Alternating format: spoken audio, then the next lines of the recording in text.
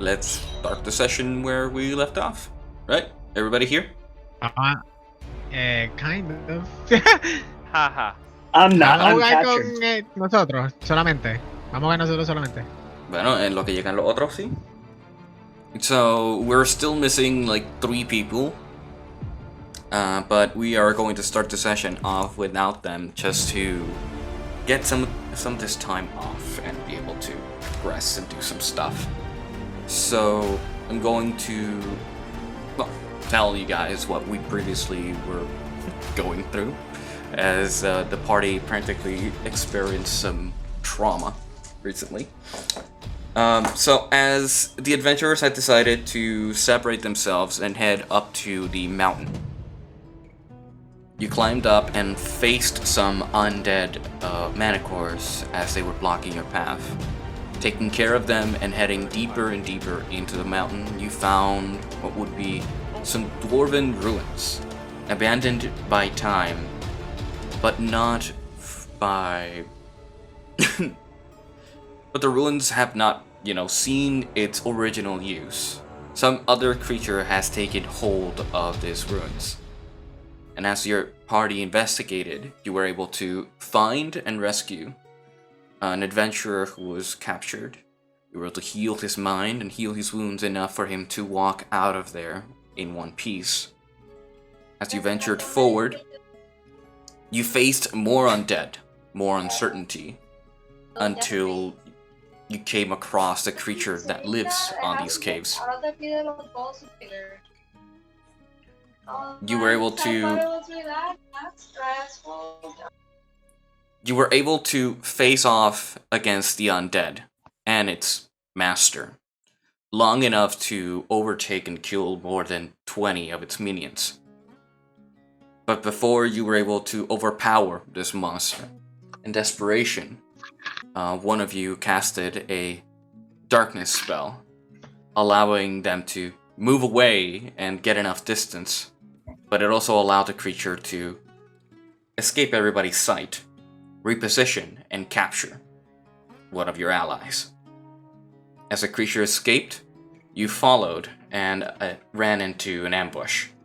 Being able to overcome your enemy, you proceeded deeper into the cavern.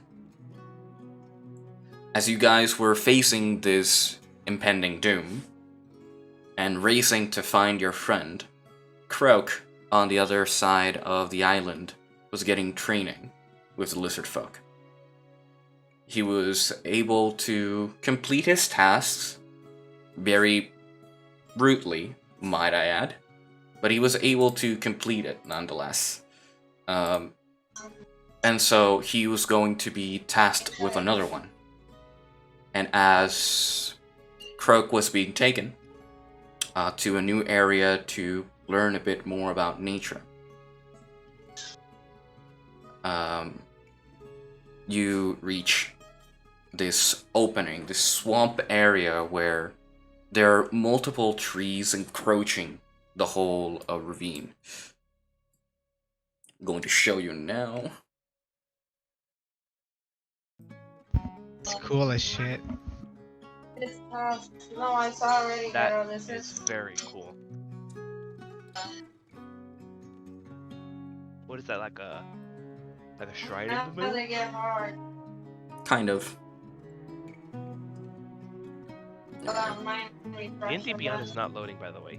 Like, everything Ape. is running fine. I'm pretty sure it's the D&D Beyond servers that are being overtasked, or they're doing some maintenance. Discord, Beyond. Yeah. Oh. Yeah, it's. I think it's today. Something's happening to the internet. At least we can play on TaleSpire. So Croak, as the shaman takes you to this new area, surrounded by swamp and the stench of the area, you see trees pointing upwards to the sky, encroaching and twisting as they grow. Takes you to this area marker where you can see 4 pillars with urns standing on top of it. You can see that some of them have elements sticking out of them. sorry to interrupt. 19 seconds ago, they tweeted, "We are currently experiencing unexpected downtime. The team is looking into the issue and working on implementing a fix. Thank you for your patience." Damn, that was fast. Timing. The timing of that, Yeah. though. Alright, so... Croak. You reach this area, you see all of this. There's a pool in the middle where you can see lily pads, you can see some grass growing from it, and a pillar stretching up to upwards of 10 to 15 feet above you. Functioning as a platform. The shaman guiding you, you see all this and you're surprised. As you didn't really expect something like this in the woods. I surely wasn't. Hello? Yep. Yeah. Okay, making sure. Yeah, we can hear you. What is that? This is the altar of the elements. Been left behind by many civilizations. We found it 100 years ago and have been maintaining it for the sake of balance. Oh, what is it? He pats you on the back and just starts to drag you near to the pool.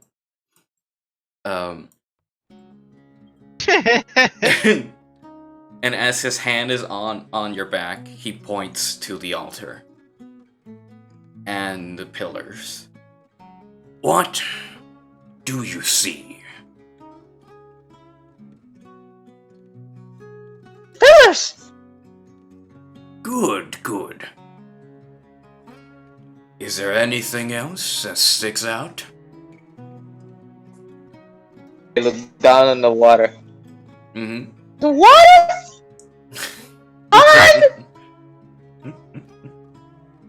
I stick my finger in the water and I taste it.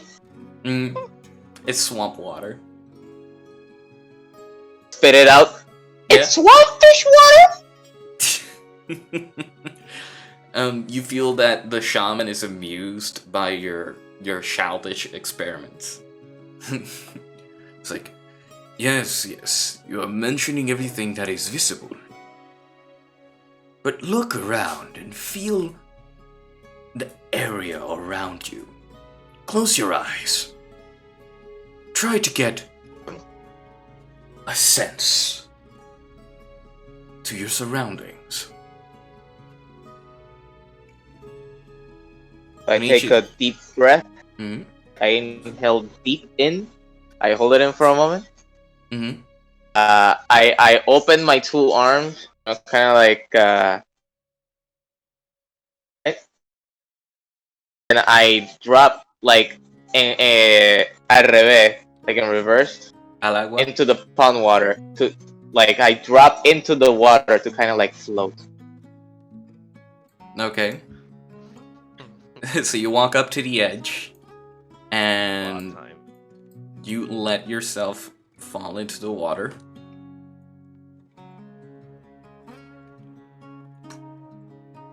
And as you're floating in the water and letting the water surround you and everything, I'm going to ask you to roll me a nature check. Where are my dad? You know what? I feel lucky today. Let's do a digital roll, please. You want me to roll for you? While I look for my dice. That was 17. Hey! If it was a nature, it's a -1 or -2. I don't know. I don't have your sheet. I know. Why? I'm opening the. Why is the please? It's loading all the pre-packaging I have on the app. What app? Should have had this ready. The companion. Yeah. Oh, the other app. Yeah. Alright. There we go. Oh, Whoosh, my update my nature. Nature is -2. So it's 15. -2 is 15. Okay. As you're surrounded by water and you let yourself be bathed in it, you start to get a sense of something. You start to feel not just the water around you, but the energies around the pillar. You start to feel the essence of the small area. You start to hear and sense little critters as they run around the tree lines. You start to feel nature itself around you. I remember that.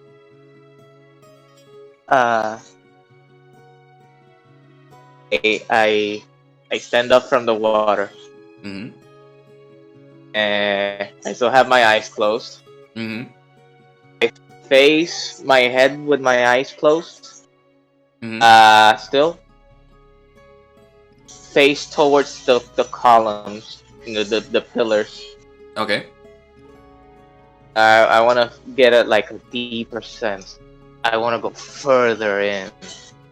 To the pillars. Which pillar are you looking for? I guess the one in the middle, like in the middle of the pond, right? Those are pillars, right? Those pillars, the one in the middle? Well, this one's a pillar. It's more of a platform. It's the biggest one. Oh, then and then there's the they all pillars have to the different side. elements? Yeah. You sense that every pillar has an element represented to it. As you look around and move your head, rotating around the water, you sense that this pillar represents water, this one represents earth, this one represents fire, this one represents the green. As you look at them, you get a sense of their energies and how nature responds to these elements.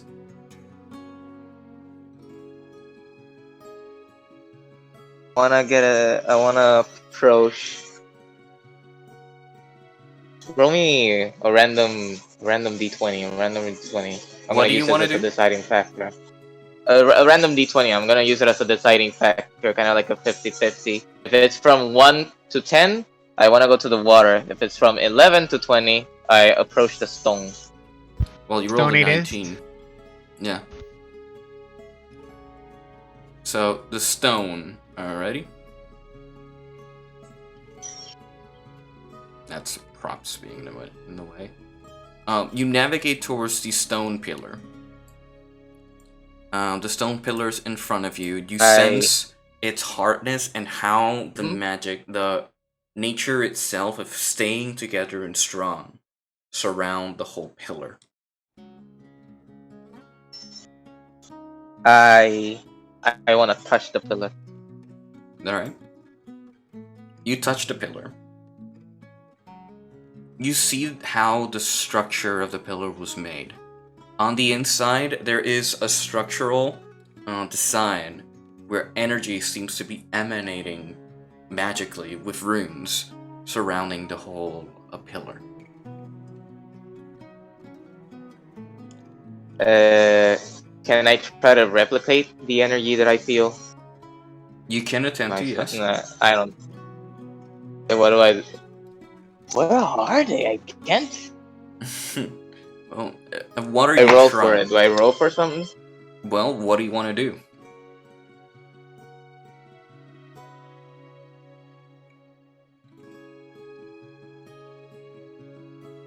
Try to replicate it within myself. That type of thing? What?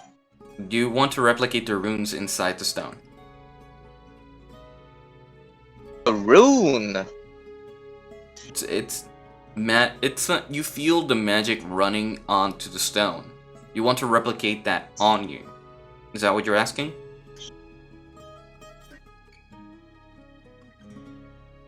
So do I roll? You can attempt to, yes.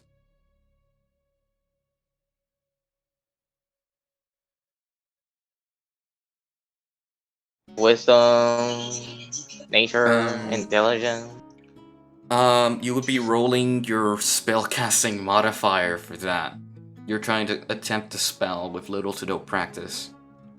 So it would be your spellcasting ability, not the modifier. The modifier has your proficiency.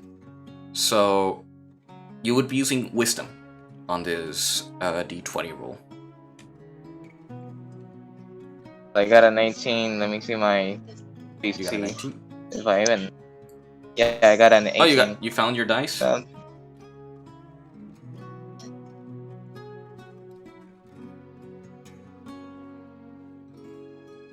silence kills me every time. But if it's ability modifier and it's wisdom, you said, then it's +4. +4. What'd you roll? 18. 19? 18. 18, so 22. Alright. As you start to try and harness how the energies of the stone function, you try to apply them to yourself. Though it is hard, not impossible, to try and apply those techniques to yourself. You feel your feathers start to get heavier.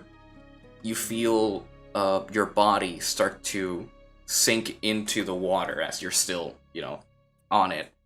As you start to harden your skin. But once your hand stops touching the stone, you kind of lose concentration, and the effects that you were trying to apply to yourself fade almost instantly.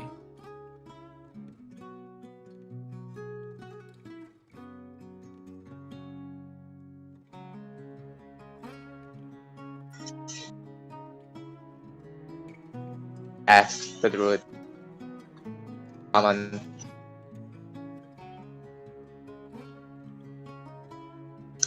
Hello?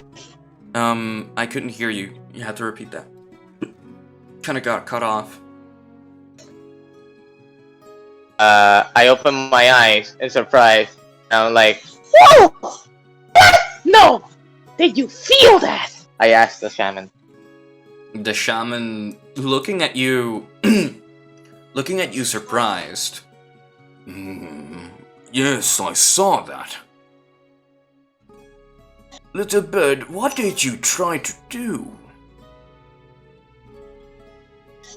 I tried to imitate nature.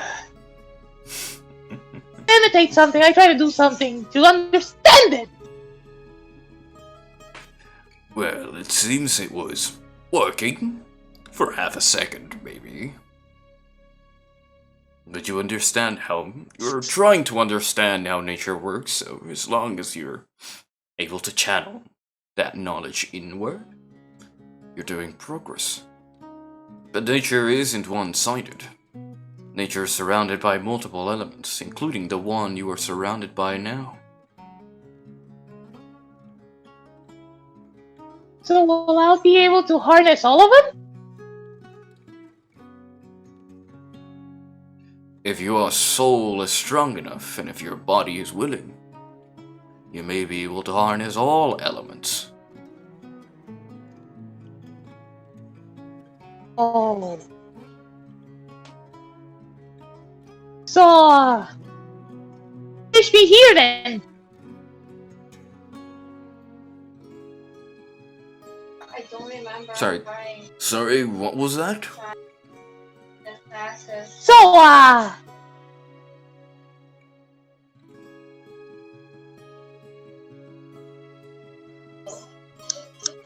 hello? You hear me? I didn't hear the last part. I heard and it went blank. Teach me then. I heard that too. Teach me then? That's what I heard now. What? I'm gonna with my regular voice. What is he gonna teach me now then? He's letting you explore. You're doing something unexpected, so he's been keeping quiet and just observing you. You jumped into the water randomly. Yeah, you touched a stone randomly. And he's just observing, seeing how you're learning nature on your own. The best way to teach nature is to let your own natural elements come to you. Then in that case, I want to approach the water pillar. Okay. You approach the water pillar. I close my eyes. I repeat the same process. Take a deep breath in. And I place my hands on it. You touch the water pillar. You feel the energy surround it as a swirling being, as always changing and always applying. Always full, never empty, as it's always in movement. Always free-flowing.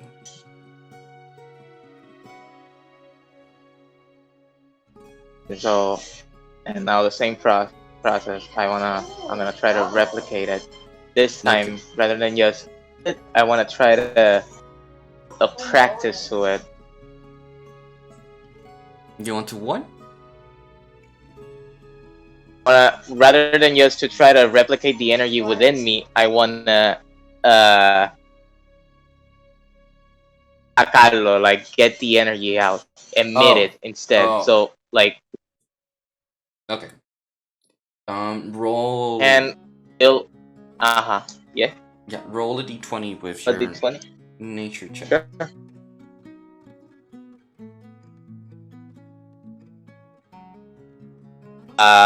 That's a 12. I got a 14 and a -2. All right. So you attempt to channel this feeling, this emotion that the water gives you, into the surrounding water that you are swimming in. You start to subconsciously start to flow your hand as you feel the waters inside the pillar move. You start to repeat this process and you start to create what would be like a ripple of water start to create itself around you. The water following your movements, following all your mobility, to a point where you're no longer trying to keep yourself afloat, as if the water created a basis for you to stay on your position as you are freely moving your hands. After a few seconds, you kind of get curious and look down, and you stop moving your hands almost instantly, and all your momentum kind of like slumps down. The water returns to its original state, crushing through the whole little pond and sits still. Ooh. Interesting. So, yeah. Alright. So, now I'm getting eager. Now I'm getting excited at the same time. So, I now beam to...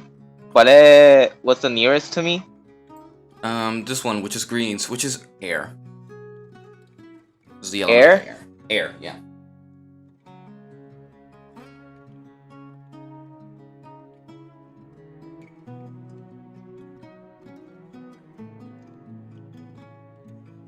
I want to repeat the process.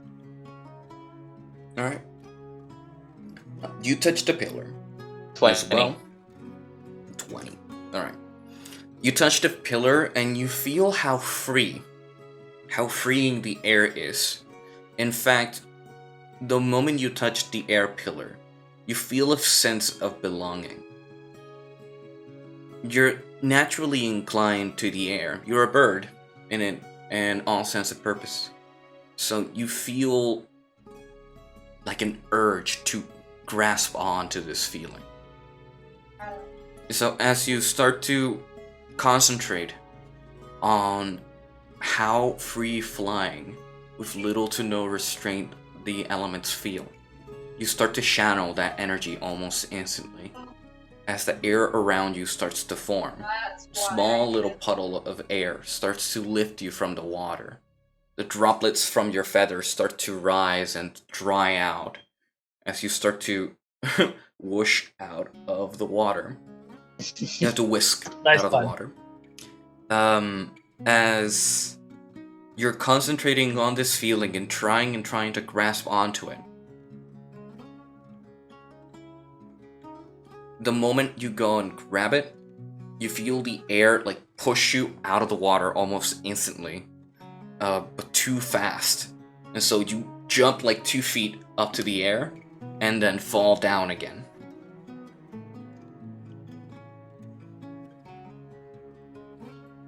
I chuckling a little bit. Mm-hmm. I jollily, no sé, I don't know if I said that word right, approach the fire pillar. Alright. Focus, and then I close my eyes, and I... Do it again. Ah. Alright. Alright, you touch the pillar of fire. Inside you feel its warmth, its creation. You feel the power fire has to create, to protect, but also the power to destroy, to burn, to turn to ash. You feel all of it the instant you touch this stone. As you try to harness this energy, try to understand it, I'm gonna have to ask you to roll a d20 again. Let's see how much you got there. It's a nat 20. Alright. As you Vete pa'l carajo. focus on this power, you feel the energy around you start to get hot as you start to emanate the energies and the elements around you. The water that was beside you starts to steam. Your feathers start to dry almost instantly. The area around you starts to mold and molt. And as you're touching the pillar, your hand kind of gets too hot, so it kind of takes you off the concentration as you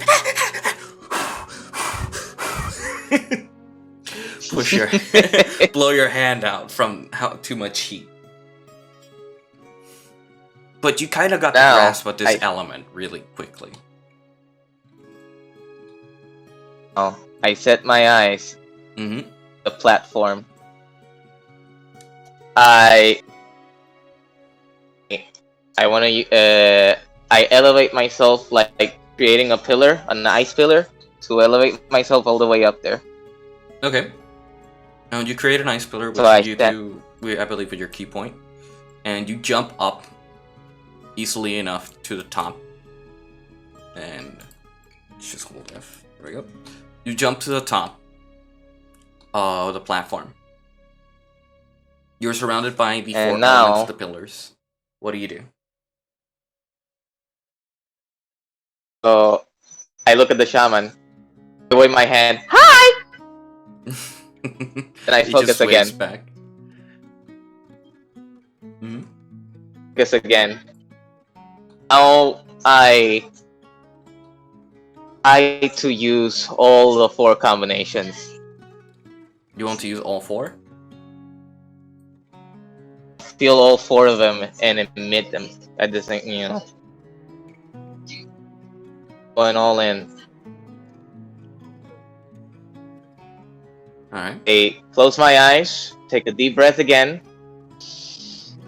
and I start meditating, while also doing movement corresponding to each element. Okay.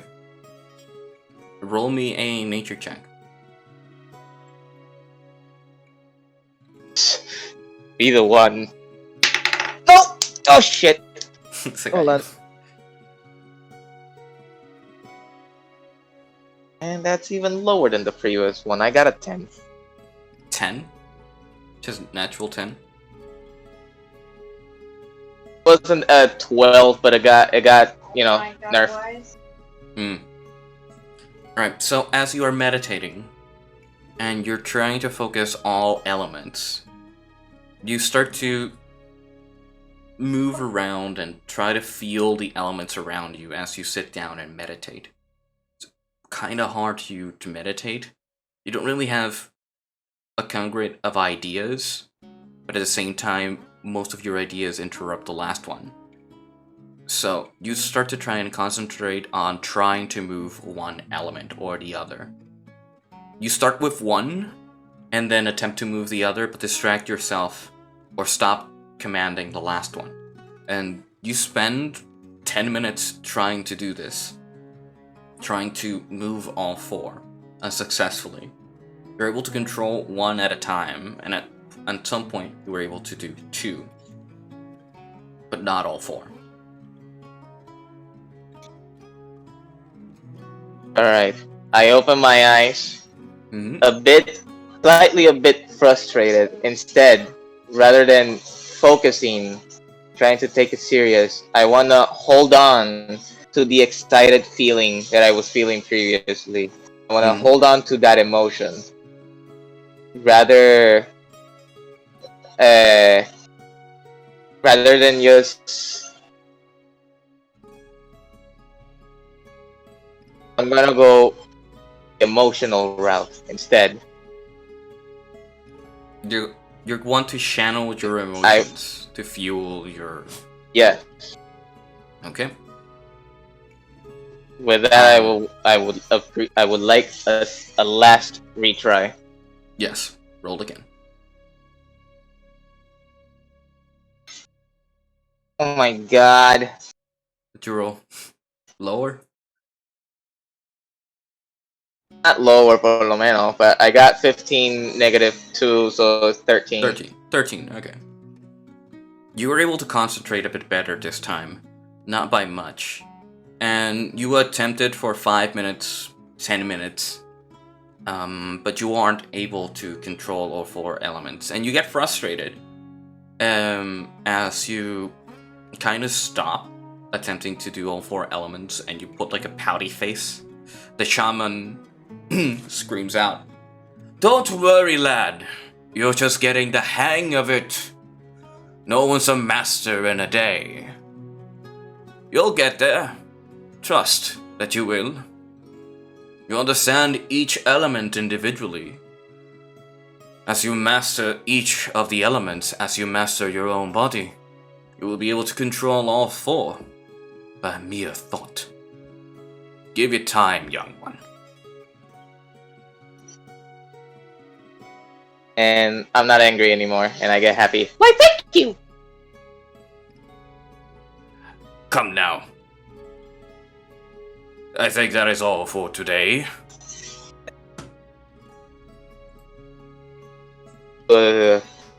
Staircase of ice tube. And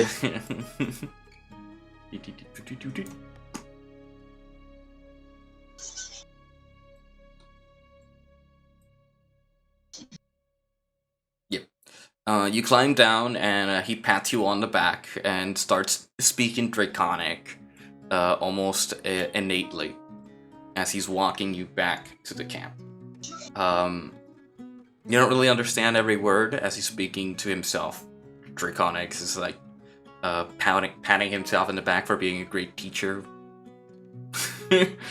But you're just nonchalantly listening to his words, like,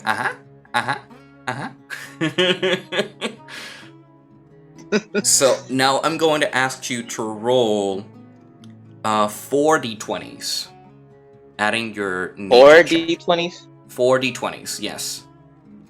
With that, we will be able to track how many are successes. Anything 10 or higher is a success. So if you get at least 2 successes, then you will be half proficient in nature. Ooh. Don't do me dirty.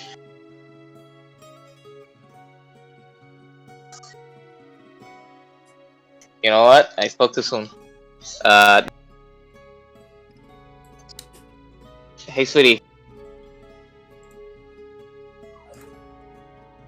One? Okay. You were right, sweetie. I got a 19 on that one. Okay, that's 1 success. 15 on this one. This will be the last roll.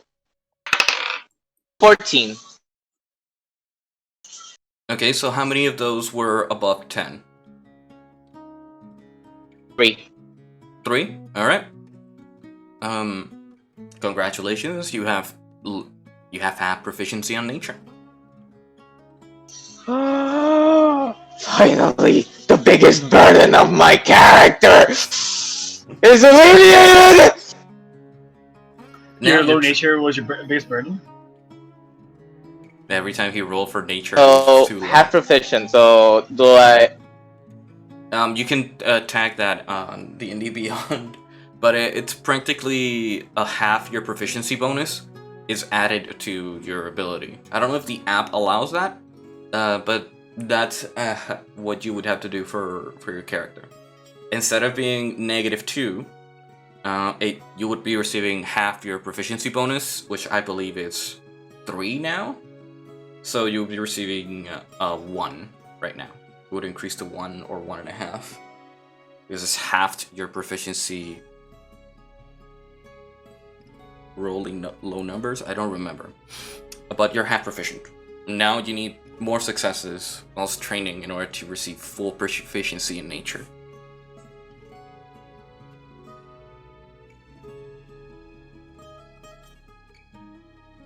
It doesn't let me put half proficient, so it'll be a bit hard to track. It only lets me put no proficiency, or expert. Well, we're gonna leave it as half, because that's the thing we'll be doing.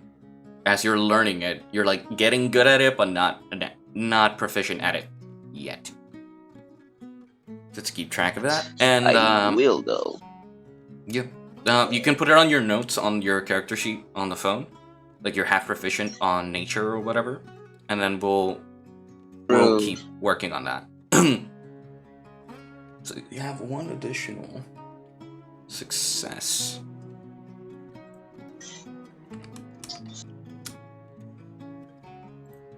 Yes, so as he walks you back and you like start to channel in all this information that you've practically fed yourself through connecting to nature, you reach the outposts to where the lizard folk are.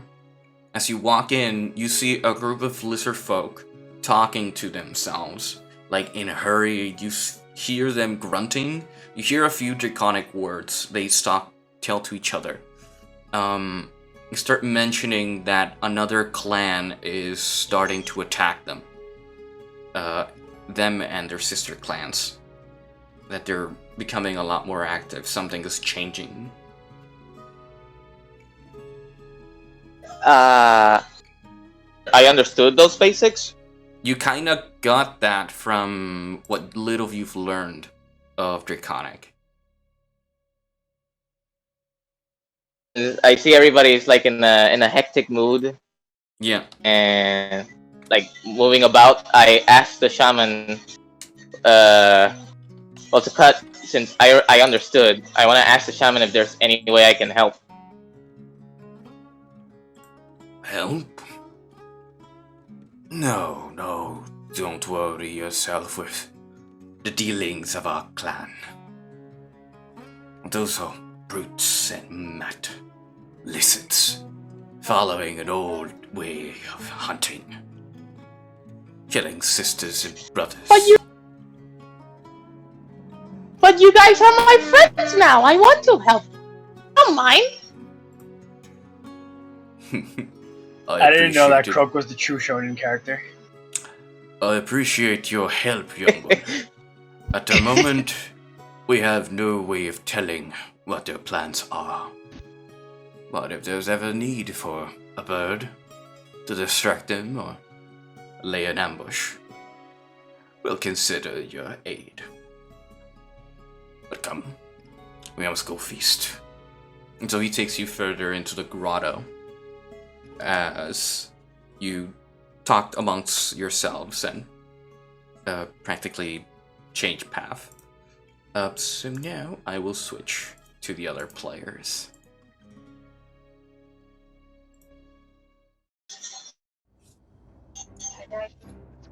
I gotta say, I didn't expect any of that for me, and I am so glad. I'm proud of Random decisions. Well, now we're back at the cave. You guys had previously cleared a bridge, and undead are down there burning and moaning in pain as the heated floor burns whatever flesh and bone they had left. Flint and Gothak breathing heavily as they ran across the bridge and cut the rope. And the rest of the party trying to adjust themselves, still trying to get Astrid back from this evil. So now I ask you guys, what will you do? Okay, is everybody here? One okay. Greg? Never mind, Greg's not here. Yeah. I'm not fucking Just captured. got back at me. Dude, we have here, the yeah. Nage. It just we have the station all to ourselves. We're having a guild. And You have all this floor to yourselves. no one's Whoa! What happened to Gil and Okay. Diego? I don't know. I don't know. ¿Tú te crees que ellos están Diego, jugando? Están pinchando hoy. I have no idea. Because I talked to him twice, he didn't give me a straight answer. Oíste, te imaginas que te pinchando y estás jugando. Te imaginas que está en PlayStation. Yeah. The D&D Beyond is back. Say what? What about Gil? The D&D Beyond is I back have no online. idea. Earlier he was entertaining Mom, because Mom wanted to see him play. And this is during the time where we were playing. I had to put myself to push and talk because they were being very loud. Okay, but you're in your room, right? He's in his room. Wait, what? You're in your room, right? Yeah, I'm in my room. Gilbert is not in his room currently. I don't know where the fuck he is. That's great. Yes, so, with the available party, as we wait for the others, Nando should be getting on around 9, 10 or something. But Okay. everybody else can continue. So as Okay, pues. as you've taken down the bridge, everybody's taking a breather. You're wounded, some of you've used most of your spells. You are trying to find your friend. So I ask you, what do you do?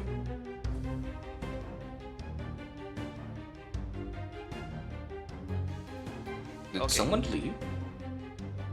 Somebody disconnected. John. Oh. John. Just like, He'll oh, probably my be turn back. is over. Y se fue. He'll probably be back. Yeah. There he is. So. That was a close one, we start huh? up literally like a minute after we cut the rope, correct? Yeah. Yeah. Esto es literalmente not us jumping. Right? No, exacto, yeah. Everybody sound off. Everyone all right? I am. Yes. Yeah. I'm fine. I'm fine. That is Says okay. Jack. I'm He said okay. everyone's alright, right? Y yo como Everybody's fine. I'm Backup okay. Yeah, we're all made Put in it. the backup voice. Yo como que, Hello, Kelly. All is well. Very good, very good. well, that was close, got that guy. He just like, We have a dilemma. We need to get Astrid. And- But I'm tired. Sure, everyone else is tired. you think you can hold on a little bit more? I don't know. What do you think? How badly damaged is he? Como que how do I perceive him? O tú me puedes decir, everybody- Ian. No, I'm Yeah, pretty forget. healthy. I'm Yeah, pretty healthy, but, Everybody's fairly healthy thanks to Nage's healing abilities. No. What I meant is that Yeah, but I assume you're talking about your rage, right? yeah, he's out of rages, I believe. Yeah. yeah, I'm and- just playing into the thing. I'm Yeah. tired. I can't rage. When it comes to everybody's looking healthy in comparison, but everybody's feeling the effectiveness of fighting for a long time. Like, you start to see them breathing heavily, you're running out of ammo, you're weapons are getting rusty, you know, equipment receives some damage. And so Okay. you just have to be careful with what you can push yourselves towards. Okay, Gothak, Yes. of what you know about this beast, how long does it take for him to, I don't know, eat Astrid alive or something? Well, it ultimately depends. Or he will These creatures, they do not eat to, or as we could ascertain, they do not eat to consume food. They rather eat to reproduce. Is that correct, Angel? And from what I could ascertain from my history check back then. What you can ascertain from your history check is that these creatures don't really... This creature in particular, the undead, don't really feed to reproduce. They kill to multiply. They kill to multiply. Not reproduce, because reproduction is the wrong word. So Right. either I could already this imagine creature- like a beast, you know, this whole shit beast. And this creature eats, like you remember the legend mentioning that the creature eats and feasts on flesh, but it doesn't really need it. It's undead, but it doesn't know it. Practically, it's just a beast of a creature with its mentality gone. Right. They do not need to feed. Rather, they reproduce, and they feed off their victims so that they could not reproduce, they could multiply of sorts.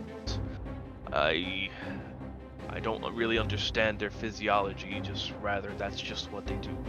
As for why we would take Astrid away that way, that behavior is strange, and I don't have a good feeling about this. Me either. It's just, the thing is that we're all badly exhausted, but I don't think we can stop. If it's like to save Astrid, I don't think we have time.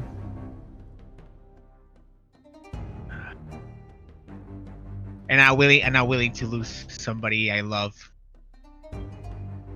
again. No, not again. You're right. Yes. You're right, Flint. It doesn't matter what it takes, we'll get her back. You guys have... I say we take, I don't know, 10 minutes to prep. Sorry, I laughed. I say we take around, like, catch our breath, and we keep moving. We'll take a small rest here, then gather our bearings, and we press forward. What's that? Is everyone alright with this plan? What do you think? Aye. Aye! Oh my god! Who are you playing as? Ari, maybe, I don't know. Okay. Right. As long as everybody's in unison, then there's no reason to fight it. But we should hurry. You might not have much time left, says Jeffrey. I agree, Jeffrey. I knew it was Jeffrey. Don't worry. I gotcha. Yeah. I agree, Jeffrey.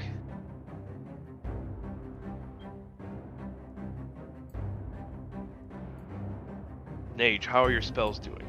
Is everything all right?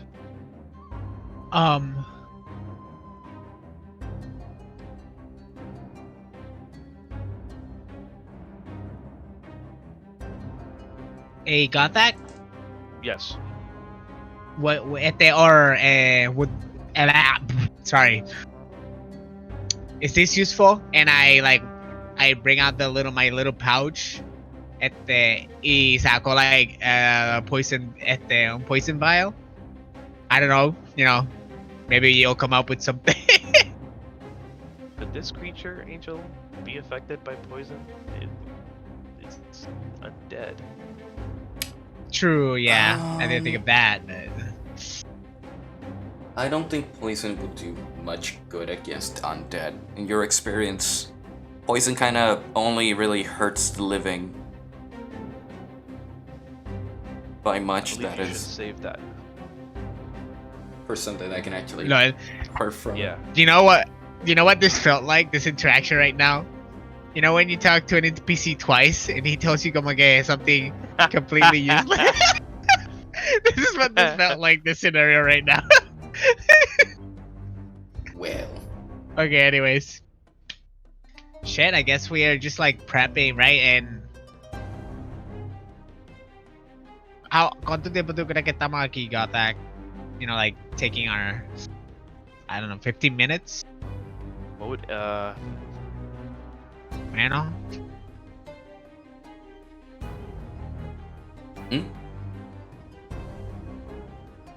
Yeah, we should take how long would short? It would be Short about rest is an hour.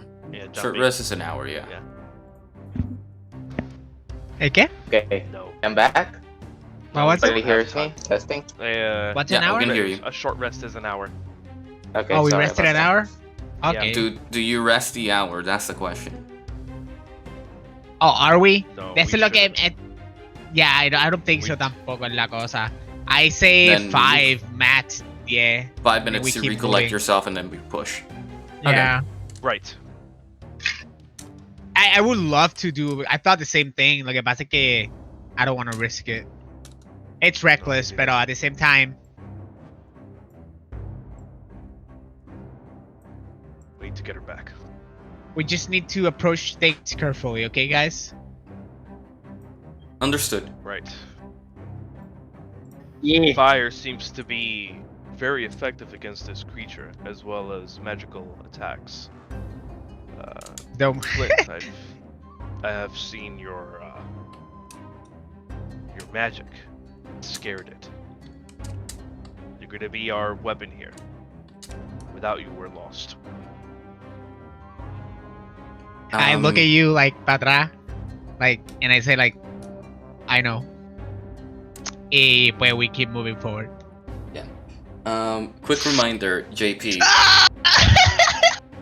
Okay. You don't have your burning hands feature because that's your racial feature.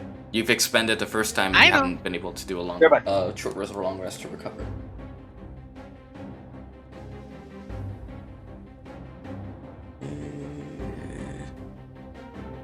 All right. On second hand, Astrid is pretty tough.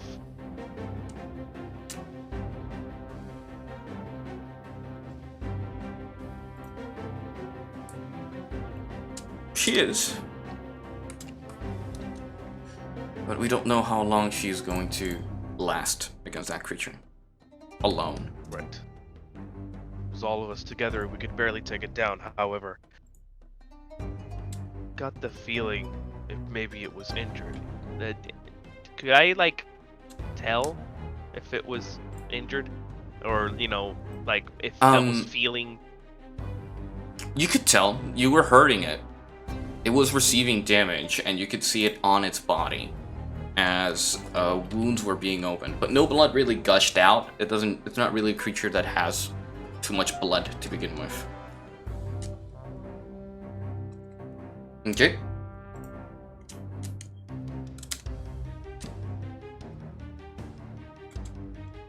Right. Okay, so as you recollect yourselves and I don't know what happened to Jumpy, by the way. He just froze up. I see that. We're gonna have to move forward until he's back. So, Right. I'm gonna use your game piece here, Gothak, to move the party forward. So, All right. as you move forward towards the dark cave, you see that the hallways are scratched. You see that there's a bit of blood here and there. You don't really spot anything of imminent danger yet. Jumpy died. Yeah. I'm going to ask you to roll me a perception. Ah, fuck.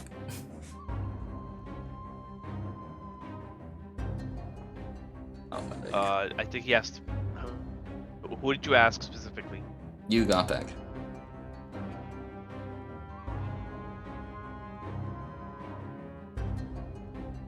That's a natural one. Natural 1. Okay. So, as you're Alright. kind of distracted with yourself, you walk forward, paying little to no mind as you're just looking forward to get to the beast, kill it, not really paying attention to your surroundings. You keep walking and walking, and nothing really much happens. And as you're distracted, you stumble upon a translucent creature on top of a dead body. As it's cowering in its face and it's crying in its position. It's emanating a blue-like aura around it as it's crying over what little remains of a body.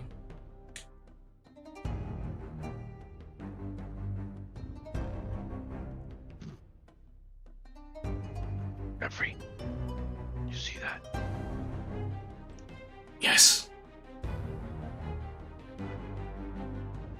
How should we approach this? I don't know, but it's in the way. And we need to move. I would send Flint, the diplomat, but Flint kind of died. Did he just yeet? Or Okay. he had to go?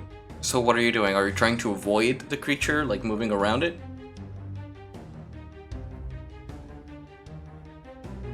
yeah, it's best if we avoid the Spectre. Leave it to its logging. Alright, then roll me a stealth, and I'll roll for everybody else's. That's what you get for trying to leave it alone.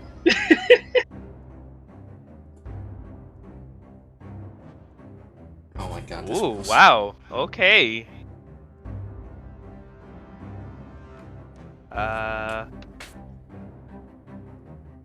Delve.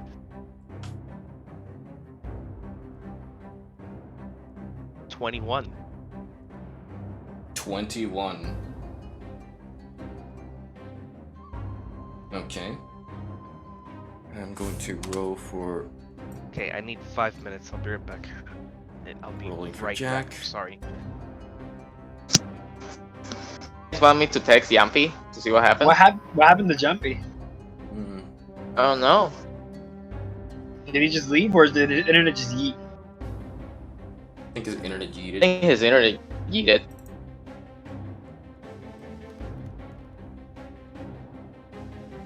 Hmm. And I don't know how to I'm not survive. really his own. Was he using the PC or was he using the He was PC. using the PC.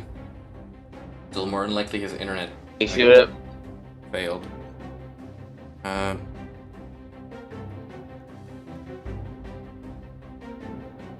Check up on him now then. Would have been 13.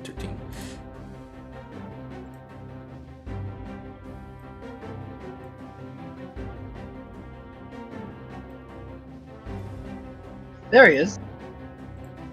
Yeah, somebody's being a fucking bitch en la casa. The fuck? Pues. Ya, mi internet se Ah, cayó. gotcha. Okay, Pero well, ¿Qué fue lo que pasó?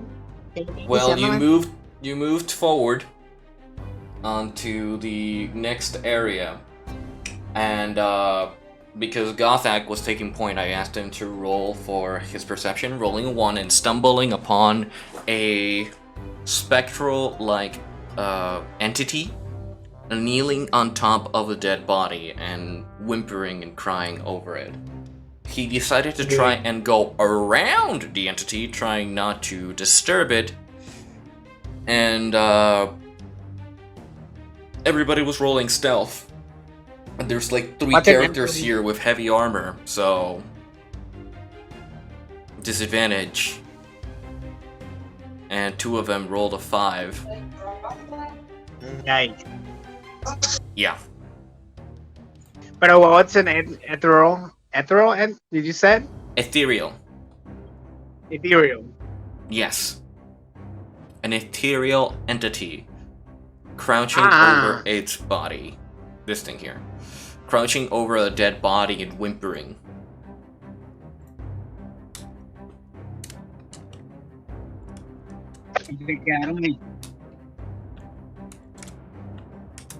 So,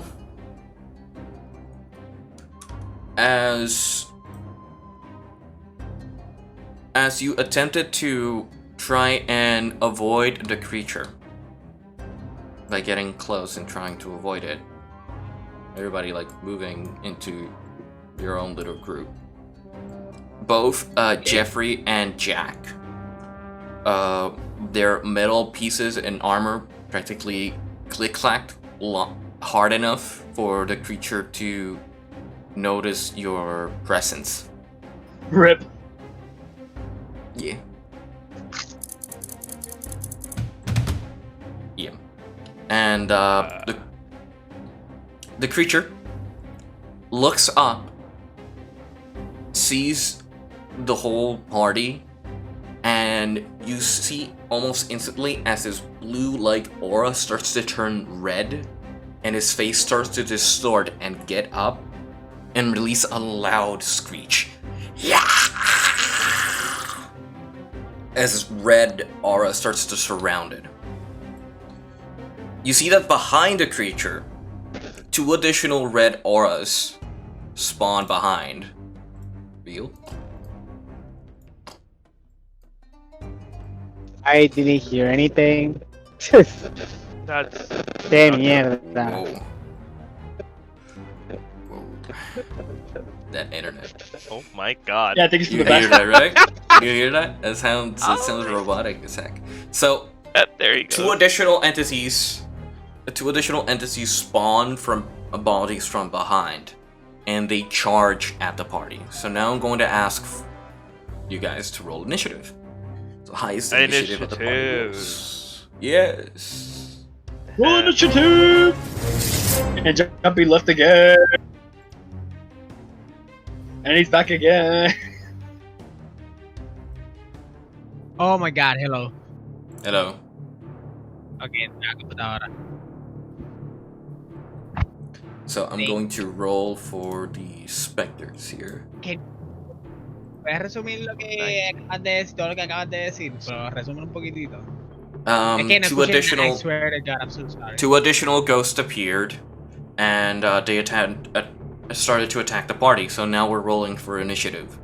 So the highest Okay. initiative is Jampy. So Jampy, you need to roll for your initiative. Yeah, I'll roll.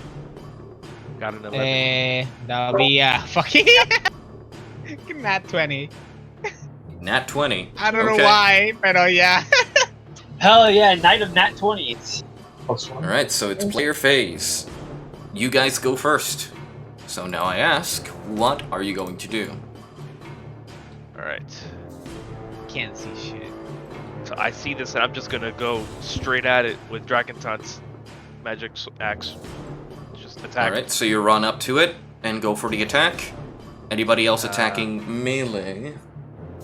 Yeah, I'll attack simultaneously with Got okay. the Heart Seeker. Okay. So you Can both I run see up for the attack. Yeah? Can I You see can if see- it's real or fake? Like If it's an illusion? Roll me a wisdom check. Wisdom perception check.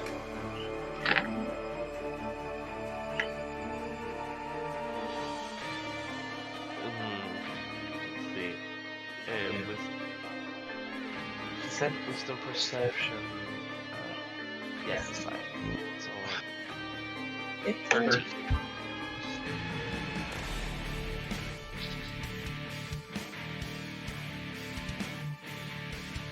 Thirteen. 13? Nice. You see that the creature, though translucent, is very much real. It's not an illusion, and though it is translucent, and you could see that it shouldn't belong here. It is very real, and it will hurt you if it gets close. Okay. So, you two are rolling for your attacks. Roll for your attacks. Right. Yes, correct. So my first one is a 2. I'm sorry, 11. 11. 11 misses. My second one is a... Right, and my second one is a 26. 26 hits. So roll for a damage for 26. Jumpy?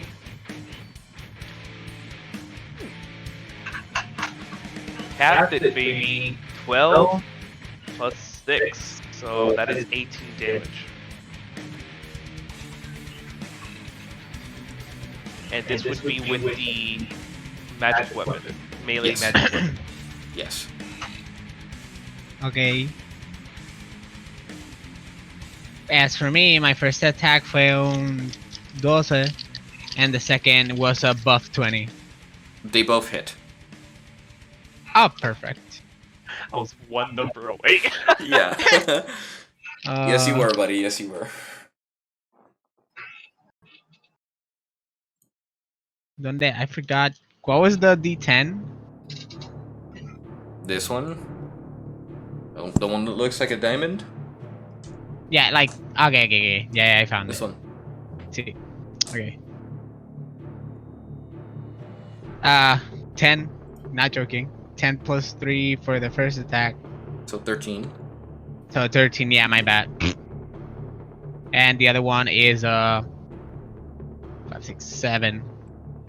7? Yeah. Okay. So you did 20 damage. So as you both run up against this apparition, both of you taking the initiative as you both lunged forward together and synchronously slayed your foe in front of you. Gothak with his Dragon Tusk attacking first and overstepping its bounds comes with a second strike, creating an opening for you to finish it off with your 2 consecutive strikes.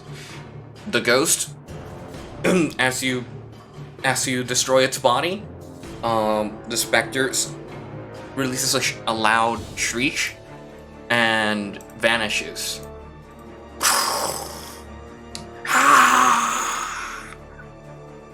As you've defeated the first of the Spectres. Nice. Yep. You did a lot more damage than they needed. So, Than you thought. yep. So, Ari preparing her weapon, sees you guys kill it, and like lowers the crossbow. Like, God damn it! I wanted that crit. Jeffrey is going to run up, square up to the enemy. Enough movement. Jack is going to run up to the other one. And Ari is going to assist Jeffrey on the attack. So Jeffrey has 2 attacks, if I'm not mistaken.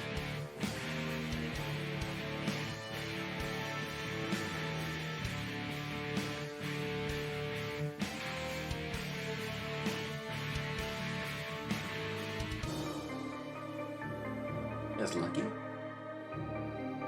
Interesting.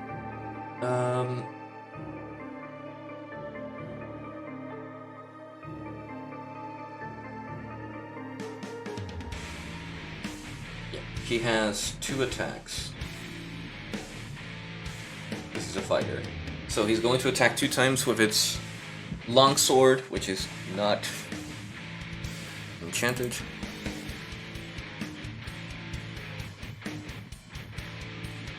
Plus 8 for both attacks. So the first one hits and the second one hits. So both attacks hit. He's using them one-handed. 2d8s. That's 5, so 10.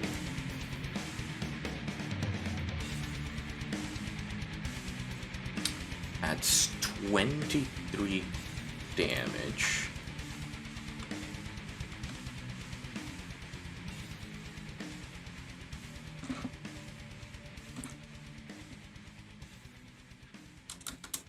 Okay, so he runs up and attacks the Spectre,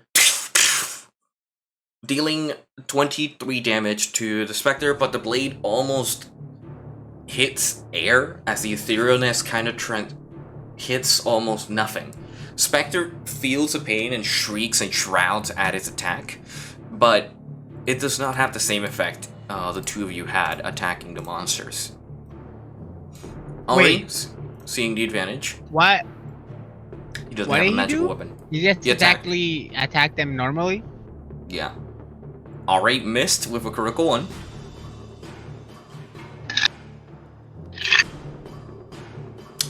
Missed both times. So Ari, as she prepares her crossbow and fires, the bolt kind of lumps up the crossbow and lands on the wall next to Jeffrey, but missing completely.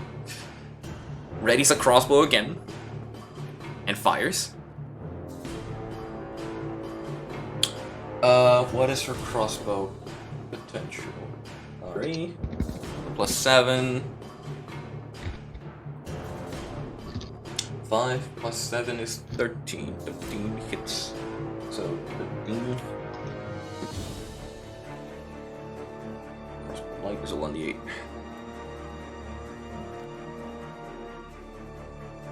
Six plus 4, 10.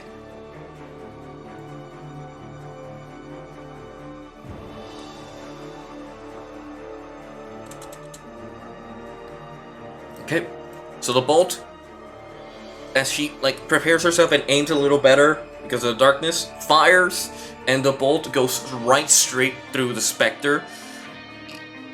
Spectre shrieks in a bit of pain, but doesn't really feel the damage, as the bolt just graces through him, through its ethereal body, leaving nothing behind. That will end Ari's actions, and she moves a little closer. Nage, you are the last one with some actions, and then Jack. So what would you like to do? You're there? Is there anything else that's dangerous around? There's two enemies that are one facing Jeffrey and the other one facing Jack. Sorry, I didn't notice.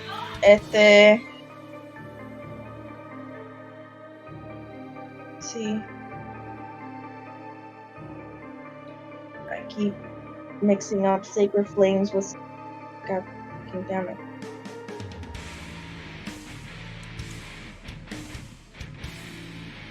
Spiritual weapon. Spiritual weapon? Okay. Alright, where are you casting it? On... I guess that's Jeffrey? Jeffrey, okay. So you cast it near Jeffrey. For that, you would need to get a little closer too. You have to be in casting range. So you cast the magical weapon as it apparates with its magic, and you attack the enemy. So now I'm going to ask you to roll me a d20 with your spellcasting ability.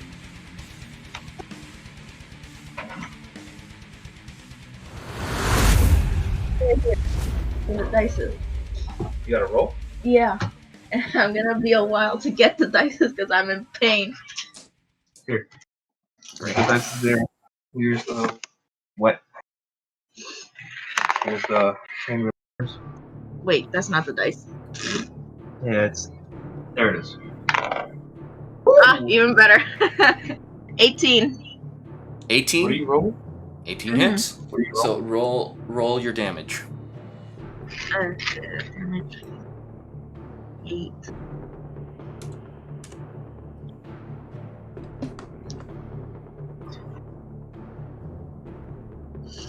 Yeah, 1d8. Oh, God.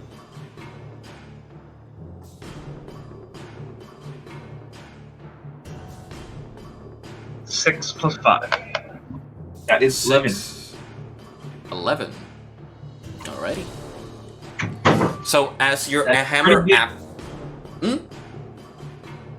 Huh?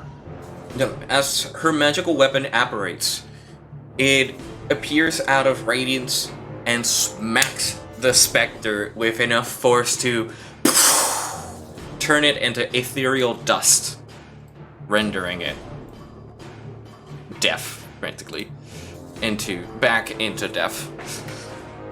You still have, you still have an action because I guess I'll help. Jack is yeah, and Jack will do his 2 attacks. He's well.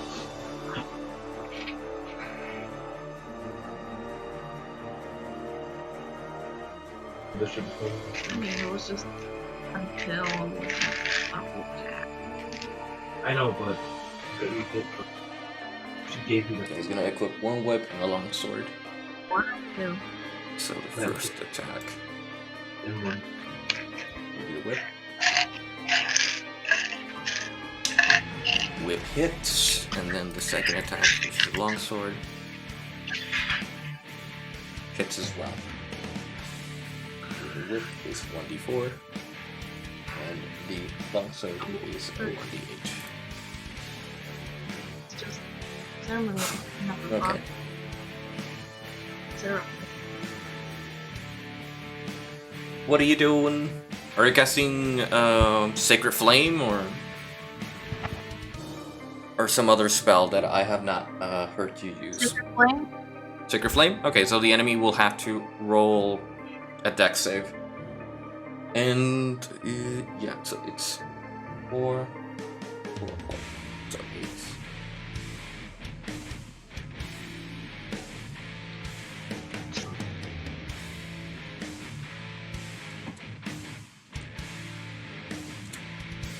Okay, so Jack runs up to the creature and attacks it twice, hitting both attacks as the ethereal specter just shrieks back in pain. You go and take the opportunity to cast your Sacred Flame, and the creature will roll his 2 dex, which failed, so he takes the damage. So roll for the damage of your Sacred Flame. that would be 12 damage. 12? Yep, she rolled a 4 and then an 8. It's 2 Well. Yeah. That is exactly the HP it had left. So, as the creature looks at you and you cast your Sacred Flame, the fire erupts from its side, and you feel its ethereal body practically implode into a million ethereal pieces, killing it. You didn't even let them fight. I hate ghosts. And so that ends combat. I hate ghosts. There's just Ghosts. they leave no spoil behind. They're just waste of energy.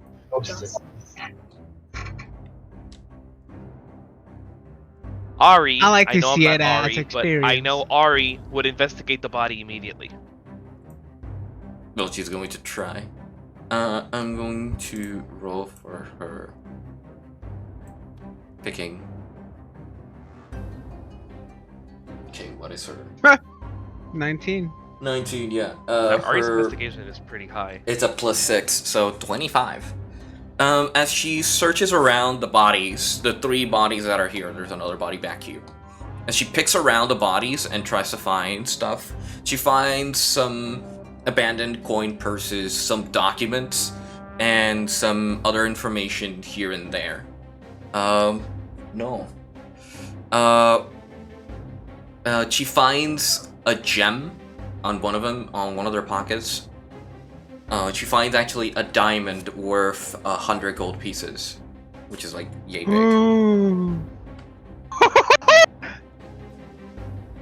Uh-oh. She rolled really Ari high. will keep that diamond to herself for now.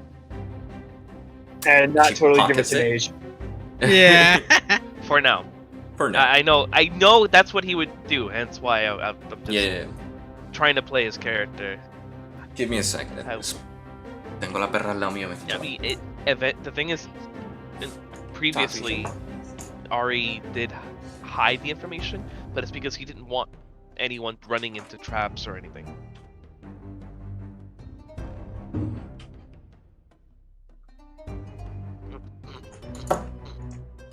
even know she was in my room until she started. Sick puppy. I don't even know where my parents are right now. Should be back by now. Anyway, so she finds a diamond, and everybody is relatively new, as you practically didn't expend much magic besides the magic weapon. And so, what do? Do you proceed? Yes. All right. Who's taking point? Flint, take point. I got your back.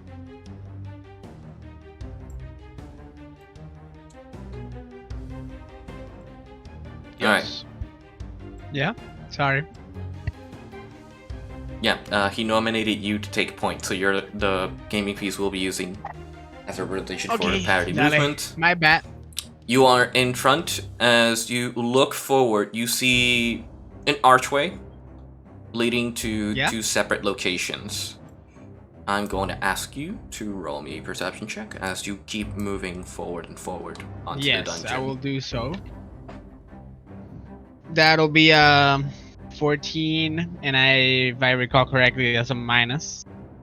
Sorry que tenés celular con lo de D&D Beyond. Speaking of D&D Beyond, minus the 1 website loaded for me just fine. Yeah, D&D Beyond is loading fine now. Minus 1, vale? So yes. 13 total. 13? Okay, so as you start to hear around and listen, you feel that the cave suddenly became quiet. Too quiet for your comfort. But as you get closer and closer to this opening, you start to hear water, like something moving a puddle of water in this cave of sorts. Something moving a puddle of water, or like you puddle, hear like a you puddle hear like of water. you hear like splashes of water, like yeah. You hear that coming from your right. To the front, you don't really see much as darkness kind of opaques your vision down below. Okay. So it's a two-way. Okay. Guys, quiet down. I hear something. What do you hear? It seems like there's like... You hear it? Something moving inside some kind of body of water, and we have two directions right now.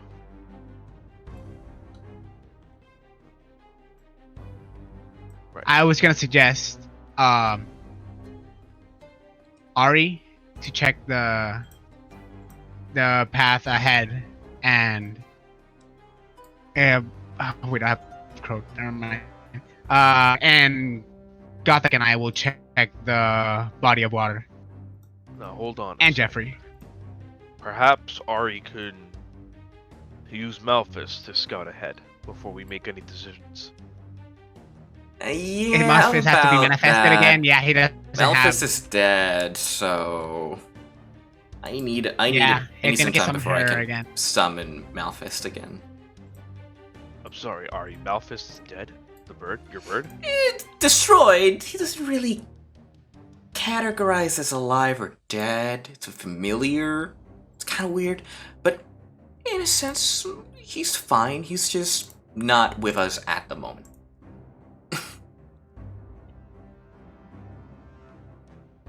We're gonna have to make do without. I do not want to split up. Correct, I agree. I suggest you take the route away from the raw water, if there is one. We don't want to disturb whatever is in there. We want to keep moving. Astrid is our priority. Correct. Then let's move carefully from here on out. Right. Okay, so you move deeper and deeper into the cave. Yeah. As you avoid the splashing water, you move down the path. Right. Any signs that this is where the creature went through? Roll me a perception check. Perception. Please don't fail me this time.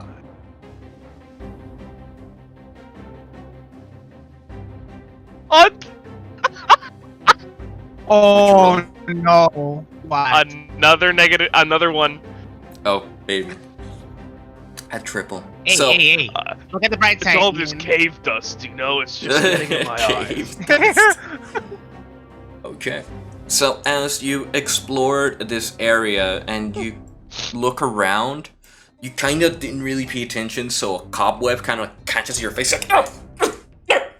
Oh my god. You get distracted. Damn spider beasts! Oh, they're in my eyes. Again? God. Greg, bendito. Él está ahí aguantando sus reacciones. Yeah. So as you Okay, sorry, what did you say? Yeah, as you walk closer and closer, you see a large wall, practically blocking your path, which a large arched doorway. Let me close the library. A large arched doorway out here. Greg! With a rune-like object. It looks almost like a spike as its key. The door is sealed, and there's no real way of opening it. To your left, there is a passageway to what would be a path heading upwards to another location, but it's blocked off with woods and some stones blocking the way. And in front of you, there's a fountain that has seen better years, surrounded by what little plant life survived in the heat of this cave.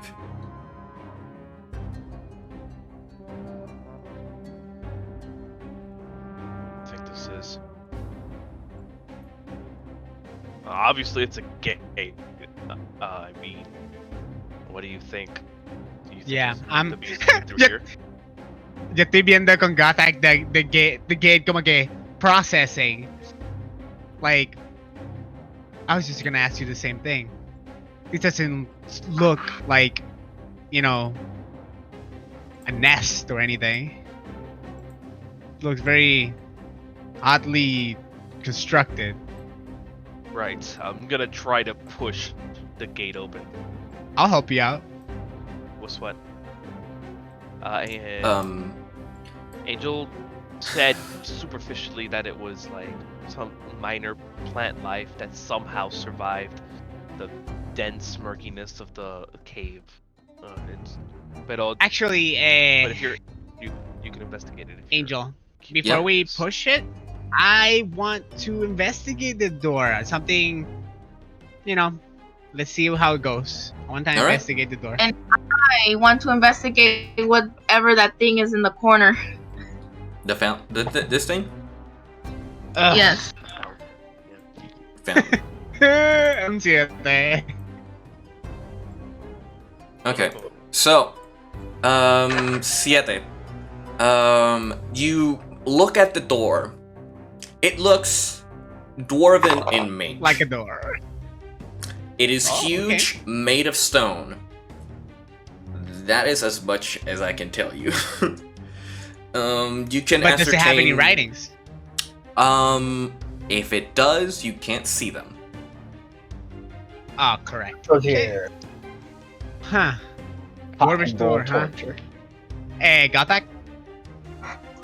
I look at you like holding the door like this, like prepping for the push or whatever we're doing. And I say, push it. Huh.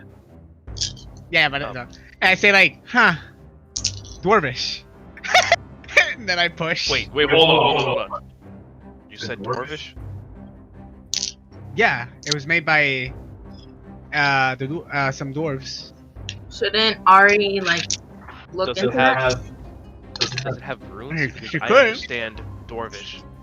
I know the language Dwarvish. You do? Well, I didn't see any runes. You do, yeah. It may have some runes, some of them are faded, but you can attempt to read them. So roll me a perception check, maybe? Please. because your passive is below the number you need to get it. Oh, okay. I know Dwarvish. Maybe I don't read it, but maybe I speak it. Let's see. Oh wait, do I read Dwarvish? Nate rolled a 16 for, I believe, investigation. Yes, you do. Yes, you do. At Yampy, you have Dwarvish as well. How much? Oh, she rolled a 9.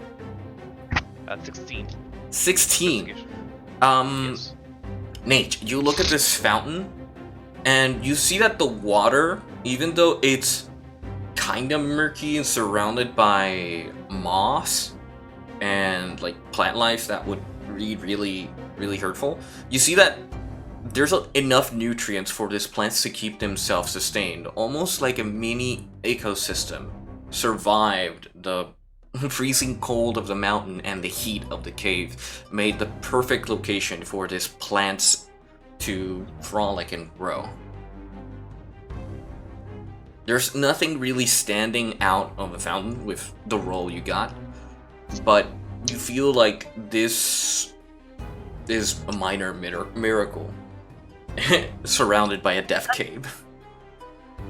Okay. Alright, Flint. I'm gonna try to decipher this. When do I get to play You said exactly? perception, correct? Oh No, shit! you're here. Jack! Hello, I Jack. already said You're that I with was us, here. my boy. Jack. Yeah, everybody just ignored Greg, and I was like, I'm just gonna wait. No, I heard him. You didn't speak, so I didn't want to like overlap. We unless didn't you know. spoke. We That's didn't know what's up, man. you were there or not because Discord. Yeah. I get in my stepdad's car, and the first thing I hear my mother say, "You smell like a bakery." It's like, oh no, whatever shall I do? Yeah. I got a 16, but I got -2, so that's 14. 14. Okay, you succeed. You read the runes in Dwarvish. It says, "To those who hold the key will have access to my heart." Those who hold the key will have access to my heart. The key. Sounds like Kingdom Hearts. Am I right, lads? Am I right? Key. Keyblade. My God. Let's see what happens. Thank you. It's really interesting to try and look between everybody's possessions and not find the thing you're looking for. Are you streaming on Twitch by any chance? Huh? Are you streaming on Twitch by any chance? No, I'm not, because internet is being stupid today. Okay. Wasn't it? Well, let me know if you are. So. Found. What was it? The quote again? To those who hold a key will have access to my heart. Oh, okay. I know. I would like to throw perception at the door again. Oh wait, I'm not reading this. Never mind. I'm intruding. My bad. I know. Jeffrey had found a device or something with like a puzzle in it of sorts, but it didn't have Dwarvish runes. It had Elvish runes. Did it? I'm not sure if that's the Jeffrey? device we need to be using here. Was it Jeffrey that had that? I don't know if it was you didn't Jeffrey, really use Nage, Or Emil. or Jack. Nage, no, not Nage. Sorry. Emil. I feel like it was an item that was given to Enil. I don't see it on anybody's equipment or item list here. I know Croak didn't have it because he wasn't there when the item was found. The one you're mentioning. All I have is a weird ring. Yeah. Which you haven't asked about. Again. I was, and I remembered when we finished. They were like, fuck. It's over, the moment's gone.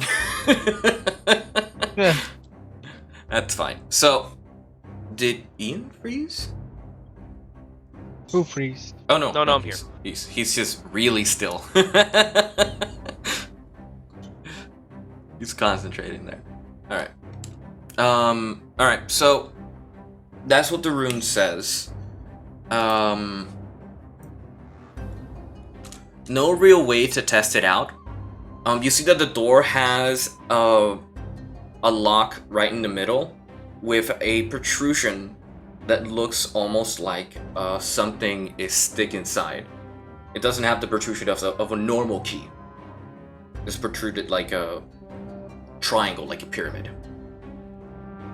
Okay. Yes. Yes. Before Jen, this player talking, of course, before Jen quit, we were discussing this piece.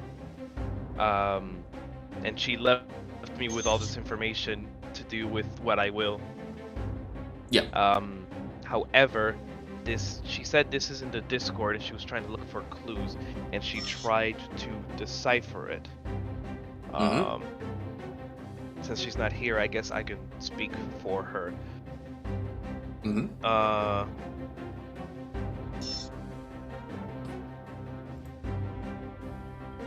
It's I mean, has these runes, and we had to decipher them. Are the runes? I'm assuming we have that. What? Like in our possession, in all of us. The item? I'm assuming we have that thing. Right. Yes. In the party, you should have that item. If not Anil, then one of the party has that key. So, not to speak as a DM, I don't want to speak for you, but I guess for the sake of expediency, we should assume Anil presents it to the group, and now we're all trying to figure out what to do with it. Anil's not with you at the moment. You just have the key. She's like gave you the key in a moment where you were. We have the key. We have to downtime. You have the with key. it. Anil doesn't have it. Right. So I asked Gothak. Yep. I wanted to ask him because he seems like he's pondering, and it's like he's like figured out something. I assume like he can perceive that. And I kind of like, is something wrong? Are we gonna push the door or? Well, you see that hole? It obviously it's some sort of locking mechanism. This key that Neil had found, she had left it to me. Rest in peace, Neil. God damn it. She's not dead. She's not dead. The player's just gone. No. Right. Anyway. Yes. You see these runes on it. What can I decide? Can we decipher what language the runes are on the? The runes are Dwarvish characters. They each represent what would be a letter, and each rotation makes a word. So you can rotate them individually in order to create the words. I'm trying to actually look for the Dwarvish chart that I made. Yes, the letters are A. Yeah, the letters are A, E, K, O, Q, R, X. Oh yeah, the game actually says. Yes, I'm trying to look for the chart so you guys also have a visual besides from it, because most of you guys already know Dwarvish apparently. I can't find it. O. O? Q, yeah. Okay. O, Q? R. R? X. X. Alright. Now, A, E, K, O, Q, R, X. Right. These are the letters on this key. Now, this thing rotates, and we gotta, I'm assuming, make a word. A 4-letter word using 4 of these 6 letters. What word is it? If it is a word or a phrase, that's where my knowledge stops. For those who want to use this object, because I made it playable for you guys to actually use, it's holy shit. I place it on the text chat so you can also log in and not log in, but go to the simmer.io and use it. Yes, that is what the objects mean and what they are. So you have those 8 letters, and combinations of those 8 letters you can assume to find the puzzle. Right now the door only has a protrusion heading inwards, so there's no real way for you guys to determine if you need to open or complete the puzzle at the moment. I'm going to ask Flint, Gothak, maybe Jack if you wish, to roll me a investigation check. Alright. Investigation.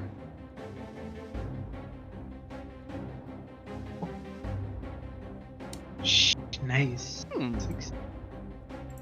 That'll be a 15. It was a 16, but now it's a 15. Investigation, correct? 19. Yes. Salud. 19. That's it. 19. So, as you investigate the door and its locking mechanism, you present the key, like place it right next to it, and in its closed state, it looks like it could fit on the door.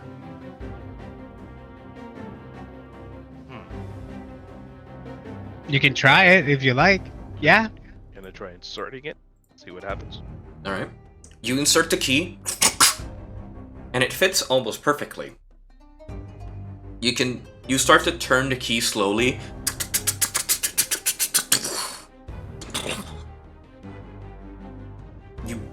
You extract the key, and the doors practically open themselves. Huh. As dust start to protrude from the inside. Though I want to clarify that I don't think the beast could have opened that door. But I step inside, como quiera. Maybe it crawled through somewhere else, perhaps. One more time, know. can I try to find the trail? Go ahead. Before we go in. I wanna... Oh, okay. That's good. Very good. Perception, right? Yep. -2. 17. 17? Alright. Yes. As you look around and try to find clues about the creature, you see that there are some scratch marks over the top ceilings. As there is more lighting inside, you can see from the walls that there are certain blood trails coming from the walls, as if it had a particular passageway it liked to crawl through. And you can see over the top right, over here, there's an opening. Big enough for that creature to go through. Are you fucking kidding me? Joe, like, cheating on it. I'm just, okay. The way I imagine this scene right here, it's like, nah, Gothak, it's impossible. This room seems pretty secure. It made up a lie, just like a giant hole. I just point to the wall. And look back, it's just like, well then. Right. I ready action, by the way. I ready action for any kind of aggressive movement in the room. I will initiate an attack. Okay. Let's move cautiously. So as you move cautiously into the room, you see that inside this room in particular is a long hallway stretching 3 different sections. In each wall, there's a repeating painting. A painting where you see two figures. You see a masculine dwarf preparing weapons and armor, as is on its forge, working on something. On the other side, you see an elven maiden preparing for war, preparing her soldiers for a fight. Is on the first floor here. On the next row, you see the dwarf preparing his men, his own dwarves and dwarven maidens, with shields to protect themselves, with weapons built for war. On the other side, you see the same. You see the maiden preparing her soldiers, training them to strike through. And you see that she herself is holding a bow that is marked peculiarly on the painting, almost emphasized to a point where you think this painting was meant to focus on that. And when you look at the dwarf and you see the shield that he wears, it's towering over his whole body. And with a lot of details on it as well. And on to the last painting. You see the paintings kind of, the wall murals kind of hug the wall as you see hordes and hordes of monsters, demons, pushing themselves onto the center of the door.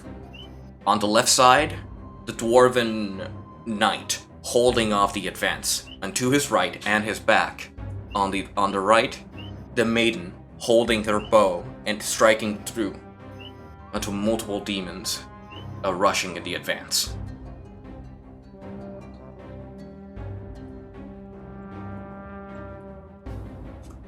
Pretty paintings. I would like to presume. Colorful commentary brought to you by Gothak. I was gonna say I would like to presume we might have found the tomb. But is it the tomb with the shield or the tomb with the bow, if there is one? Well, according to our maps, it should be the tomb of the shield, but I get where you're getting confused. We won't know until we keep moving forward. Or you could also call it the tomb of the party who wander in without being careful. Tomb of the dead parties. You're not wrong. I get But you. then again, Goodbye. It's us. look who's leading the party, okay? Yeah. Yeah, look who's leading the party. I'll be careful. I'm being survive. careful. Be careful. Yeah, he ready to action. We're being as He's being careful careful. as we can be. Well, I'll see that. Okay, so we reach the end of the hallway. Yes. Right? The door There's is a door. almost the same make, but this one seems to have a lot more runes when it comes to magic. Something keeping out whatever is trying to get inside. The lock this time seems to have 3 separations and a circular notation with 8 different indentations.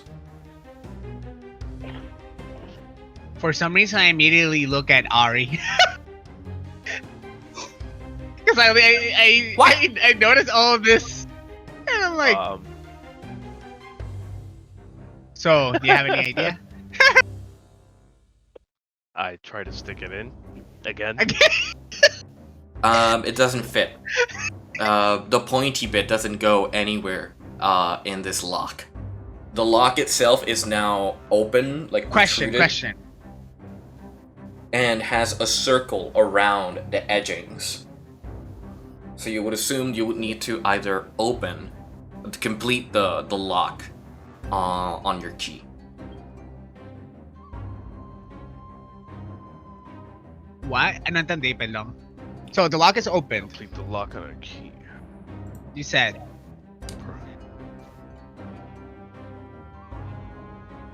Oh, I see. Okay, I was playing around with the key, and I figured out if you press this button down, it'll try to open, but it doesn't open all the way. I was just messing with the key and doing that. Oh. How about changing the letters around? Right, let's try and do that. Is there a chart, a direct chart for the translation of the letters? I was looking for that because I made it, but I can't find it at the moment. I will look for it for you, though. Yeah. This is what he meant. When you press this golden button here, it tries to open. Right. So you can see the protrusion. And it tries to open into 3. You can rotate and reset its position. Gothak. Question. ¿Cuánto tiempo llevamos aquí? Like what I can associate. 10 minutes maybe? As you're trying to figure 10 out minutes? what to do Más o menos? next. Yeah. Trying to look for the characters and I don't know where I left them. Hey, Gothak. No pressure. But remember, we need to save Astrid first. I am aware. But in order to get to her, we need to get past this door. Unless you have some crawling abilities, then you can find your way easily through a cave like that creature. I'm afraid we have no choice. We need to figure this out. Okay. In order to move forward. Found it. Gothak, you look like you got things handled there, alright? So I pat you in the back and I walk at the end of the hallway again to the hole. And I'm climbing it carefully to peek over. Flint, what the hell are you doing? Stop screaming. Just say stop screaming. Where did the sass come from? Sorry. By the way, Are you he's serious. sassing Gothak? Look, No, listen he's to me. just being blunt. Listen, I know I am aware we have to save her. But if you go off on your own and something happens to you, you're only gonna hinder her more. We need to stick together. I'm not going off on my own. I'm just taking a peek. If he got through here. Daddy Gothak. Look, I'm not the smartest. Someone else Seem needs to take to over. be handling yourself with that puzzle. I sent the Davik, the Dwarven script, which is from a Davik character. Okay. Oh shit. Okay. Yeah. All right, here, Nage. Do you speak Dwarvish or do you know how to read? Oh, yes, of course. I can help you translate. I can. Okay. You can do it here if you want. You can use a notebook to Sign try in and see what combinations you could make, what letters are there, and try to see what combinations you can find.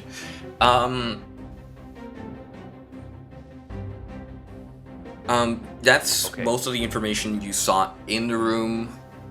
There isn't much besides that. Alright. Very well. Yeah. That's the information I just gave you with the paintings because you were like following the murals.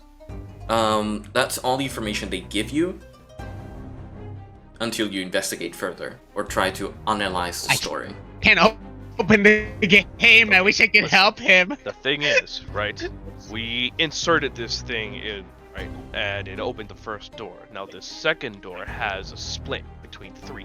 And this little latch, this little button here, we press it, and it seems like it tries to open into 3 peaks. So we have to figure out some form of combination or phrase or something. Now each of those... Yeah, it makes a little noise, yeah. It's kind of cool, yeah.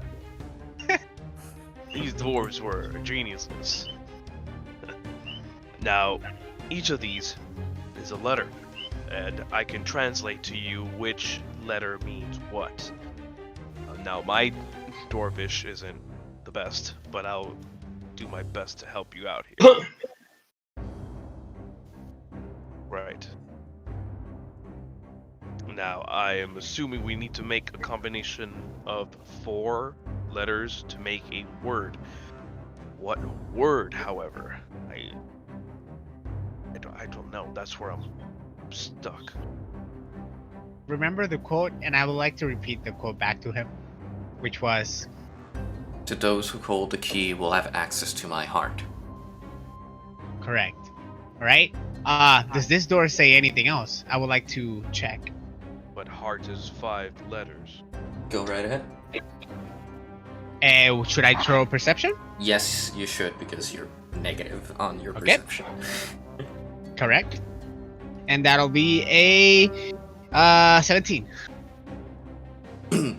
17. Yes, it was an 18. Alright.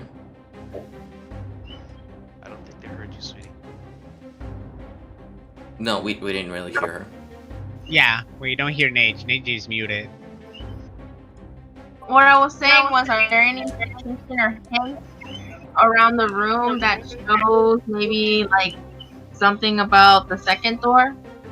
Like Jumpy's saying he wants to look at the door in front of him again and see if there's anything on it. Yeah, Well, he's the trying new to one. read the he's trying to read the runes on the second door, see what they say. And you want to look around the room instead, or you want to look at the door as well? I'll investigate around the room. Yes, to see if there's Okay, anything around the room. Then roll me investigation. Everyone else, first, please. We need some form of indication around this room as to what word we need to put in. Please, everyone look around. Jesus. And yes, Angel, ¿qué me salió? I got a 19 plus 2. 22, 21. Jeez, okay.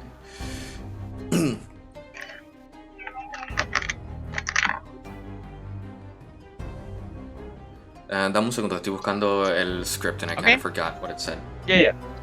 So, D&D Beyond, please sponsor Angel. Please! Yo estoy todavía subiendo el juego which by the way was fucking cool. That's fucking lit. Okay, ese puzzle thing. Yeah, thanks. It's pretty cool. I love that, honestly. I really love this. I would have loved it more si pudiera jugarlo de verdad.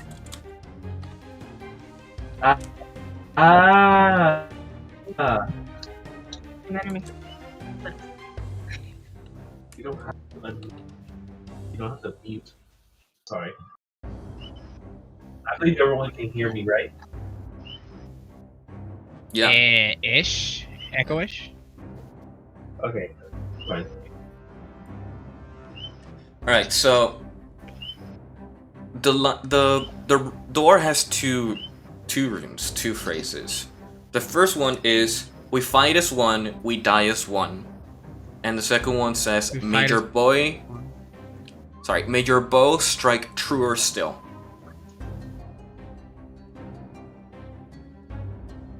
May your bow strike true or still. Truer still. And strike true. We fight as one, we die as one. Yeah.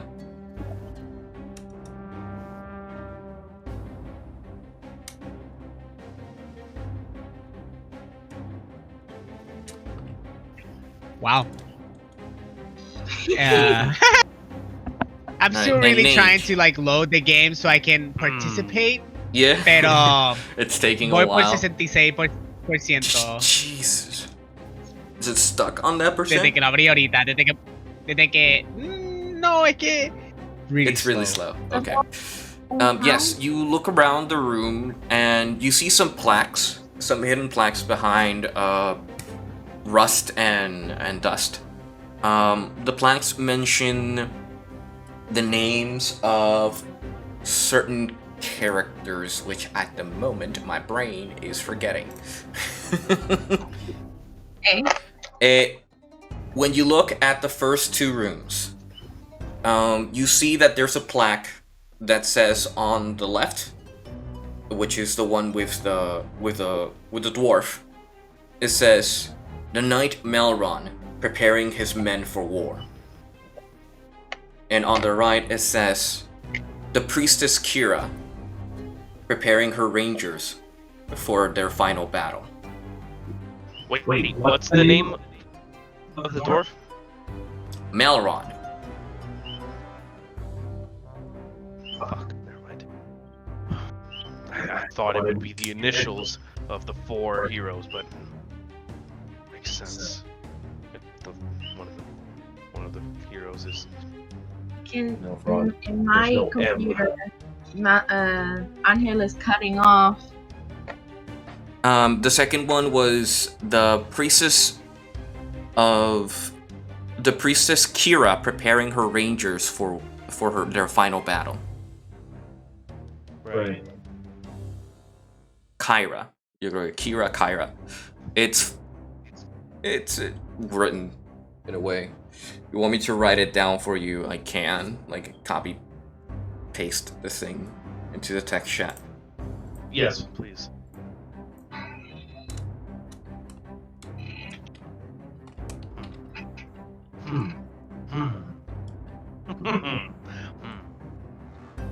Wait.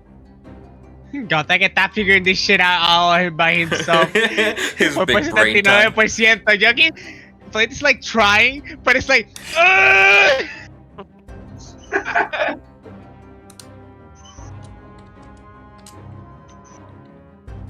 The knight Malron prepares his. No, I didn't figure anything out. I was yawning.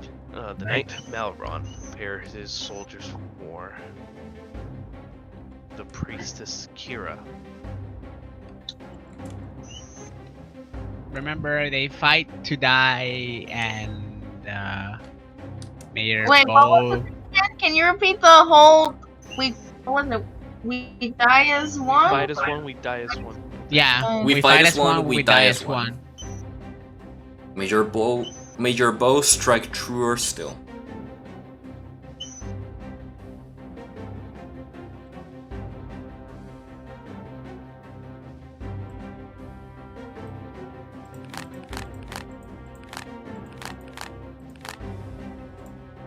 Wait.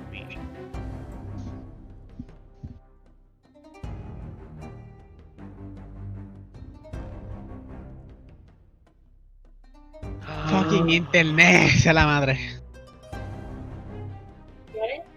Interwebs. Jen was wrong about one word. Fuck one my letter. interweb.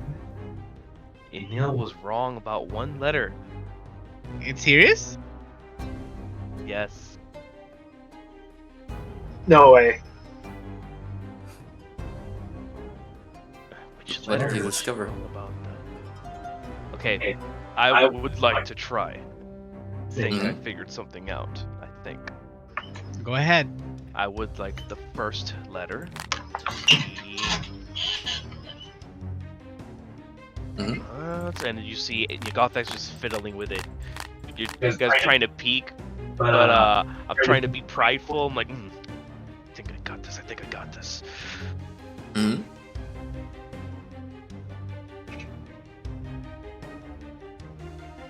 Getting in there, share the knowledge, share the Music is knowledge. surprisingly. Just give me a second. I almost got it. I think. I hope I'm doing this right.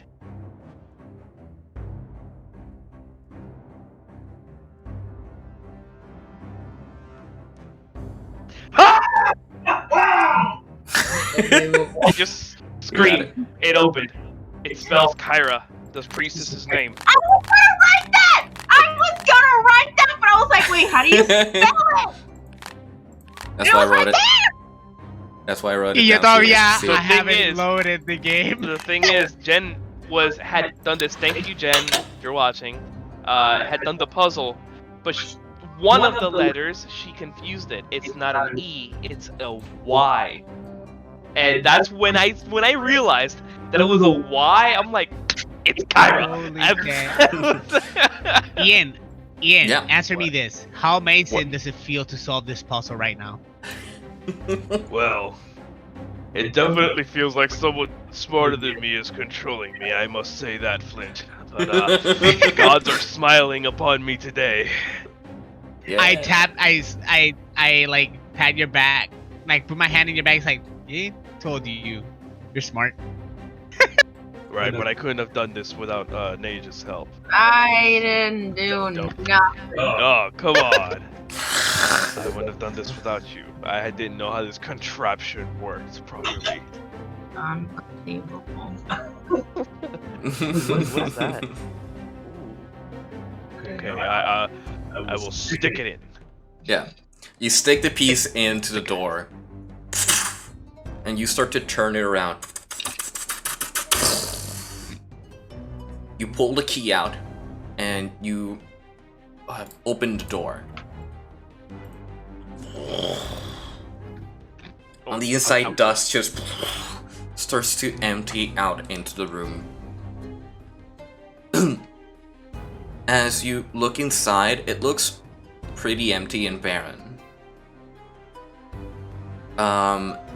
Into the middle of the room, you see what would be a coffin. Behind it would be a giant statue, but I don't have giant statues, so I'm just gonna put one statue here. Sorry, please. Statues. Custom statues. Okay. There we go. A statue behind the behind the coffin is a giant statue representing the knight Malron, as he holds a shield between both his hands. Below him is the tomb itself. Below? It's a tomb. It's a tomb. Maybe it has one of the weapons. I want to throw perception inside. Go ahead. Uh-oh. Nah, I'm saying. Let's say It's average. Yeah. it looks dark, damp, dusty as all heck.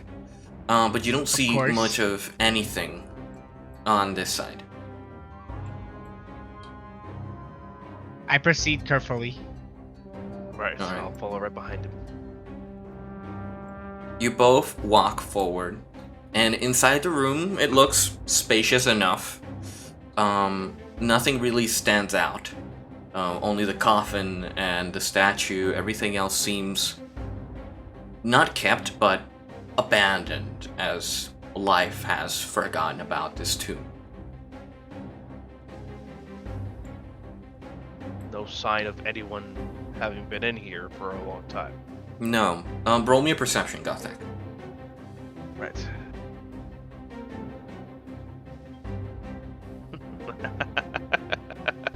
Perception roll. is -2, right? That would be a 0.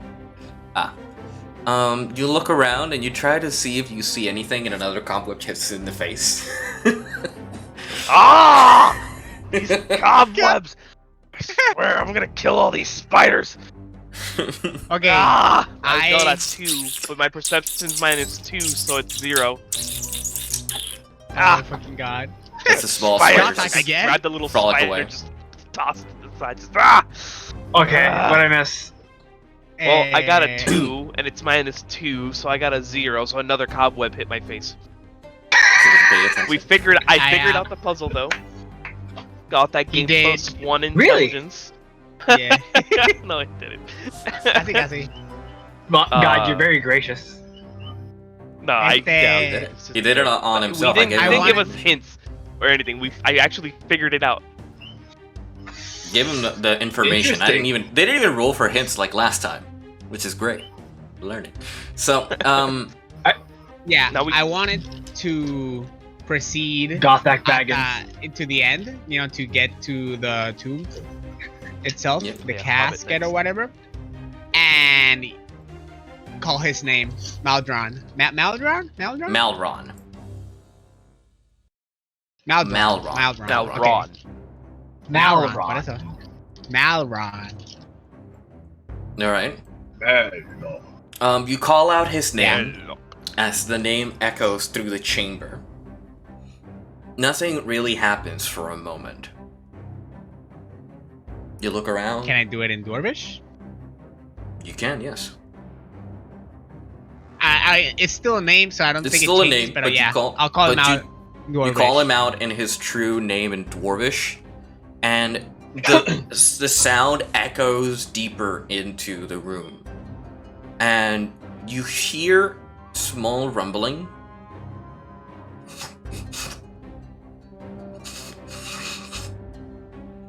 As the tomb itself starts to shake a bit, but no real reaction happens as it slowly starts to stay still and then a standstill, no reaction. I walk over to So, the like- tomb and try to open it. We're wasting time. We need to keep moving. I don't know. I thought it might have worked, and I help him open it. So you both Alright, push come in with this. the top of the sarcophagus.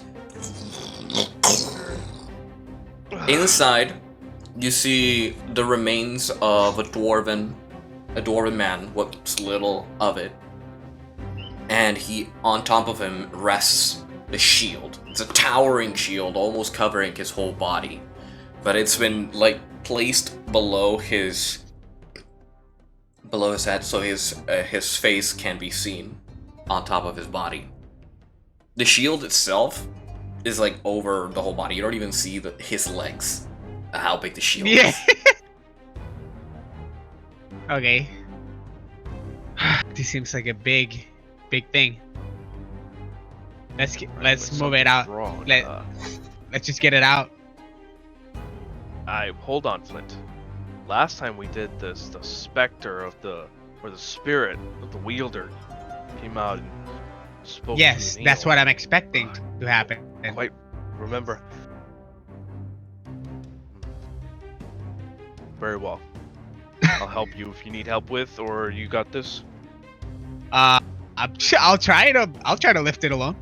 Yeah, why not? Right, I'm gonna go look for the trail of the beast, if I can find one, while you do this. Alright. So, Flint, as you attempt to pick up the shield, it's heavy as heck. I know. You try to take the shield, and you fight it for a bit because it's been stuck to a dead man for practically half a millennia. And so you take it out of the chest. The second it hits the ground,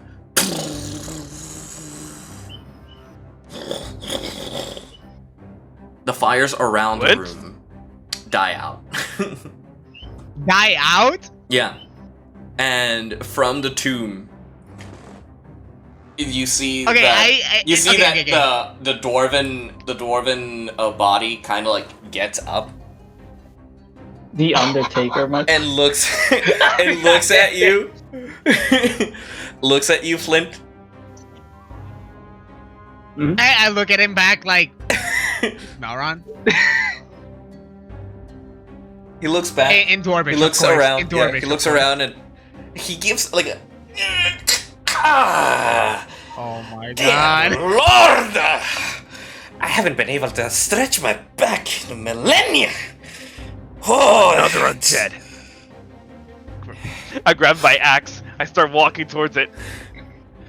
Who are you? Stop. Who are you? What do you want? Stop. Got back. Stop. Hey, hi, okay. Hi, I'm Flint. This is my party. We're here because we need your help. Way to introduce him to his victims. You need my help. A dead man's help. It must be really desperate, dearie.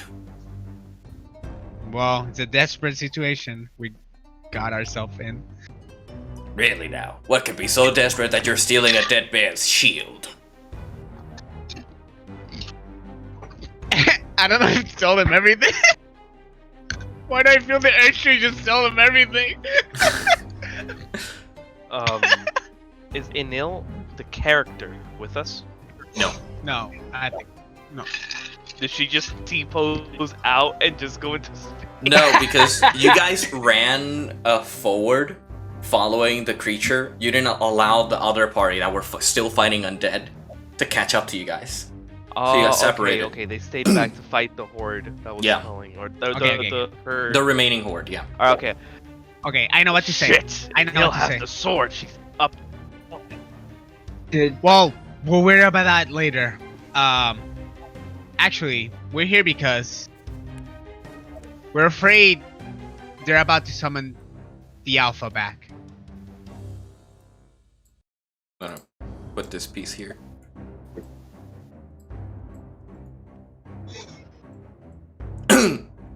I'm sorry. Let me. The what?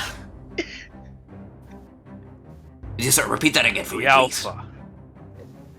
The Alpha ALPH A.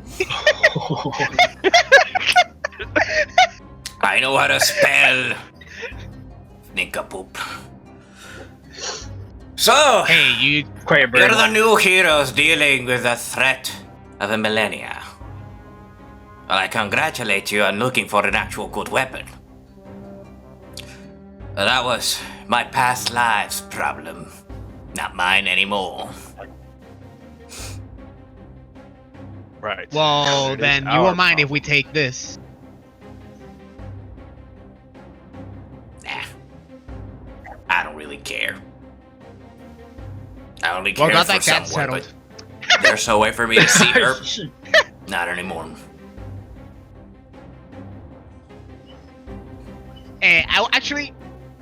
I say that, right? And actually, I want to huddle up, come and get like away from the ghost. Mm. Isn't it the corpse, like the skeleton? Yeah, the corpse. Yeah, my bad. The corpse. And okay. I consult with the party. It's like, okay, guys. I don't know about this guy. He just gave away. It didn't seem right. Like last time. Last time we What do you were think? It's dealing just a with, trick? I'm assuming, because I don't remember, an elf? Correct. And elves tend to be more restricted with their things. Correct. I understand, Dwarves, but however, unless it's treasure, they does seem weird though. He just a bribe. Right. Okay, hear me out, Gothak. Okay, I'm gonna talk as a player. Ahora un momento. Okay. I want to get information from him. First of all, I don't know what questions to ask, but I wanted to just suggest as Flint to bribe him for some information. You could also say that as a player. I mean, it's the same thing. Right. Where we are like Howard. But a message came across. Correct. All right, us. Bribe. You want to bribe a corpse? Correct. I just don't know.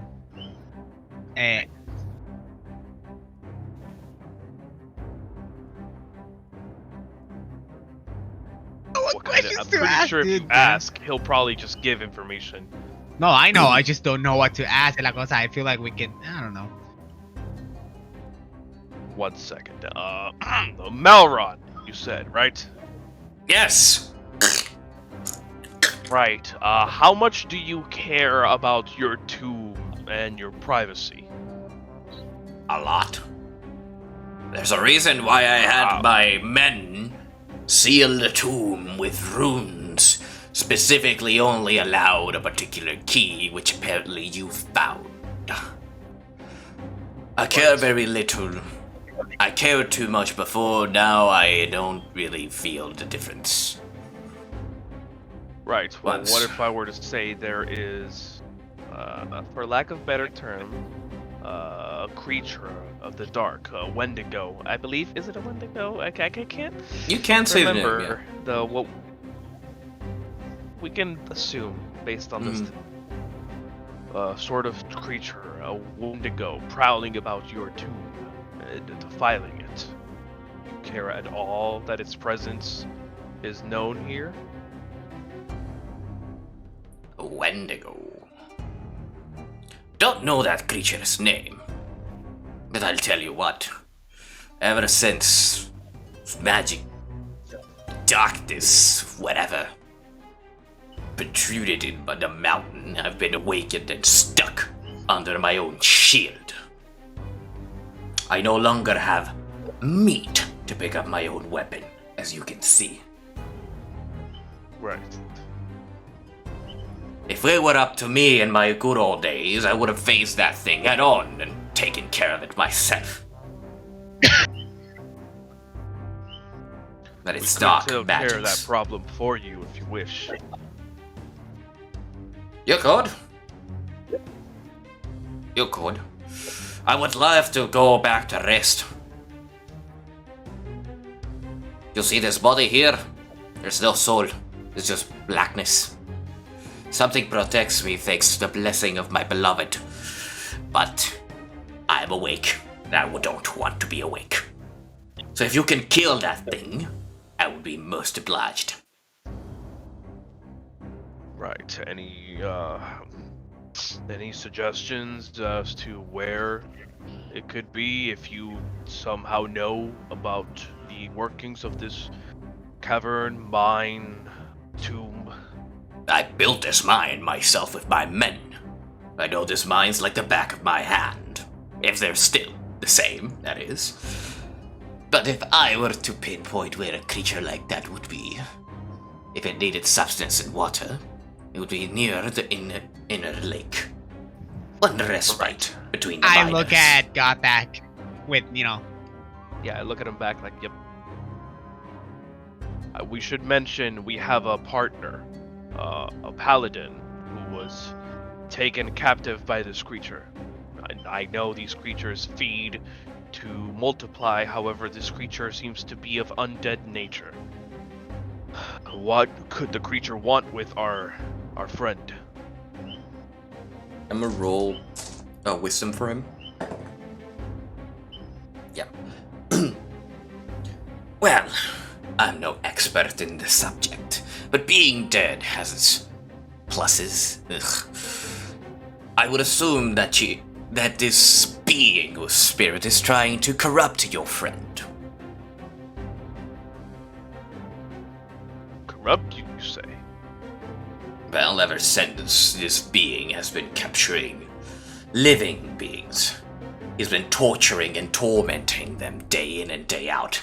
Hell, I can still hear their screams after 300 years. Oh boy. Was there a recent scream? That of Yes. females? Yes. I look at Dude, yeah, Flint.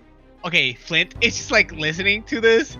Come on, get like, I want Thunder Shield like really hard, not to like do anything, right? If I had a whistle, I'd blow it. It's a weird whistle.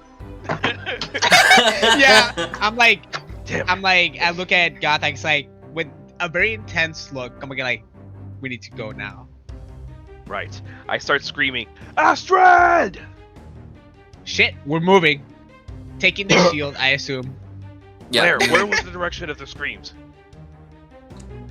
The directions of the scream are in the area to our left. You take back the path, you take a straight left. You can't miss it. Thank you.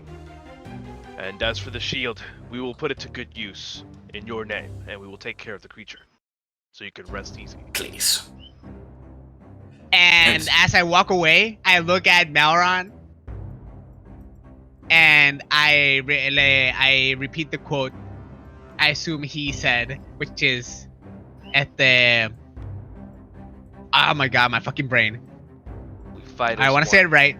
We fight as one. one, we die as one. And I close his door. Just, privacy, I guess. Yeah. As you went to pick up the shield, he puts his hand over the shield and like holds it there for you as you're like alone in the room. He looks at you dead in the eye and he asks, "Is she important to you?"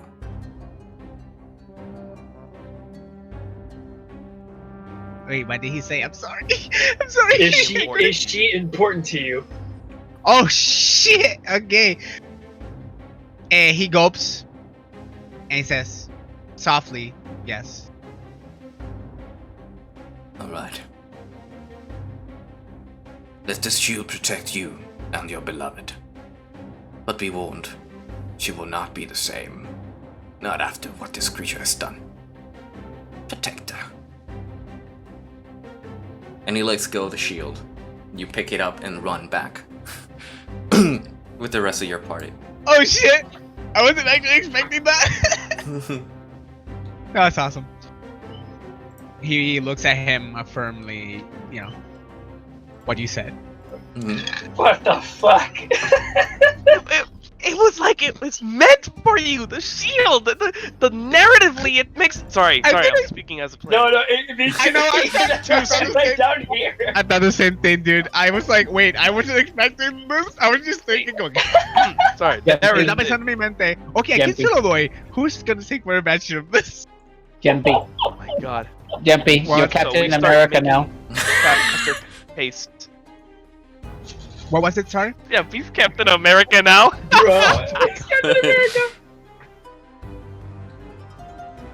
Man. Oh my god. Holy shit. Okay.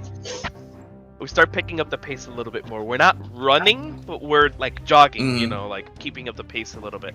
Yeah. So you reach the entrance to the next area as you run back to your position. Onto your left, you look inside and you see you hear the puddle of water and some movement. And as you reach the opening, you see that on the edge, you see the large creature just attacking something in the water, trying to grab something on the inside.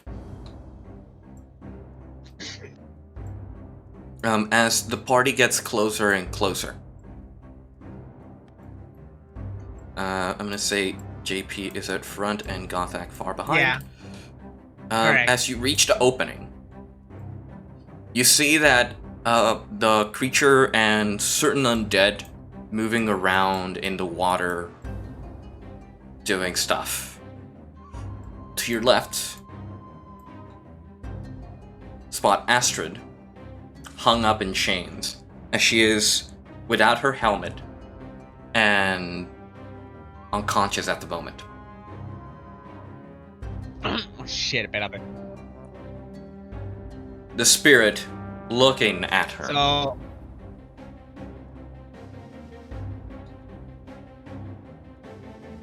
Okay, so nobody has noticed us?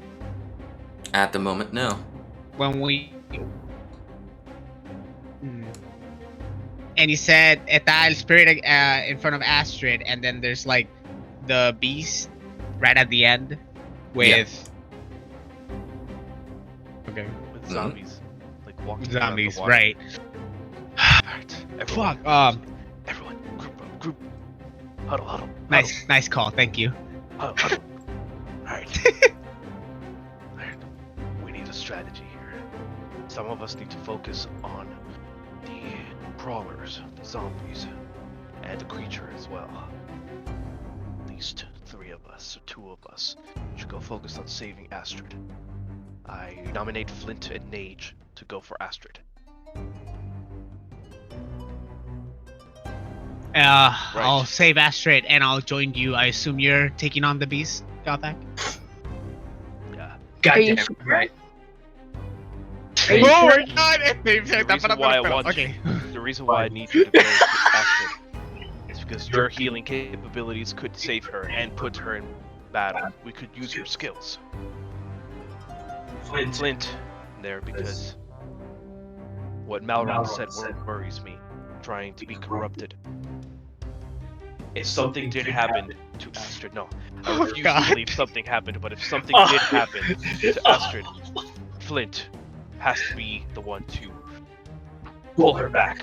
I understand that, but Astrid, I only known her for not so long. You know her more than I do. Shouldn't it be you two to go after her or save her?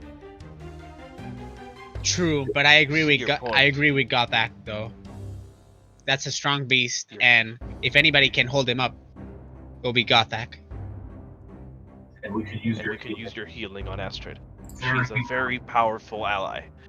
With her, we can easily turn this battle on its head, and we could win.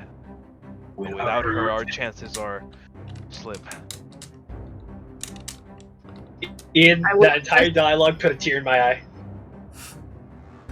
I will, if that is what you wish. Greg, check your messages. Thank you, Nate. On Discord. Direct message. Check our messages?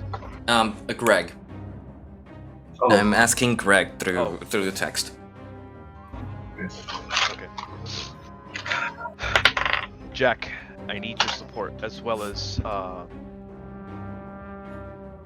Jeffrey. Ari, and I'm missing one person. Jack? What do you? Jack is. No. Jack He and mentioned. Jeffrey are with me. Okay. Jack, Jeffrey, Ari, Gothak, Nage. Es que no tenemos a Neil. Right, we don't have a nail. God damn it! Yeah, I know. We're missing. Dude, we're so like we were como que like pretty well balanced. Ahora que no tenemos a Neil, estamos como que. Shit. In that case, Jack, Ari, take care of the zombies. Jeffrey, you and me will hold off the beast while Jack and Ari take care of the zombies. Once they're finished, we'll regroup. Finish off the creature. Oh Flint. boy. Nage, save Astrid. We move in first. Are you stealthing? Right. Let's try. Are we? Let's try. If it doesn't It's work, fine. we'll Okay. charge. Okay, perfect plan. Ari will definitely stealth, though. I know that. Try to get that stealth attack. Roll for stealth. Hey, Greg, what are you thinking about all this that's happening? Well, first of all, Ian, I felt the bromo with all that shit he just said. I felt that my hair stood up, remember bro. what we talked about, man. We just talked. We can't. Bro, my fucking hair stood up to that shit. That was some fucking 21 on Shakespeare. Hey, man. 21 on stealth for me. 21? Yep. It's 13 for me. Well, I have disadvantage, so let me roll that again. Yeah. Oh my god! Es lo mismo! Nice. Bruh. So It's 13 an 11. I got 11 Okay. twice. No, I got 11 twice. I have a +2. Okay, so you reposition. And Gothak, you are moving towards the giant creature, correct? Yes. Alright. And all who are following need to roll as well. Question? Wait, what do you want me to roll? Stealth. Those who are Jack, just in following. case, did you hear what I said? The plan? Yeah, about attacking the zombies. You want me to attack zombies? Right, you and Ari will try to target the zombies. We all need to roll Once for you finish, rendezvous Yes. with me and Jeffrey on the beast. Oh, give me the dice. I got a 12, my nigga. I have enough Fuck. there. If you want me, we can just. I can mine nerds. 12. All right. Wanna Angel. 12? 12 12. plus. That's your final? Yes, it's 11 plus 1, 12. Okay, that's good enough. And you are going with. with Gothak. And Nage, how much did you roll? Give me a second. Okay, I wanted to ask something también. Okay. Which one I ask? 12. No. Wait.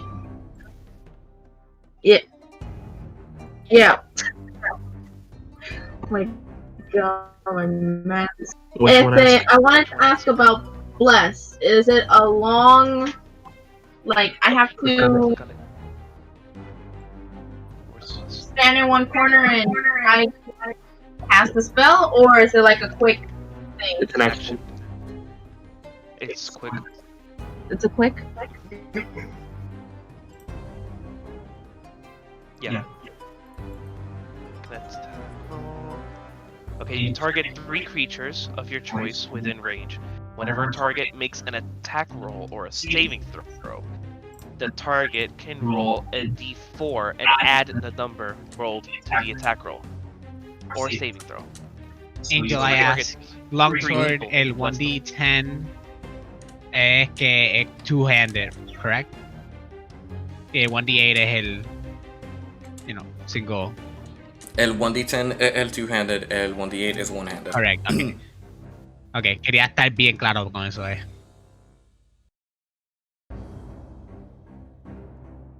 Okay. We have I am so 1, sorry 2, 3 for yourself. for our friend here. If you cast Bless level 2, you get to... I think so. So, yeah, absolutely. Bless is good. Okay, and I wanna put Bless on everyone, including myself. Can I do that? Yes. Okay. At second level or third level? Second level bless. So I think it's 4 people at second level. It's 4 people at second level. Yeah. Okay, so you can target 4 people here. Is Astrid conscious, by the way? No, That he's you know? unconscious. That we know? He said it was unconscious. She was unconscious. Oh, okay. See that smile, Greg? I'm not smiling. What are you talking about? I did the spell already. Yep. Everyone.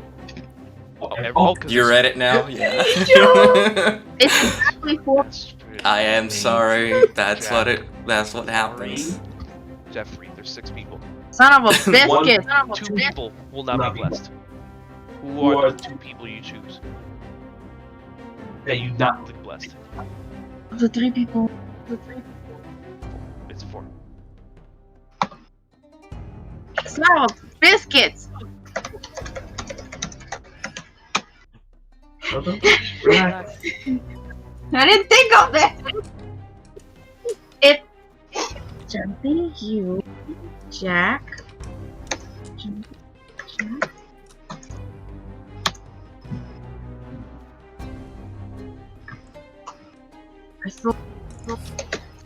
Ari, Jack, Gothak, Jeffrey, Flint, you, Mage. Bless. Okay, pero. By the way, Angel, I'm loving this already, todo. Bless everyone except for me. And I'll tell you later why. There's so many things why I love this. Mage casts Bless at 3rd level. So everybody has... Blesses everyone except herself. Okay. Everybody has what? A D4 to our attack rolls and our saving throws. And we add that number to the total value. Okay, we can use it anytime for the what time limit? In every 4... How long does it say? Up to a whole minute. For 12 minutes? Okay. I'm so sorry, that took a while.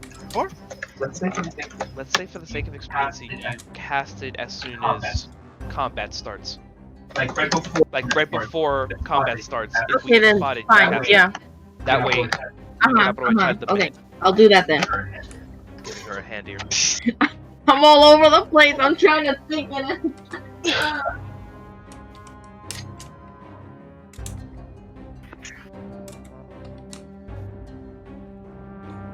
Alright, well, we got Angel and Greg texting privately, and Greg is now shocked. Because you will figure out why. So as you bless your allies No, move... Not now. Later? When combat starts. I'll put people. Okay. Did you stealth then, or are you staying behind? Are you gonna stealth? Yeah, it was it was 12. Okay. Ow. You move Flint. And so, as you move closer and closer, you see that Astrid? Flint, I want you to roll me a perception check for me, please. Flint. Flint and Nate. Yeah, I will. I'm gonna roll. Give me a sec. Both. Since you're both heading towards her. Okay, 11. 11? 11, yeah. Yeah, you look at... fuck, where's the dice number? There it is. No, this is the other dice. You look at Astrid, and she is chained up, hands up, and her face is down, unconscious, and you can see onto her side of her face there's blood coming out of her ears. There's blood coming out of her ears. Yeah, there's Alright. blood like leaving her face and like making an arc down as she's bleeding. Okay. Oh my god. Play está tanto. Él yo creo que se está partiendo el labio de tanto que se está mordiendo. You got a 13, right, Jumpy? just holding himself. Come on. You got a 13? I got an 11 perception. Ahora mismo. Nage got a 13. Yeah, it was a 12, but it turned into an 11. Also, do I see? Okay, I see her. Yeah. What about the spirit? The spirit, yeah. The spirit is looking at her, and it's like swaying. And as you attempt to get close, the spirit practically vanishes. I don't have that quick button. Vanishes right before. My God. Fucking hate to it. do something I fucking else. hate it when shit like this happen. Give me this sour taste. I mean it. He vanishes. Yeah, he like turns invisible practically from your sight. Okay, I keep moving with my stealth. All I'm not right. gonna rush. All right. Go ahead. Angel, I don't have reckless attack. Get closer on to my Astrid, D&D Beyond. obviously. You don't? Oh, It's not here. I want to ready something, Angel. By the way. You do, as in features and traits. I would like to ready a guard for any incoming attacks, especially from the apparition. Yeah. You dodge. Exacto. You prefer a dodge. Okay, so you walk up and dodge, practically? Is that what you're doing? I walk up, but since I see the spirit disappear, I'm going obviously focused on Astrid, but I would like to ready an action to be alerted. Wait, I have alert. Can't be surprised. Never mind. Okay. I almost forgot about that. Yeah. It was basically to, Anyways. Okay, so I get to Astrid. Yeah. Fuck. Okay. Would Astrid be healed right now, or is she? She is unconscious, chained up, and she's bleeding from the ears. Right now, she's not responding. Nobody's interacting with her yet. Yeah, I would like to rápido antes de hacer nada, look at the party to see how everything's going before I do anything, if that's possible. You have an ability. Fine. If she is fine, Is it? Is it she possible for me? Is she stable, Anhen? She is stable. She's not dying, but she is bleeding from the ears. You don't know what that means, but she is alive. No imminent danger of dying. Okay, continue, Jumpy. Sorry. Yeah, no. Fuck it. I'm gonna soltarla. I'm gonna let her go. By the way, this has been on my I mind. don't know why I'm overthinking all this. Just I'm gonna fucking let her go. Like, release her first. Fellas, this has been on my mind. Where's John? His battery is low, so he dipped. But then again, he already did his part. Yeah, but he's missing the whole thing. So. Yep. Anhen. Yes. Can I do lesser restoration since she's bleeding through the ears? Yes, you can. Yeah.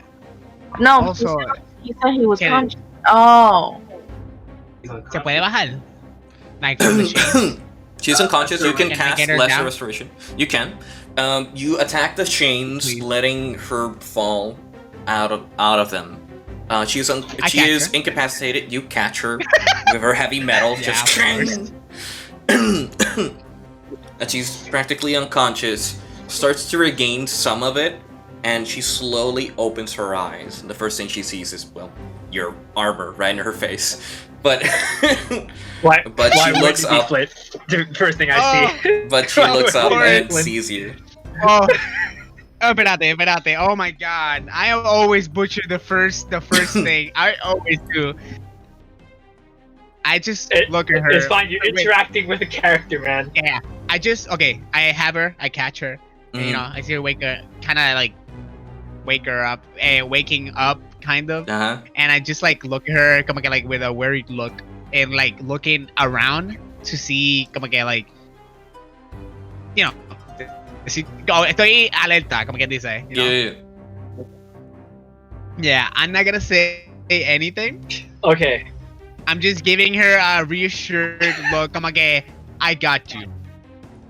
I give a very whispered response by saying Flint, but I don't hear myself.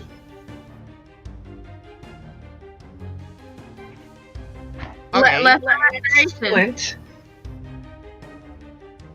So so she can't hear. It's just that I hear her say Flint. Yeah, she can't hear. She's deafened. Lester. Yeah. As Astrid is like entering into a mini panic, because she can't hear. Nage places her hand on her and casts Lesser Restoration, restoring your deafened state, practically taking it away. Okay, at that moment where it's like restoring her hearing, you hear the finishing of the sentence como que like, fuck, no tenía la cabeza. Give me a sec. It's okay. Como duele. Espérate. Oh, why did this happen to me? I hate my head. Fuck, I had it.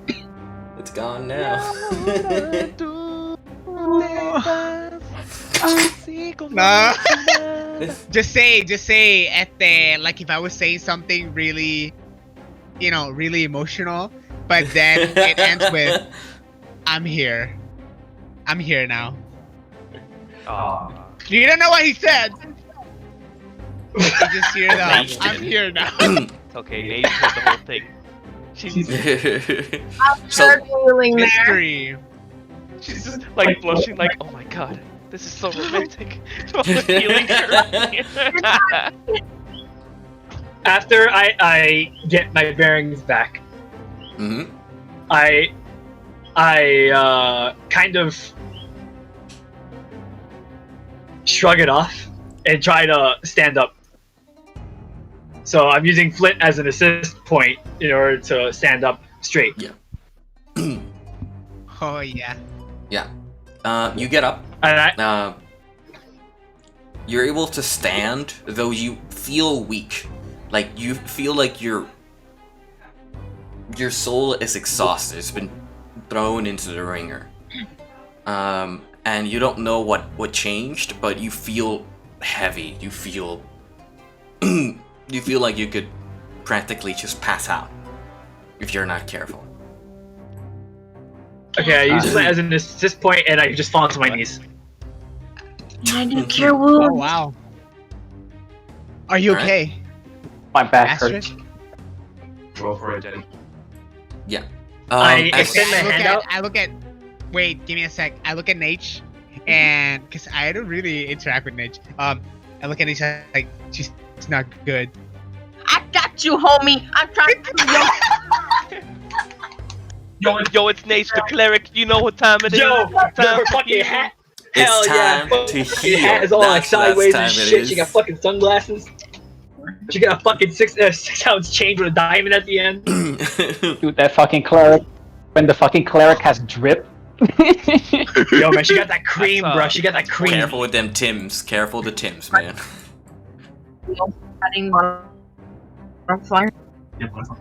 Saggy ass. Because of its proficiency, your modifier, and the. Yeah. I got your girl. I'm feeling.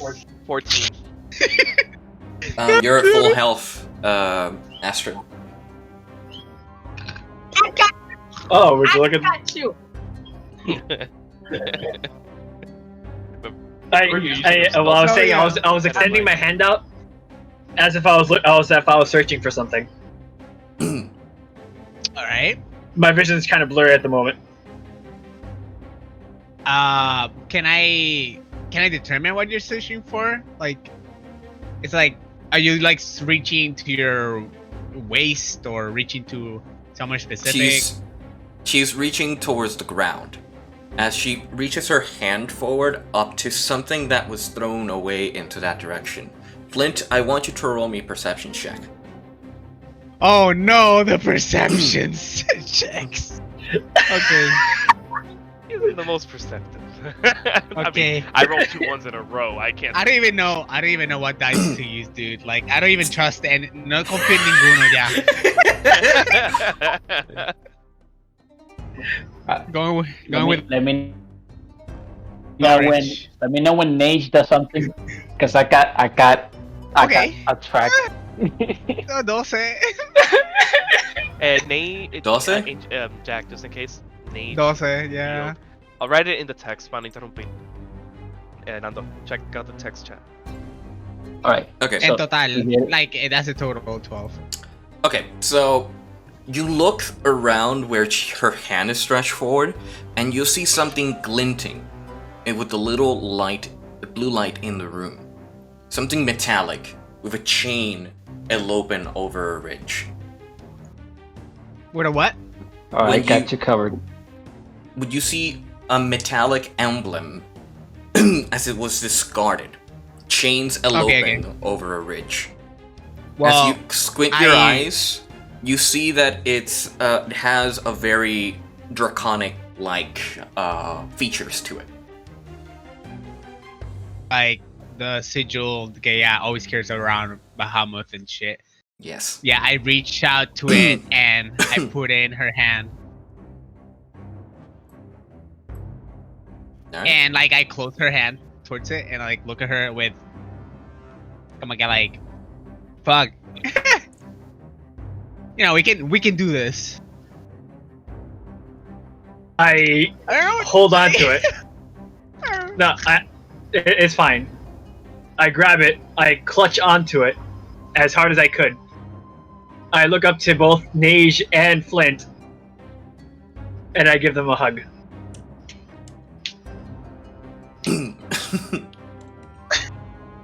I whisper in Nage's ear, "Thank you for healing me earlier." I am the doctor here. You are my patients. I take care of everyone. You did a great job, Nage. That's right, Flint. For girl. And afterwards, that's your girl. Afterwards, I go up to Flint's level and I kiss him on the cheek. And I say thank you for saving me. Well, I say, I would like to accept that, but not yet. You're not saved yet. All right. Now, what an Gothak, Jack, and the other 2 characters. I need you guys to roll me your stealth checks as you progress closer and closer and encroaching onto your prey. It's more rounds of stealth checks? It's an one additional skill check to see if you can get up close before combat starts. Wait, you said stealth check, right? Stealth, yes. I rolled a 3. Yeah. I got a 9. Sorry, guys. 9. Yep, I got a 9. That's that total 9. Yeah. So. Yeah, branches. There's no branches everywhere.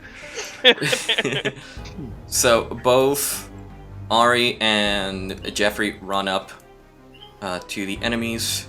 You guys, as you start walking. Jack is with Ari. Jack is with Ari and Jeffrey's with you then. Yeah, okay. And Jeffrey's with me. Yes. Okay. So as you both frantically walk around, Jack steps on a bone and cracks it in half. And Gothak, walking forward, also steps on a skull, crunches it with his foot. I love how look at Jeffrey. Now I have a question.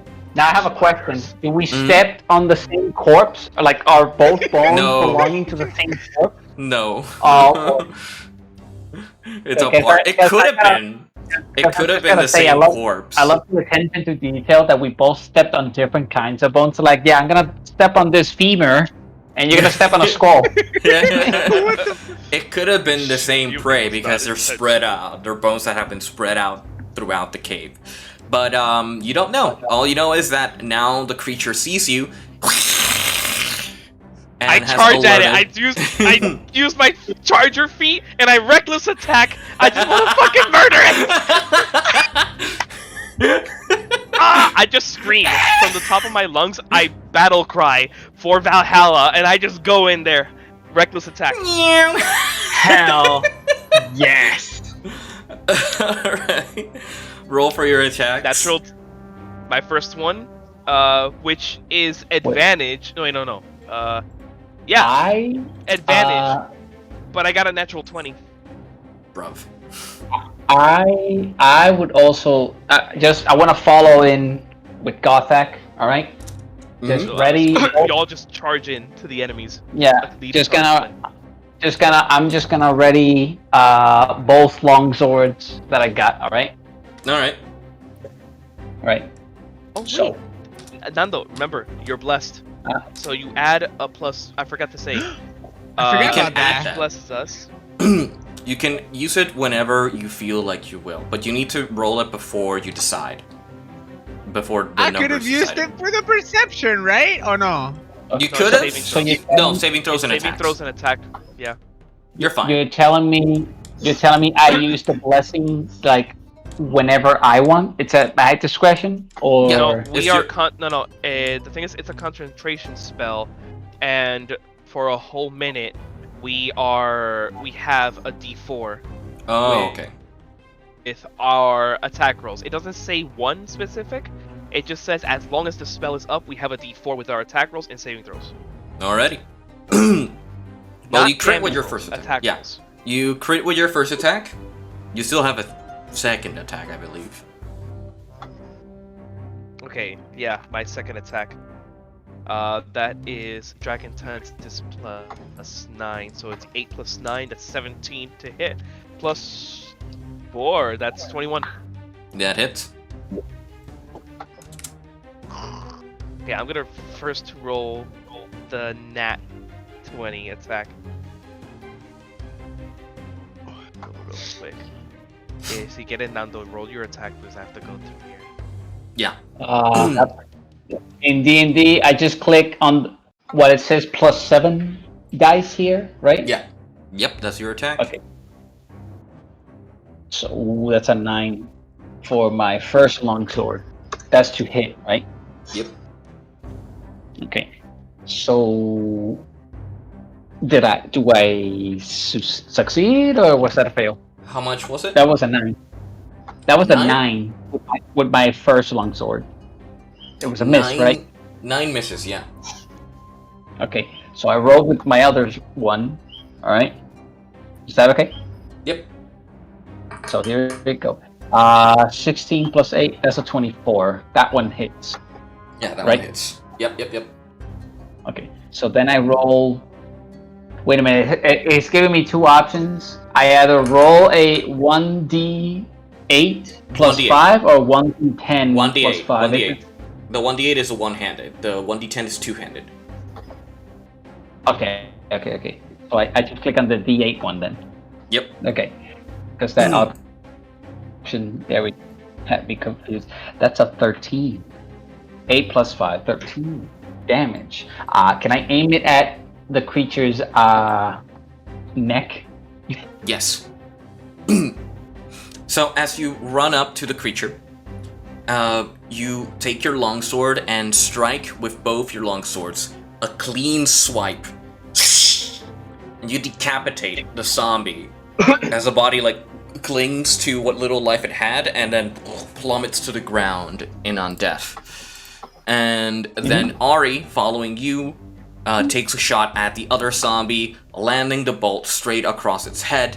The zombie falls to the ground and dies. Gothak, nice. You did your attacks. How much damage was that in total? 42 damage. 42! Well, that's a crit for you. It's a crit plus the extra attack. The crit was 26 damage, and for the extra attack, it was 16 total. Yeah, 42. 42. You're killing my bosses way too Mind quick, you, I'm not raging, nor am I not frenzied. I can't rage or frenzy, nor do I have stone endurance. I am bare bones. Yeah, you're naked. So, Barbarian. you deal 42 damage onto this creature. It winces at your attack. It decides to reposition away from you. Can I attack? No. It negates opportunity No attacks. reaction? No, it negates opportunity attacks. Yeah. Motherfucker. I swing wildly, I miss. Ah, damn it, get back here! Runs up against the wall and looks back at you and just hisses back at you. Jeffrey, seeing as his opponent ran away, will run at this enemy and strike true. Alright, one of them, I believe, hits because he has a +8. It hits what? The zombie. Oh, okay. Killing it, yeah. Wait, I lost track. Where am I? Because it got blurry, the screen. You're over here. Over this side. Okay. Okay. Discord, stop making Angel look bad. I want to see the fucking game. Alright, so the creature Jeffrey runs up and practically pummels the creature with its weapon, killing it. The creature runs up to the wall and winces at all of you. And now I'm going to ask all of you to roll your initiative. Initiative. Yeah, so the highest initiative again is Flint. Yeah. So Flint rolls the initiative. It'll be a 18 plus 7. You're first. So, yeah. Player's phase. Oh, okay. What is he doing? Like, he just moved away from Gothak, right? Yeah. In any, like, running away, or is it, like... repositioning. Towards something. Okay, just repositioning? Yeah. Alright. I will hold my ground with the shield. With Astrid behind it, obviously. Okay, facing the beast at all times. He turned into a sentinel. Such a romantic. You block the shield. I would like to ready an action for any incoming attacks, if any. Also, I still don't know what the shield does, so I guess we'll figure out in this this fight. Yeah. What the fuck? Yeah. Alrighty. So. Yeah. Did I say my ready action? What was it? Yes, you did. You are. If anything attacks you, you practically protect. So if someone, I'm guessing if they attack you or Astrid, you practically go for the defensive and provoke the attack to go towards you. Exacto. Yeah. So that's that. Nage, what are you doing?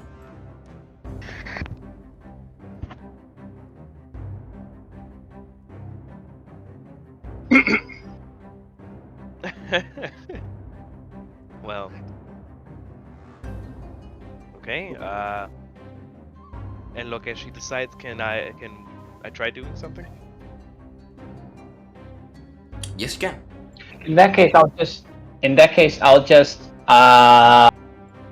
what enemies are near me? None at the moment. You killed them all. Okay. Then can I move closer to where Gothak is? Yes, you can. Right. Just in case. Just in case. I will use my 40 feet of movement to try to catch up to the creature. Alright. You catch up to the creature? Reach? Barely. It's just like climbing on the wall. You're like, you can hit it with a broom. Well, reckless attack again. Because it doesn't say it's a one-time use, it's just a The creature it's a doesn't trait. like... It gives you advantage. Right? And fire. Huh? Fire. Fire. Thought it was light. Reckless attack. I'm just going for it. Ooh. 18 plus 9 on my first attack. Oh wait, no, 18. plus 9 plus 3. So 18 plus 12. That's 30. How much? 30 to attack. Not damage, to attack. That's that hits. What the frick?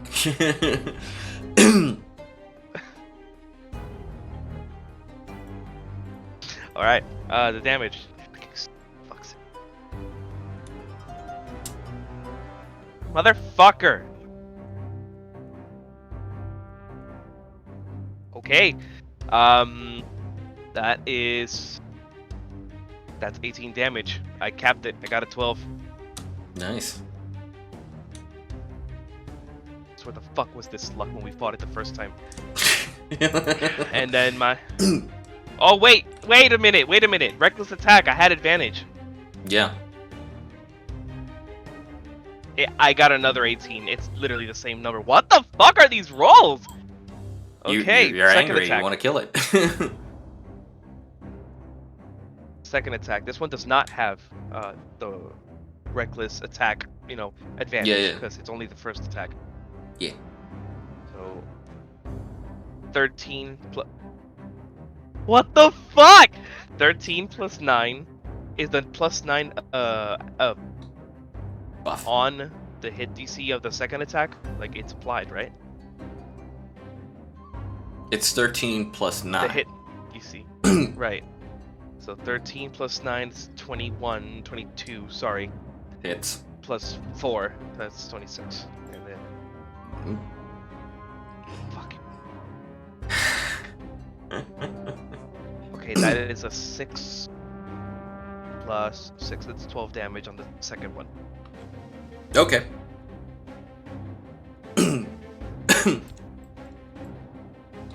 Okay, so you attack him again twice.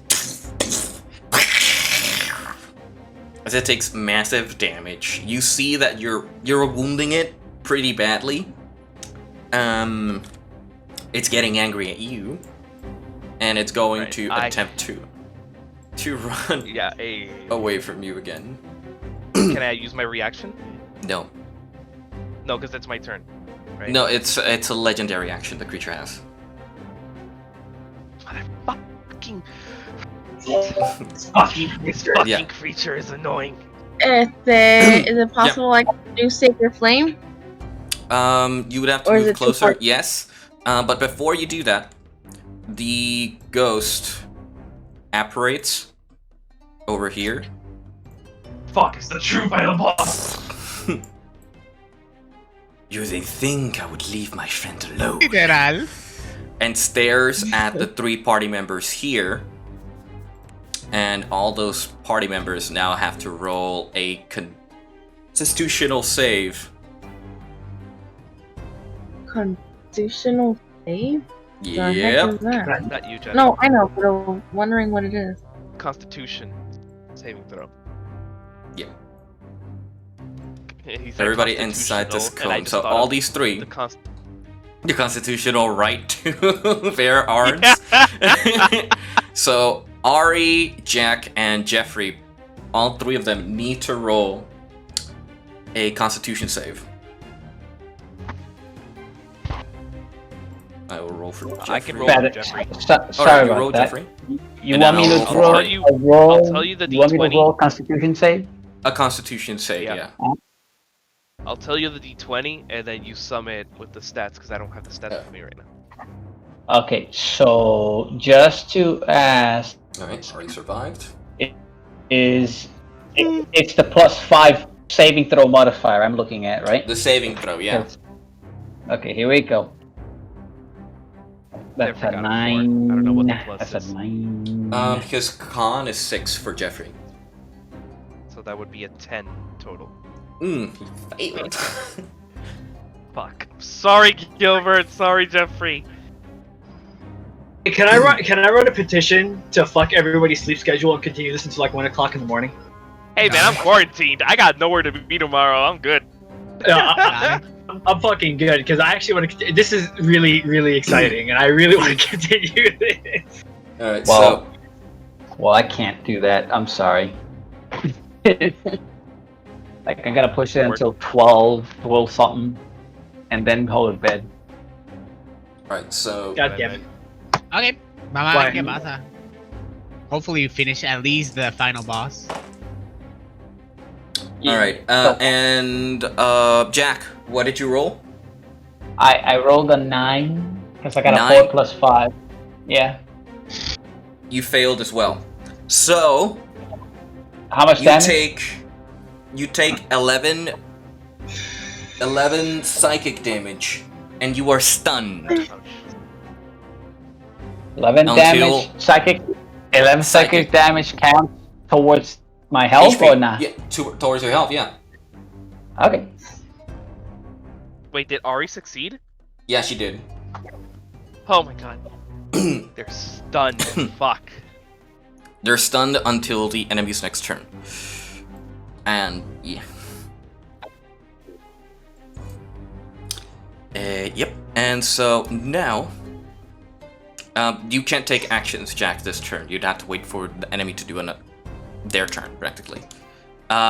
Their phase, in order for you to move. So now, who hasn't taken actions? Ari, which she will. Oh, stop! Fuck! What? Okay. What? Too late. What happened?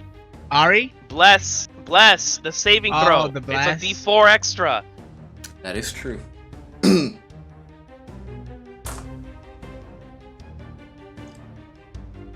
Will he allow it or not? We'll see in the next episode of DND. Wait. So, I'm confused. You're telling me I can add that in the saving throw? A D4 You roll, should've. but that's up to Angel because it's late. Yeah, I completely. You should have added it. You need to remember your blesses. Next time, buddy. Yeah, I'm sorry. Yeah. So, you are stunned until the next turn, so is Jeffrey.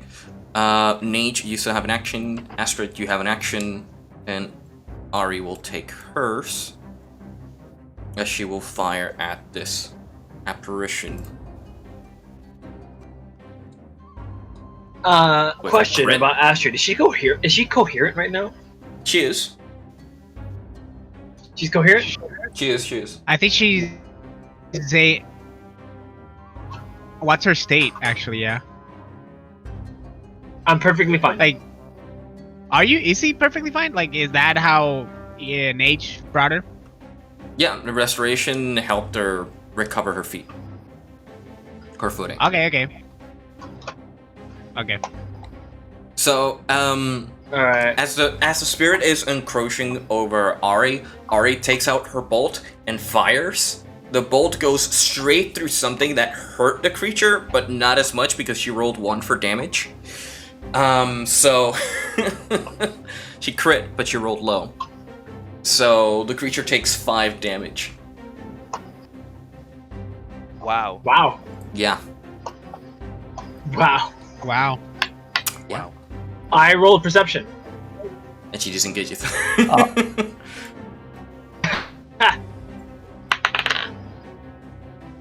Yeah. Alright, that is an 11. 11? Alright, what are you looking for? Yes. I'm trying to get my bearings. Where are the fucking enemies? Alright, well... Like, who the motherfuckers that kidnapped me? Well, the spirit is over here, and the creature is over here, on this wall.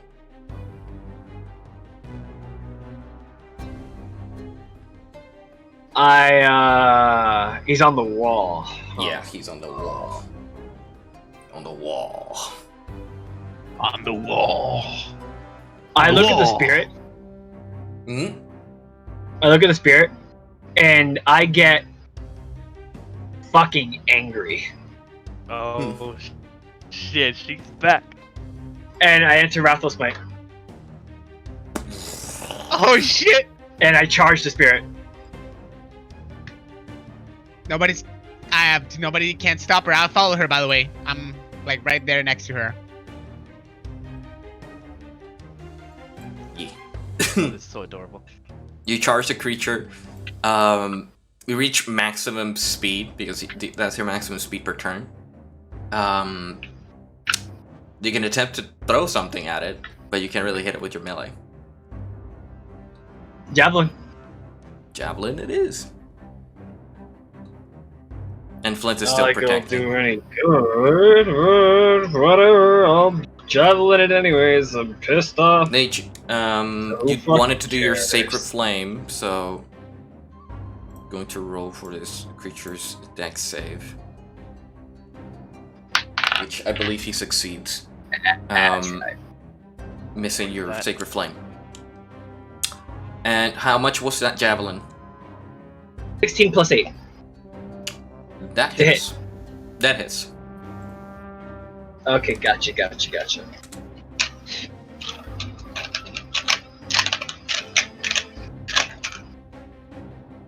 Do I count Wrathful Smite or no? Is Wrathful Smite meant for melee only or for the next weapon attack hit?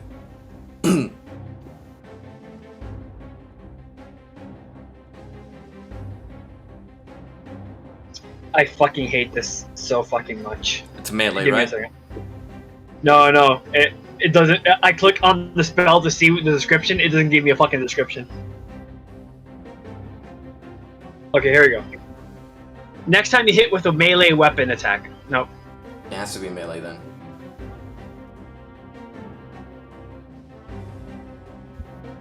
You're still charged, so with that you throw your javelin. Oh How much damage is that? God, I'm an idiot. Can I retract my javelin throw?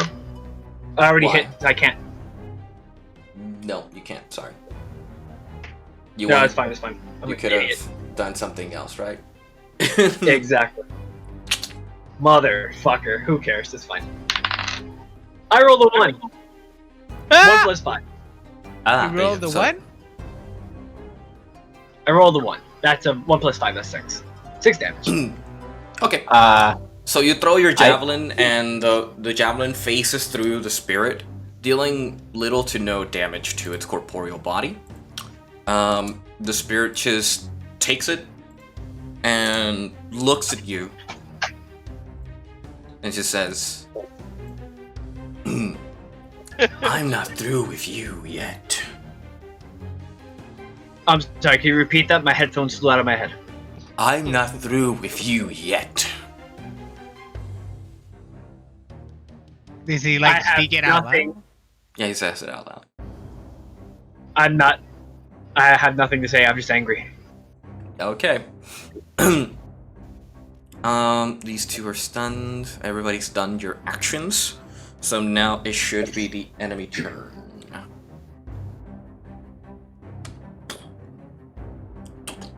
So the creature jumps down. And does one action. It's like a gap there, or it's across the water? It's on the water. It's like bones and everything here. A creature jumps down onto the pile of bones and begins to feast upon the bones, giving itself some strength. Fucking asshole. Fucking asshole. It's gotta go down. Can I ask, am I still stunned? Until this phase ends, yes. Okay. Keep going. Keep going. Okay. And then the creature. It already did your action, so it has to do something else. Will move towards your position, Gothak, and attack you. It has advantage. Yes, it does. And you don't like this because he attacks multiple times. These are gonna hurt. I'm just telling you guys right now. These are gonna hurt. They're gonna hurt. 18. 18 damage? 18 is the first hit. That hits. Yes. Holy shit. Double 6. Oh, okay.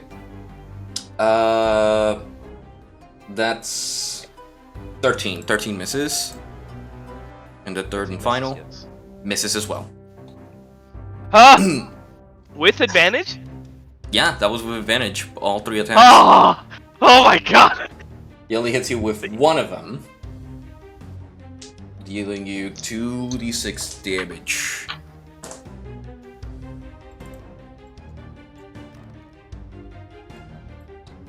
You take 9 plus 4. You take 13 damage. As the creature rakes you from its attacks. This creature Die, you bastard! turns to Astrid and begins to move his hand. And Can I? Does my reaction does not apply here, right? No, because he's not attacking you directly. Starts to beckon Correct. spirits to appear. Beckon 2 additional spirits. specters. Yeah. Fucker. 2 specters appear from bodies and begin to attack the party. This one turns to its nearest mage. It will attempt to attack you with a melee spell attack.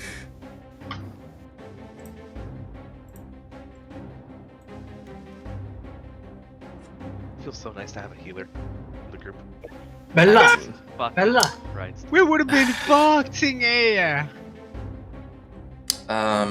He hits you with a 24 to hit. I'm so sorry. Jesus. Yeah. You must make a Constitution saving throw. All of us, or No, just... just her. Just her. She needs to do a Constitution saving throw.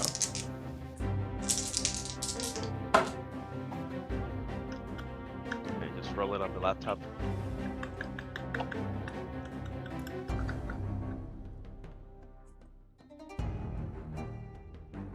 Jelly. Oh my god. How much did she roll? What's your constitution? She's going to her constitution stat. The saving throw. It's a +5. Con is +5. It's a buff 20. Buff 20? Alright, she survived the effects of that attack.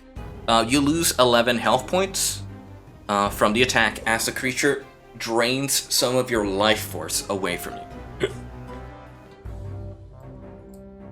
They float actually, so I'm gonna toggle flight. Exacto. Oh, 11. This one moves towards Astrid and attempts to do the same. This is an attack, JP. So now the reaction activates. Yes, now you provoke the attack to go towards you instead. It rolled a 20 to hit you, so I'm guessing it hit you. So as a 20? Yeah. So as the spirit goes to touch Astrid, you push her out of the way, but left yourself open for the attack to hit you. You take 20. Yeah, you take 10 damage, and I need you to roll me a Constitution saving throw. All right. Fuck. Con, ¿verdad? Con, yeah. Pues 12 más 6. You succeed. Alright, so you only take 10 damage. Okay, and I take 10 damage, you said? Yep. Alright. That ends all enemy turns. So back to the player phase. Alright, Jack, you can do your actions now. Okay. Who's the piece of shit who stunned me? The ghost. Hey, go to that motherfucker. This one over here. Alright, you're getting the whip. I'm about to whip him. Right in the fucking The Belmont whip. Who's the motherfucker that stunned me? I'm gonna go to this motherfucking ass. I'm gonna fucking time up this motherfucking ass. Okay, so this is the image I have. I'm gonna use my whip to aim for the fucking neck, right?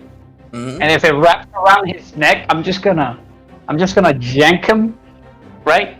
And just have him like, I just thrust my sword So here we go. I'm gonna roll for my whip. Okay. I got a 14 plus 7. That's a 21. 21 hits? Yeah, 21 hits. What's the damage for the whip? That's a 6. That it says. And as for my longsword, I'm gonna use a +1. So roll. That's a natural 20 plus 8. That's almost 30. But sir. Yeah. And Okay, your damage, please. And how do I apply the blessing on the attack? I just say like you roll your results, d20 and then I add to it. You roll your d4 additional to that, and then you add it. Yeah. But you already. Okay, I'm gonna roll for my. You can't roll better than a crit, so you don't need to roll for that. It's to hit. So I apply to damage. 9 so I have a damage. 9 on the damage. Which does the blessing apply to that or not? No, it's only for the attacks, not damage. Not the damage. But that that gets doubled because of a crit. So you did 18. Yeah. Yeah, that's what you fucking get. Fucking like Castlevania. As you run up and throw your whip, and it sinks around the Specter's neck, you pull it towards you and jab him up with your blade. It sticks right inside. Because of its magical properties, you're able to deal tremendous amounts of damage to the spirit. It reels in pain. And from your barrage of attacks, it decides to disappear again. That's what it gets. That's what it fucking gets. How dare you stun me? It disappeared? Yeah, it disappeared. Jack hurt him real bad.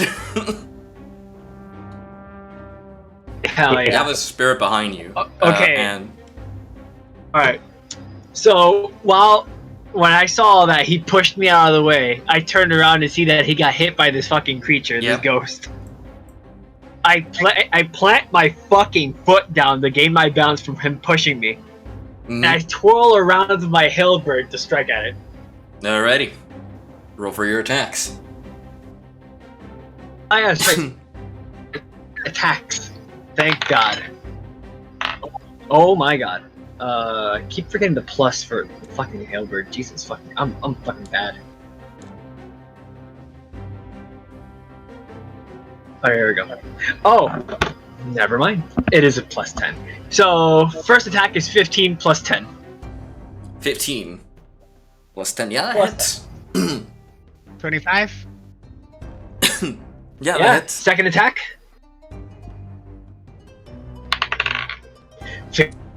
15 plus 10. Guys, I just found out another key word for marijuana, like weed, is jazz cabbage. Oh my God! So they both hit. Wow! Look at that jazz cabbage, man. Dude, I just imagined like cowboy.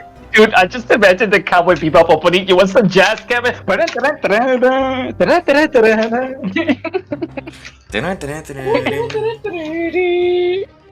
Oh my God! God, I'm trying to get these dice together, but it's a fucking pain in my ass. Like everything. Alright, so 2d10. Question engine, yo no he ido o sí? You have not. This is a new turn. Yeah, okay. A new phase. Right. So. Do you attack or do you protect again?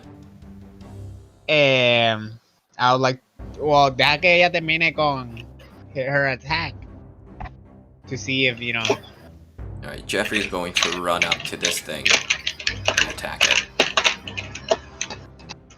Oh, what the fuck am I doing? Fuck it, I'll attack it too. Let's see if I don't kill it. Por eso es que no quería atacar, porque I know your strength. Okay, let's see, let's do the math. Gonna let you finish.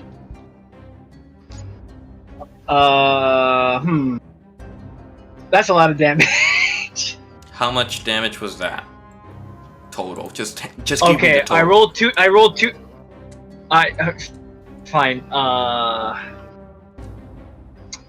Total damage, come on. God, math is failing me today. Is it more than 25 or something like that? Around there. Do I count the bonus damage for both attacks, correct? Yes. That's a lot of damage. Give it a second.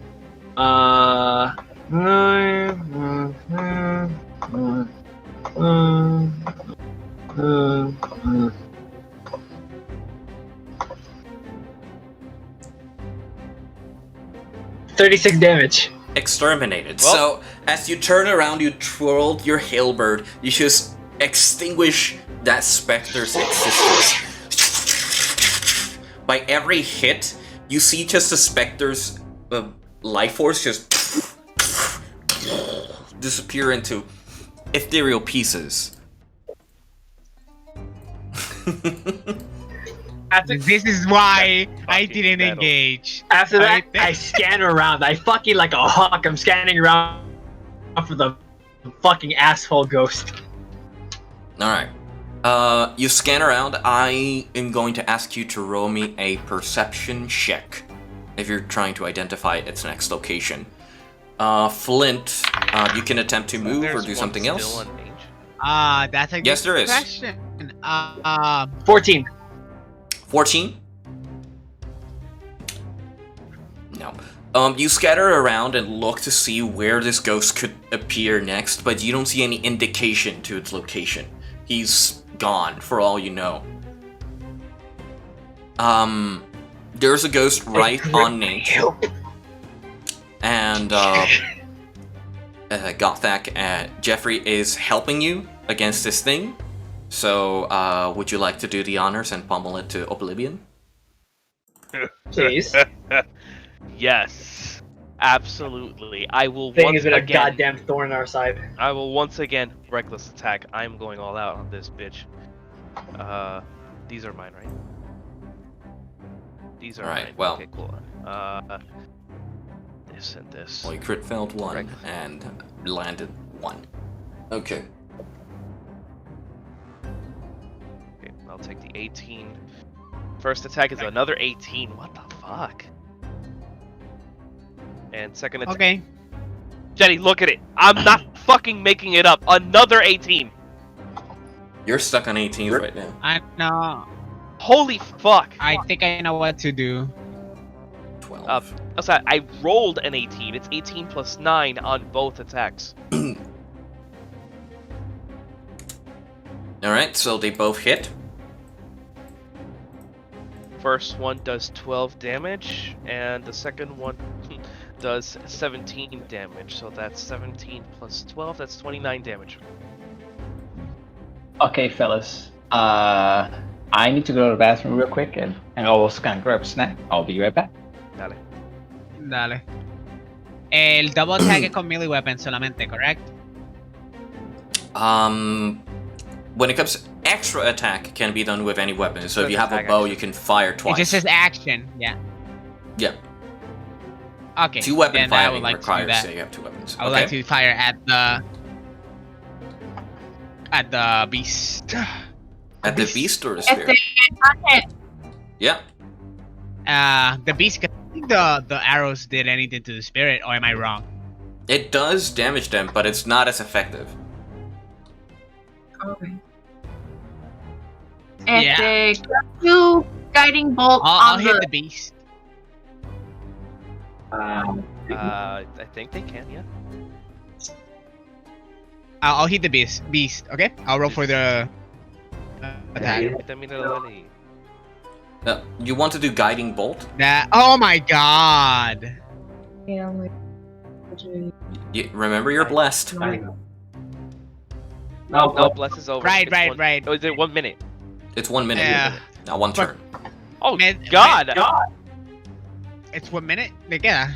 It's practically 6 turns because 6 seconds is a round. Okay, so I did my face. rolls for my 2 attacks.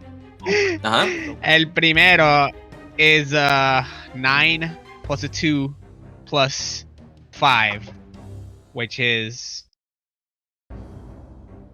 17? No. 9 plus 2 plus plus 5. That's That's 16. 16, got it. And the other one, it's a critical 1 plus the bless, which is a 3. You missed both times. I'm sorry. What? The 16 missed? 16 Wow. misses against that thing. Motherfucker, it's agile. Yeah. As you fire both your arrows, the first one kind of glistens over the creature's skin, and the other one just goes wide. I'm just doing the fucking axe attack from For Honor, the weed trash, the guild. I'm just trash. Wait, motherfucker! Jesus. Can I do guiding bolt on the ghost on me next? Yes. Yes, you can. I can. Yes. Oh. Yes. Yes. Guiding bolt. bolt. It is ranged spell attack, so D20 first. Oh, okay. Yeah, well, Yes, I mean, He's right there. Blah, blah, blah. Blah, blah, blah. Bleh, bleh, bleh. That is. What is your spell DC? BRB. I'm gonna try to be as fast as I can. Your spell. Your spell DC is plus 8. 8 plus 8. That is 16 on the ghost. On the Specter. How much? 18? 16 to hit. 16 hits. Up 5d6, baby! 1, 2, 3. Where's yours? That is mine. Oh. Look at dice. 1, 2, 3. And then you roll those, and then roll one more. Let's see, we got a 6, a 4, that's 10, 15, 16, and roll one more. 5, that's 19 damage. Wait, are you gonna shoot all 5 at it? Guiding bolt is just one attack. Magic missile is multiple. Magic missiles, yeah, it's 19 damage. Alrighty. So as the ghost, the specter, moves away from its life drain, Nage retaliates by blasting it point blank with a guiding bolt. As the bolt hits it right across the chest and light just emanates on the ghost, kind of taking away most of its etherealness. You see that it starts to turn transparent in most parts, but it's like hanging on to what little thread it has of undeath. Wait, that was some Dragon Ball Z shit, just point blank, yeah. I also have a What happened? action, right? You have a bonus, yes. I would like to do what mass happened? healing. What? Mass healing word. Mass healing word. Mass healing word. That's another Yeah, level bonus action. spell. Yeah, it's her final spell slot of her level 3. Okay. I have one question. The guiding bolt was a level 3 spell? No. No, it was Level a level 2. Okay. Well, that means that I'm asking because you can only cast one leveled spell per turn or phase. You can cast, let's say, I didn't. you can Okay. you can cast mass healing word and then cast a cantrip, or the other way around. You can cast guiding bolt and then another okay, you cantrip. can't cast 2 spells. It has to be a spell and a cantrip. Yeah, spell cantrip or cantrip spell. Okay, go up to the cantrips then. You can do Sacred Flame. I mean, yeah, you can do Sacred Flame. It's like a. I can't. It's an action. Sacred flame on the ghost in front of me. Why not? Okay. I thought the ghost died. Nope. It's hanging on by a thread. It's like, what the fuck? Maybe Vash would have shot it with the arrow. The ghost has to do a saving throw. Yep. Right? Yeah. Yep. Yeah, dexterity. And it failed. It failed. It failed. Now, okay, how much did it roll? 4.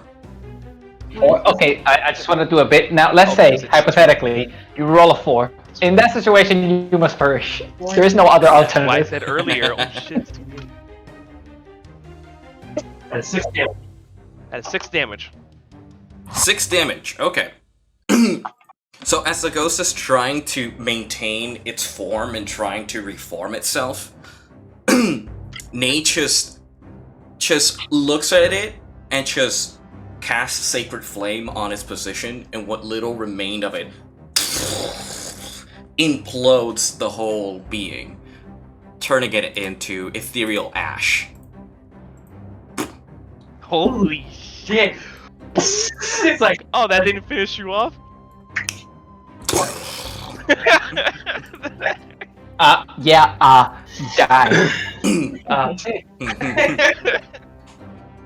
Alright, so that finishes your turn. That finishes your turn.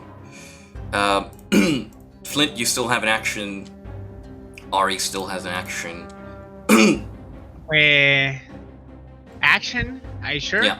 Yep. Didn't I did the 2 arrows? Oh yeah, you did. Sorry. Ari's gonna do the same thing. I forgot. I can move if anything. You could. But I'm not gonna, obviously. Alright, one of them hits.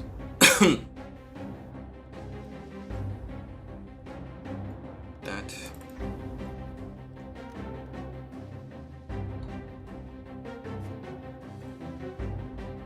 Five.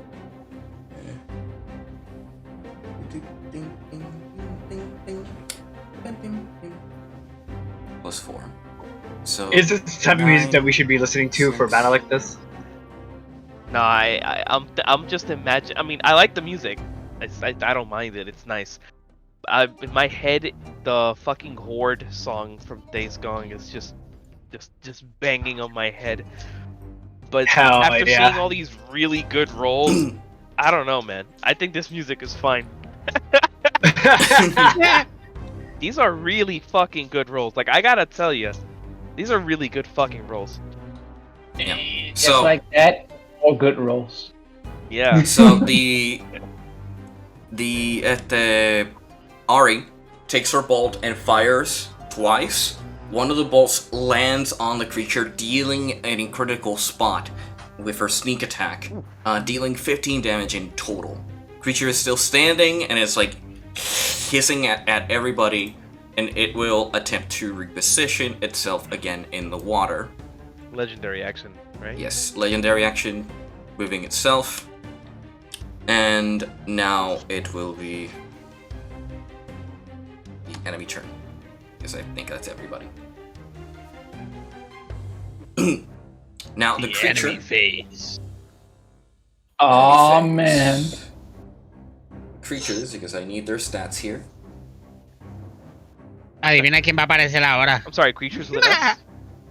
Creatures, looking at something here.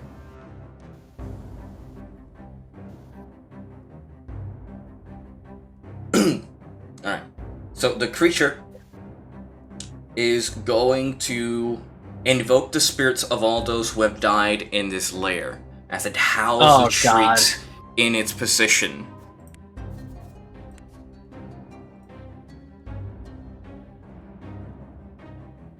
Alright, that's not a lot of people there. Practically, those people inside need to make a wisdom saving throw, which is both players who aren't here. So, Liru here. Succeed. He should be immune. I think he should be immune by now. And succeed. They both succeed.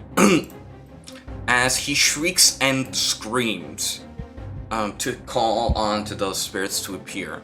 Bodies start to appear from the piles of the undead. And from behind the staircase, you start to hear some movement. Oh no. Oh no, the horde is caught up. Bro. Fuck, defensive positions! We need to cover the flank! Bro, did you hear that? We need to cover the flank! Bruh, did you like, where am I right now? Right? You're over here. And the first horde that spawned is right in front of me? Right? Practically, yeah, behind the Wendigo over here. And another horde appeared up here. I have an idea. I wanna position myself just right so I can do a fire breath and get as many enemies. Yeah. Alright. So zombies are moving into their positions with the little mobility they have. He'll stay there. Okay, we're back. Back here. Okay.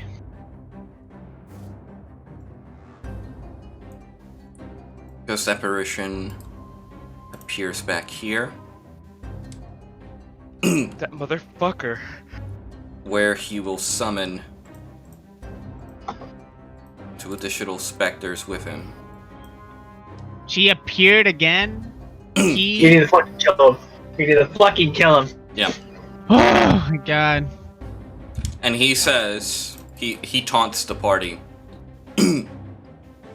saying, "This will be a very exciting experiment." And he practically moves a bit forward, and so do the specters encroaching in. These creatures, you start to see more undead coming down the staircase. Motherfucker! As they start to surround you. That is practically all I can do right now, so now it's your face. Okay, I would like to take action. Right. Alright. Earlier said I wanted to be positioned just right to try to get as many enemies as possible with my flame attack. Okay. Okay, so, question, how far am I? You are right next to... You're here. No. Jack, you're over here. Zombies are over here, up the staircase, and then the undead ghost over here. I don't care. Goddamn, so blurry. The other spirit disappeared, right? No, he's still there. The bitch? He's there? Yeah, Okay, he's okay. How far are we from him? Like, at reach or barely? Barely.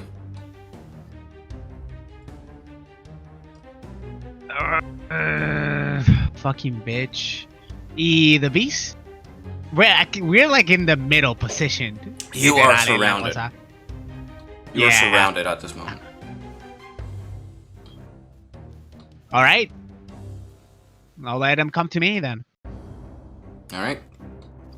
So, Alright, Jack, you want to... He's in the water? He's in the water. The Wendigo? Yeah.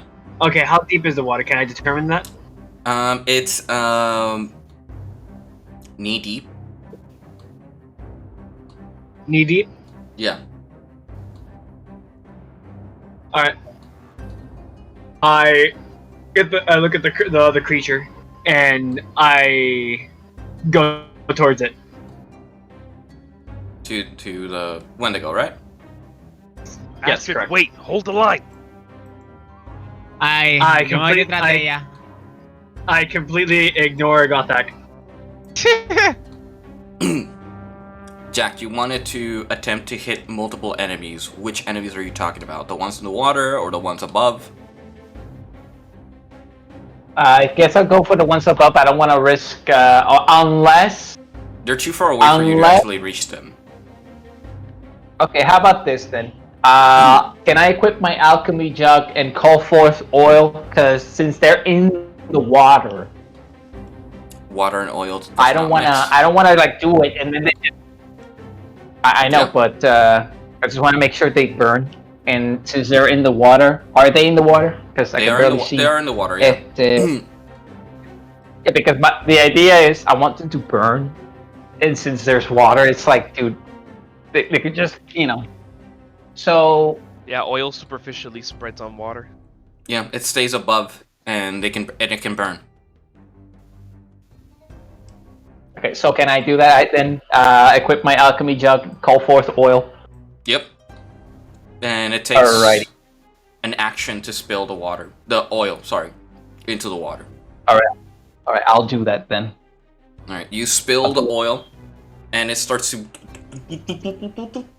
spread out around you. I'm going to say from this point, it spreads out, let's say, 20 feet. Which is enough to, encroach this area. And the oil can still be spilled because you still have a few ounces of oil to be produced. Okay. That case, okay, after after the oil thingy, can I act for the flame action, or do I have to wait until next phase? You can. I hear double. What's the intention? I hear audio. I hear Jumpy. What the frick? Is that Greg? Audio. Tunnel vision again. Greg. Well, think of it this way. Greg, you're not muted. Greg, you're not muted. Okay, it's fine. Yeah. Yeah. Okay. If you're going to answer him, mute. I heard that he spilled oil. Yep. Yeah, on purpose. Yeah. On purpose. Too bad I don't have anything flame related. I'm pretty sure, of course, I could get his plan. Yeah. Nando, if you want to use your breath weapon, which is an action, if I recall to use, you would have to use your, what was it called? Wasn't something action like an surge. extra move? Action surge. You would need to use your action surge in order to use your breath weapon. I will do that just because I don't get to use it that often anyway, so I'll do that. Just so you know, you've already expended your breath weapon before, so if you use it again, you will receive what would be a level of exhaustion, because you're doing over your expense. Okay. Okay. That's okay. Okay. I'll do that. I didn't say anything. I'll do that. Alrighty. Exhaustion means I collapse on the floor, or I just. It just means that on level 1, you practically have disadvantage on ability checks. Yeah. Okay. And then as the levels progress, you start to lose speed, then disadvantage on attacks, then maximum health, and then speed to 0, and then at 6, exhaustion is when you die. It's like you're pushing yourself over the limit of what you currently can do. Okay. So, your breath weapon is a cone. I wanted to suggest, Nando, maybe I could be of help here. Para que no tenga que, take that action point. All right. Well, do you have anything to light them on fire? I mean, myself. Like anything. A fire arrow. I could do a fire arrow. He's a fire spirit. Right? I cantrip that I can throw a fire, kind of like a small fireball. But I think one level of exhaustion isn't so bad. Yeah. I know, but I'm just saying the guy. Well. And you also deal him with that fire, and then the oil fire will do additional damage. Fireball jutsu. Yeah. Pero dale. Well, all right. All right, Jumpy. If you wanna help me out, then go ahead. But sort of gotta. It's your choice. That's true lo que dice Angel. No, it's true lo que dice Angel. También the other thing hace additional damage. Yep.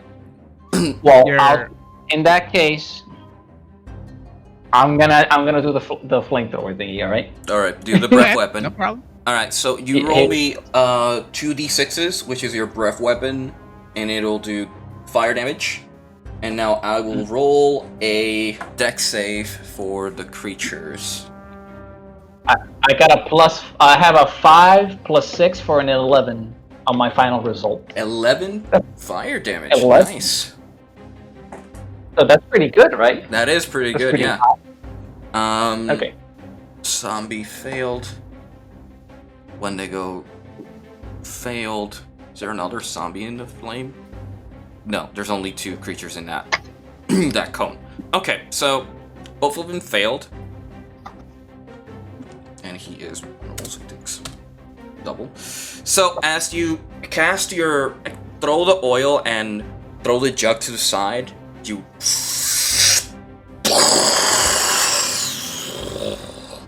fire ignites the whole area. And I can actually do this shit here. Go into props. Dude, if you want a mental image of how my character looks, think of Frankie from One Piece when he does the fresh fire. That shit. My God. Yikes. Now that's what I'm talking about. Bro. Hell yes. Fucking so you guys burn, can actually see motherfucker. the fire. As you breathe your fire, the enemies inside take additional fire damage for standing in the oil. They take 3 fire damage, which for some creatures it is doubled. And this zombie stops existing as it's burned to ash. This one takes some fire damage, this one takes some fire damage, this one takes some fire damage, but does not die. Alright, someone else's turn. There goes Jack's action. Yeah. I look at the creature burning alive, Mm-hmm. and I just extend my hand out and I cast Sacred Flame. Nice. Jesus Christ, talk about overkill. This motherfucker kidnapped me. I am pissed beyond pissed. It rolled. Sacred Flame is radiant damage, yeah, but still. Yes. Hey, it's radiant damage. Maybe it's a fiend or something. I don't know. Radiant. How much is your spell DC? Spell save DC? Yeah. 14. 14. I think he rolled an 11. And save. Yeah. He rolled a 19 to his save, so I'm pretty sure he succeeds. I'm pretty sure too. Yeah. The creature ducks out of the Sacred Flame, avoiding the damage. Lovely. Lovely. I wonder why spell save DC is so low. Wisdom? It's strange because... Should be Charisma though. Yeah, most likely. It's a cleric. Yeah, it's a cleric spell. It has to be save DC 14. Okay. So... But that's your stats are different than Greg's. So... Now, Ari will take aim at the undead nearby. Firing. Alright, that one hits. And then fires at another shot, which hits as well. I know what I want to do now. Or this undead dies as the flame and the arrows killed it. And this one dies as well. He gets hit by the arrow, dies again. I know what I want to do, Angel.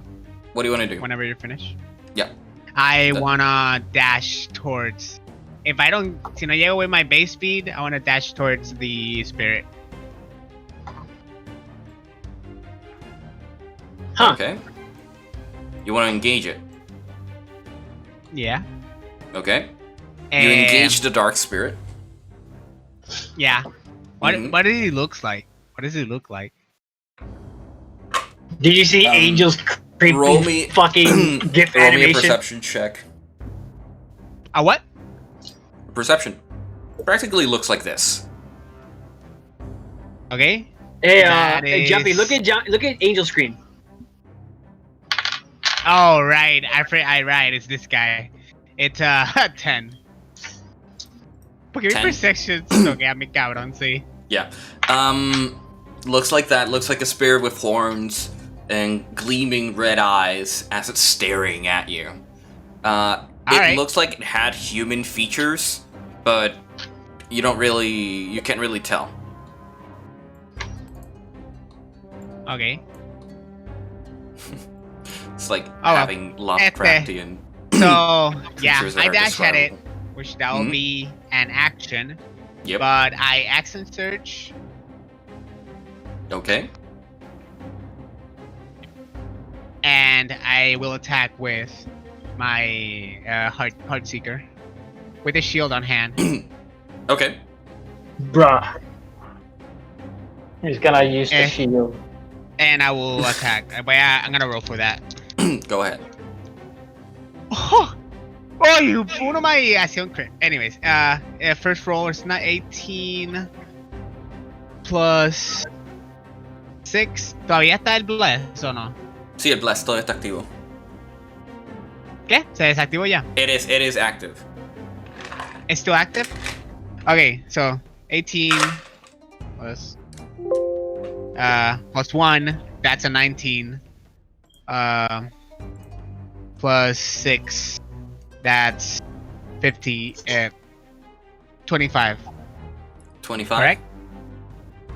Yeah, that hits. Okay. 1d8. Are you serious? Come on. That's a 1 plus 7. So 1 plus 7. How much? 7. Is that? It's porque it's plus 7 because it's the 5 plus the dueling, which is the plus 2. Okay. So, final damage is 8. 8 final damage. That's just the first hit. Yeah. For the first attack, yeah. What about the second attack?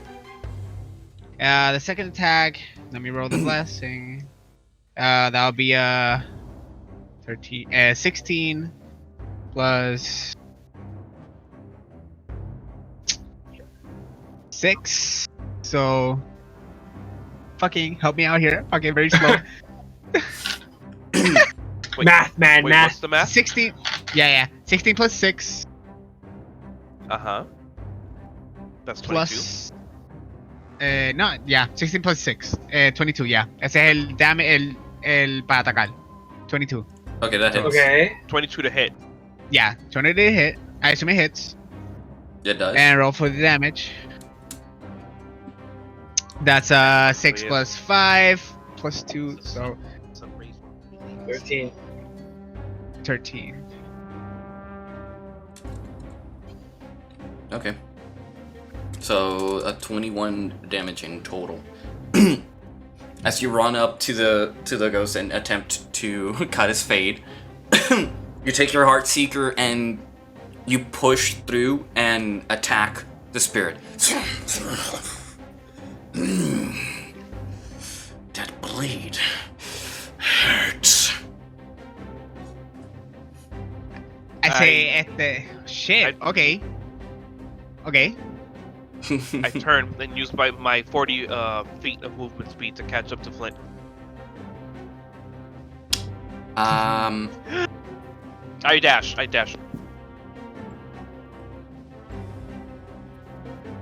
Alright, that's your 80.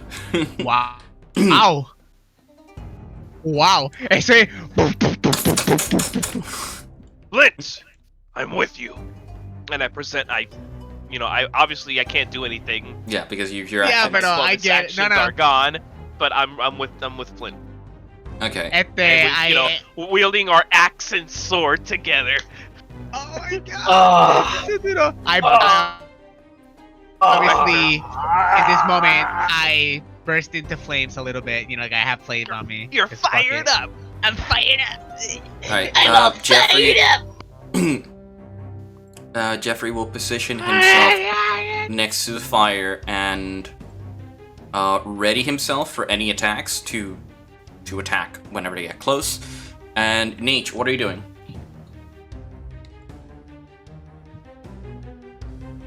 Jelly. Beep, beep, beep, beep. She said mass healing word. Mass healing word. I believe that is 1d. For you or for the enemy? It's 1d4 plus 10 for all allies because it's 6 creatures. Okay. All 6, yes. Everyone. All yours. 1, 2, 3, 4, 5, 6, 7 allies right now. 7 allies, so one person will be without healing. Just don't heal Ari. Ari's fine. Ari hasn't been touched. Just don't heal Almost. Ari. Yeah, just heal the fighters. So, mass healing word. How much does everybody heal? 1d4. It's 1d4. It's the triangle. The pyramid. This one? The pyramid. And you roll that. Ooh! 4 plus 10, everyone heals 14. Except Ari. Nice. Alright, everybody heals 14, so. Wait, you want me to roll what? No, you heal 14. You healed 14. Okay. It's 1d4 plus 10. Yeah. I'm back to max. Nope, it's plus 10. Everything is applied already here. Look. D&D Beyond, baby. It did everything. It does everything automatically there. Yeah. Wait. Angel. What's the...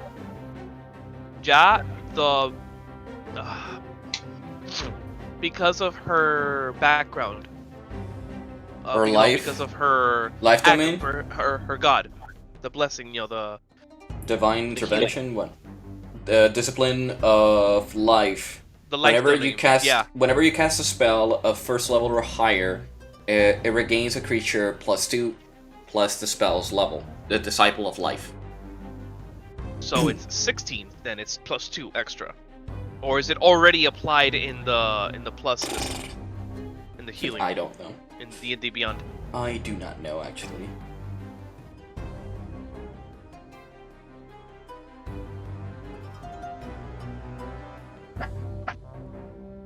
Because it's already plus 10.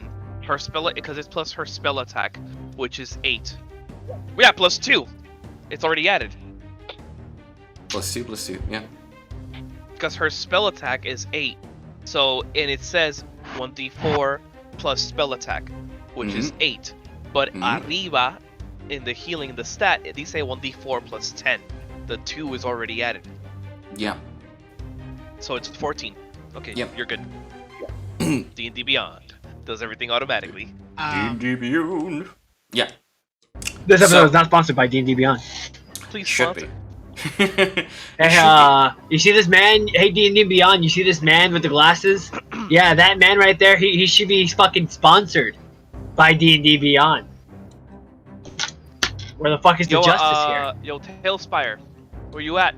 Yeah, TaleSpire, where's the sponsorship for my homie here? He's been using your product faithfully for your YouTube. He's probably the only motherfucker on YouTube that uses this fucking product faithfully. He's not, so, anyway. No, I mean by making actual sessions. Oh, maybe. So as you guys are fighting the monsters below, these undead are coming down, and then you see that one from the top receives an arrow from the back and falls to the ground, starts stumbling backwards, and then another one dies behind. And then you see a bolt of magic hit a creature multiple times, and the undead practically falls to the ground and dies. From this entrance comes Where are they? They're up here now. Comes Ben, Cedric, There they are. and The Emil. A wizard is never late, nor is he early. He arrives precisely when he needs When he to. needs to. Holy shit. Fuck yeah. I'm really enjoying this. I'm getting too into this. They appear, and Emil is the one that speaks up. Where was my invitation for the party? Oh. Yeah. Oh my god. You guys are having all the fun! Okay. Ah, the tide turns. Odin is with us. I scream. After he says that, I Burst in flame. have a word scream like The fact that his feet froze up. The spirit. I want to like yeah. Yeah. Yes. Yeah. The spirit turns to you and says, "Your little friends will not save you. Undeath will keep me here." And from behind him, you hear, "Not if I can help it." And Malron jumps onto the dark spirit's back. Malron! Yeah. Can I take advantage of this situation? You already did your actions. Like, exacto. Fucking Malron! Jumps onto his back. And the spirit is, "What? Who are you? I'm the man who's going to put you to sleep." And as he's holding I hear this on ruckus. to the dark spirit. I hear this ruckus, and I turn around and I see the ghost there, and I shift my attention to the ghost. I turn around and I get away from the one to go. Lock on. Lock on, dude. As the Malron is holding on to the spirit. The spirit is restrained, it can't move, and it can't do some of its actions. Oh no. What the fuck is going on? Where? This is a crazy show. What the fuck is going on? It's the enemy! That was the enemy's What turn. the fuck is going on? That was the enemy's turn. And these creatures that are starting in the fire take an additional fire damage. Because of being in the fire. Jesus. That plan was flawless of the fire, by the way, Nando. Yeah. I mean, I saw the fucking group, and I'm This like, one dies. nah, it's too good. Still wounded but not dead. The creature jumps out of the water, evading all the fire, just jumping behind you two, and attempts to attack you, dispensing both claw attacks to the both of you. One for Astrid first. Astrid, you shift your sight to the Spectre. The thing jumps out in front of you and attacks you. Que duro. Oh, this poor thing has no idea what the fuck it has done.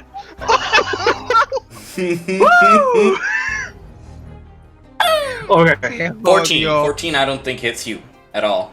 And then the second strike is for Jack. Ooh. Which is 18. Boy. Does 18 hit you, Jack? Wait, he hit me? Your armor class is 18, so yes, he did hit you. Yeah, it just hits him. It just hit you. It just hits you. So, wait, how much damage? I'll tell you now. He deals 2. You take 7. Is it 7? No, 9 damage. Slashing damage from its claw attack.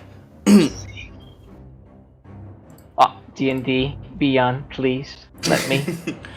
And then the creature will shift his focus to Ari, moving one space and attacking her with a bite. Oh. Actually hurting her. Ari's armor class is 15. It rolled a 13. So yeah, it hits. That is... Yeah. The bite is the most dangerous one. It's 2d8s and 2d8s.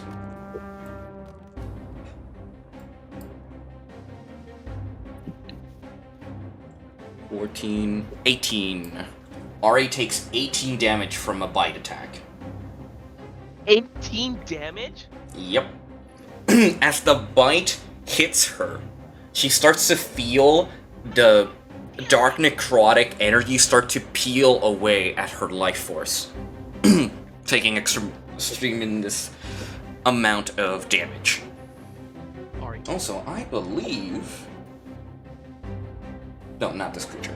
I had another creature to the other thing. Alrighty, so that ends the creature's turn. This one will attempt to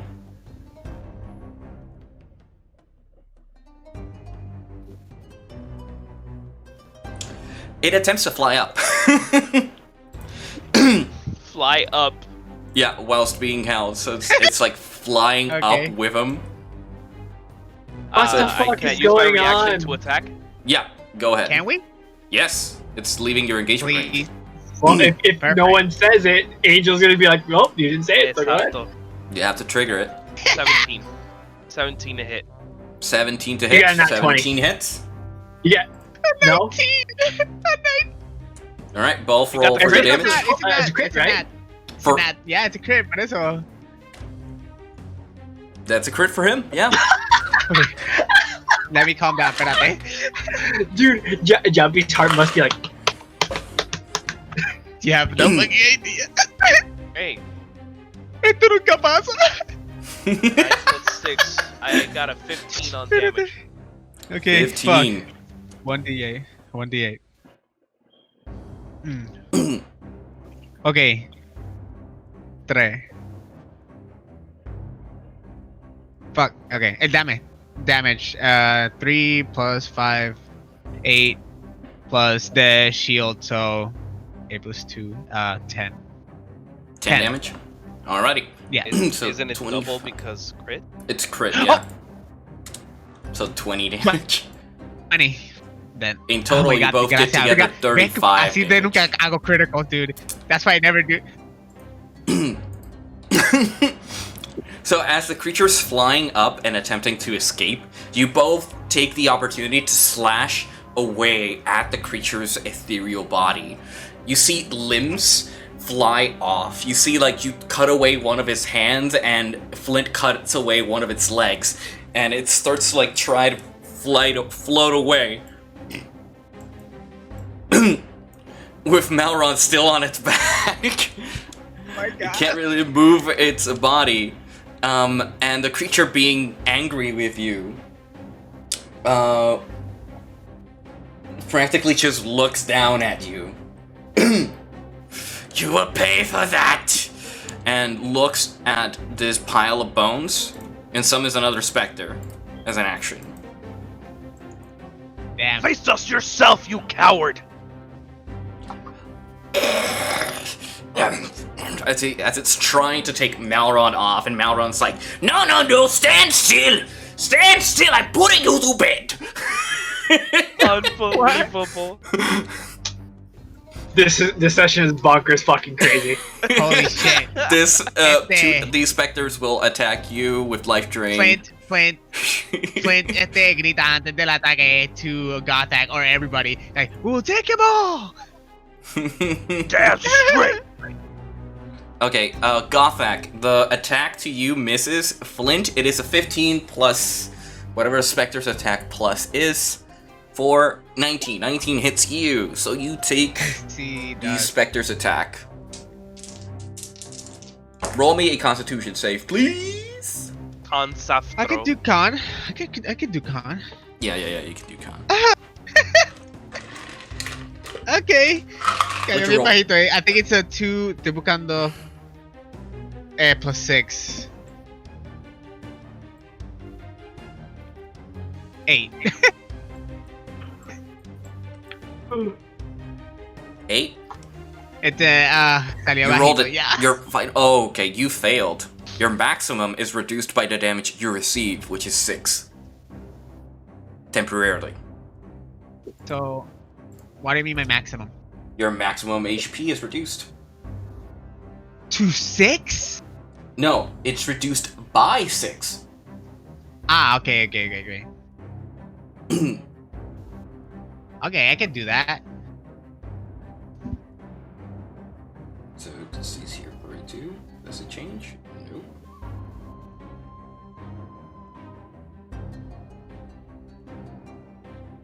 There we go. And you take 6 damage.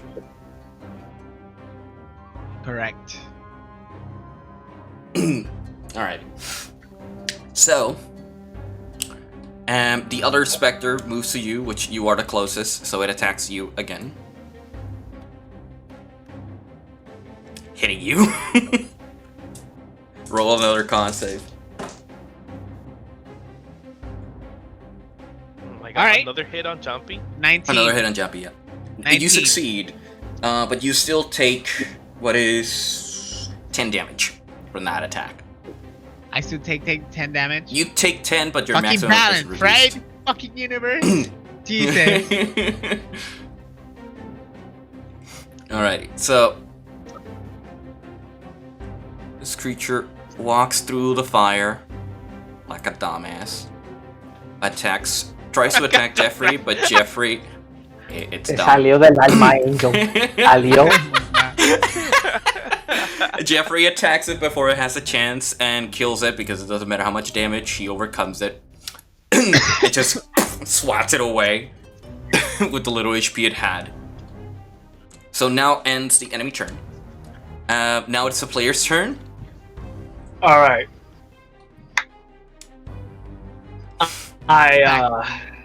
It's right in front of me. It jumped right in front of me, and it does. Ugh. And I say, "Giz as how fasti."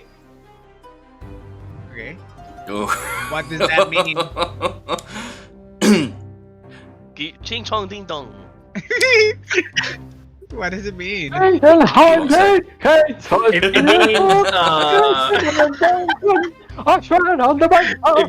of my way. Get out of Okay, my way. okay. In what language? That is, I won't say. Classified. Okay. That's classified information. What, the Okay, song? okay. Do we all hear this? By the way? Those who are Do we hear near. you say that? No, it's more of like, There's yeah, a lot of screaming, there's a lot of... Yeah. Okay. a lot of action going around. That is an 18 plus 10 to hit. That hits.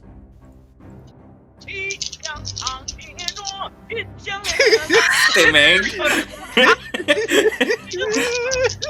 God damn it. Alright. Me and Gil were laughing for days with that song.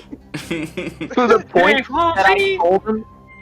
Yeah, I told them that there's a part of the lyric where all the comments unanimously agree, right? That the lyrics go kitchen in the dungeon. And I'm like, dude. Kitchen in the dungeon? Yeah. Can't touch me at all. Kitchen in the dungeon, I swear it on the bank cow. You know, it's just the lyrics. Second attack is 11 plus 10. That hits. Okay. Alright, I already rolled my damage. 34. 34. Alright.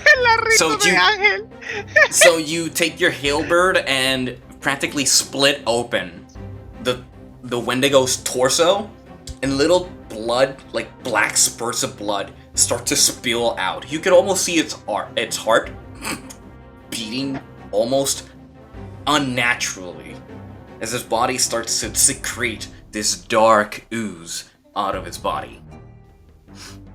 It like arcs backwards and tries to reposition itself, like trying to hold on to something. Little to no HP left. Jack, are you attempting to attack? Yeah. I'll use my. I'll switch my whip out for my other long sword. All right. Alrighty. Let me go ahead and roll. Just give me a sec. Oh my god. We fucked this one to go up. Finally! Finally, yeah! That's a 16. That's a 16 on my first one. 16 hits. 16 hits, and that's a 7 plus 4, 11 damage.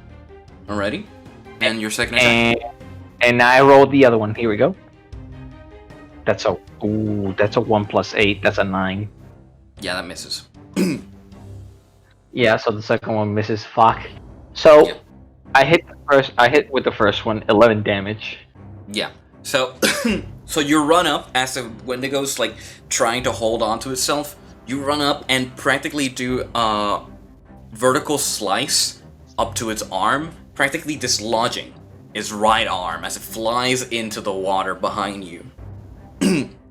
Get fucked. Ari takes position and fires for Vault directly at the creature. Missing her first shot.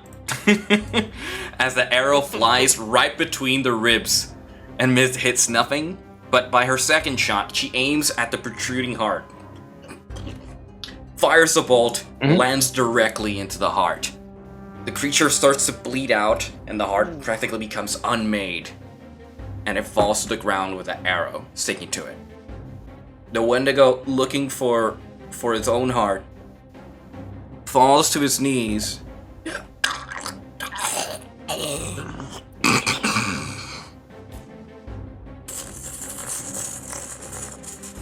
and becomes nothing but ash and bone. It's fucking dead. I use my movement action and I walk all over its bones towards the ghost. Alright. That's your movement. Fucking awesome, dude. Just the ghost just directly towards the ghost. The ghost uses his legendary action as well to move, which is moving uncontrollably, as Malron is like pushing him. And Where do you think you're going, lassie? Hey! I can't believe this fucking lunacy. This fucking lunacy. Let go of me! And what is going on? Alright. No, I love Angel's portrayal of dwarves. They're such shit eaters. I love it. You know they are. Alright, so that ends your actions. Ari did hers. She's going to move. Jeffrey's going to reposition. Nage, what are you doing? Jack, are you moving closer to the rest of the guys? okay. So You did your Nage- attacks, but you can move closer. Did you move by any chance, Jumpy? No, he hasn't. Congatak. I want you to around move. it. I got an idea. If you can move out of it, I got an idea. I'm gonna try. Like, He's if they falling asleep. Angel, I'm just gonna spitball an idea, and you're gonna tell me if this is possible on the next turn. Okay. Wait, but do I need to move now? Like, fuck. Well, it depends if Angel will allow it. Well, I want what I want to do is that I want Jumpy to break out of his position and go towards where the ghost is, towards me. So once he comes into the position with his shield, he will catapult me into the air, and I Dragon's Dogma. Yeah, That's doable, yeah. You'll be launched 10 feet up if it's done correctly. Okay. Oh my god. I think how? Okay. It's Okay. possible. I will. It's Okay, possible. first, Gothak will take a swing at the one next to Jumpy, to Flint. Correct. And I see this one. I see the ghost moving. Yes. So that All will right. be my focus in this fight. So I would try to disengage and follow. Por eso, the I ghost. wanna. Correct. You can disengage, yeah. Yeah. Exactly. All right. So you disengage I don't and want to position be- yourself below. Is that you don't what want you to be wanted left to do? alone. No, I don't want. No, I'm fine. But I don't want to be someone specific. But I got a natural 20. Okay, let's see. We got a total of 1, 2, 3, 4 natural 20s in this session. By everybody. Everyone had a natural 20 this session. Except me. I got a I think natural I did a natural 20. 19. You got a 19. It's still a critical. It's still a crit for you. 6, It doesn't feel the 6 same as a natural 12. 20, but it's still good. It's still good. 12, 24. I'm waiting damage for on my the- fucking critical to come out. On the first hit, 24 damage on the first attack. Dude. The crit. you vaporized it. With your first attack, you practically see a flint like duck and disengage. You just go destroy the creature in half, and it disappears into nothingness. I'll attack the other one. Back to the plane of nothingness. Okay. I'll attack Go the ahead. one on the right of the screen to Gothek's left. All right, this one. There, yeah. Okay, go ahead. Yeah, I got a 4 plus 9. That's 13. 13 hits. Still hits. Oh god. Dice, stop doing that. Okay, this wasn't so much. 10 damage. 10 damage. Okay. After blowing up that ghost, you go and attack the next one to its side, dealing a lot of damage to it, but it's still keeping its ethereal form. That should end all actions. Yep. I look at Flint, I look up at the ghost, I look back to the ghosts, and I just smirk. And I just wait there patiently for the two ghosts. Oh my god. Holy hell. Yes. Gothek is here. You just rolled that. You ain't fucking around tonight. No, rolled the you are P and not. the L in level. Nage, we'll do. Dude, este será que no está brutal. We'll walk to Ari To Ari, okay. and cast Cure Wounds. Alrighty.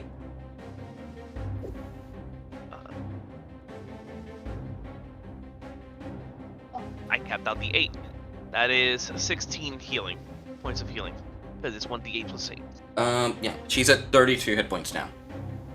Maximum's 34, Alright. so she's like 2 hit points away. She's back to most of her HP.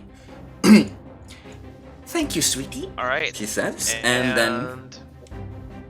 Alright, that was. She does not have any more bonus actions, so that'll end her turn. Alrighty. So now the enemy phase. Enemy phase, there we go. As this guy is still being held by Malron, is trying to take him off.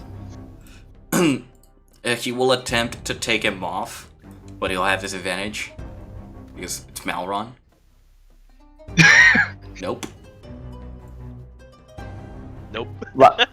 Malron's still holding on to that fucking pile of Bruh. Still holding on. He can't hold on to Still the shield, holding but he on. can hold on to the fucking ghost. He may not have strength to hold on to some living, meaty person, but I'm pretty sure he does have the strength to hold on to a phantasm. If that's even possible. Dude, he's a fucking He's on death. It's Malron. It's a He's legendary on death. He hero. doesn't care. Yeah, you know, but you're right. It's Malron. It's undead. Yeah. And, You have a point. You have a point. Alrighty, so he attempts to take him off. He can't, so he tries to hold on to Malron and try to deal damage to him. Okay. Which he fails. Malron's he rolled too low. Yeah, he's like, where do you think you're going? Shit. You itty-bitty twerp! I am older than you! You need to respect your elders! And he goes and attacks and punches him in the face. I'll be fucking. Oh my god.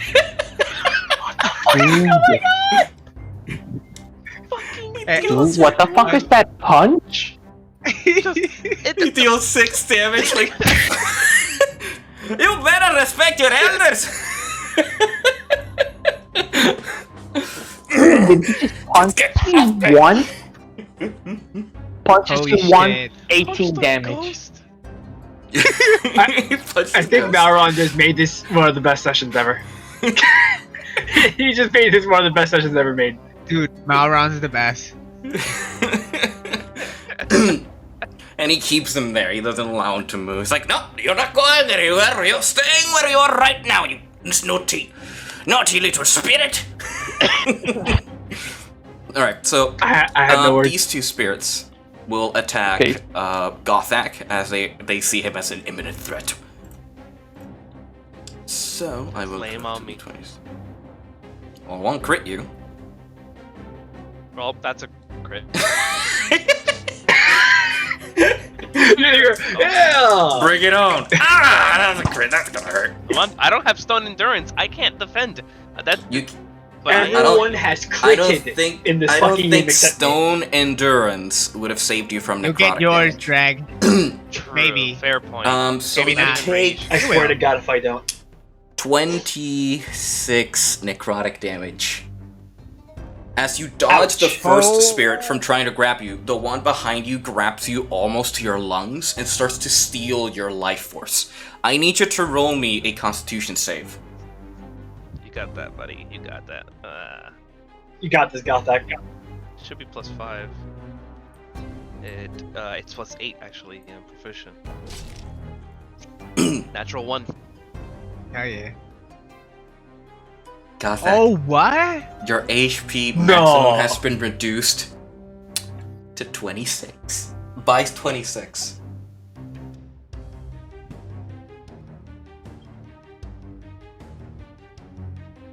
I'm sorry, what? Your maximum HP has been reduced. By a maximum of 26.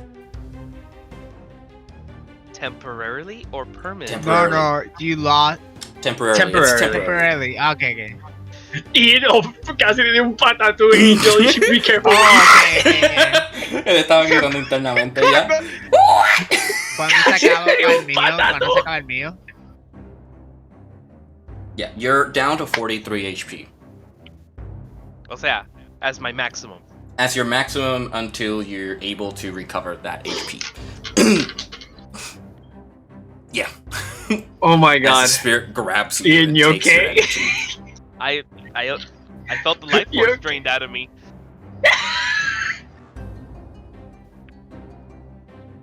This reduction will last until your next long rest. So, yeah.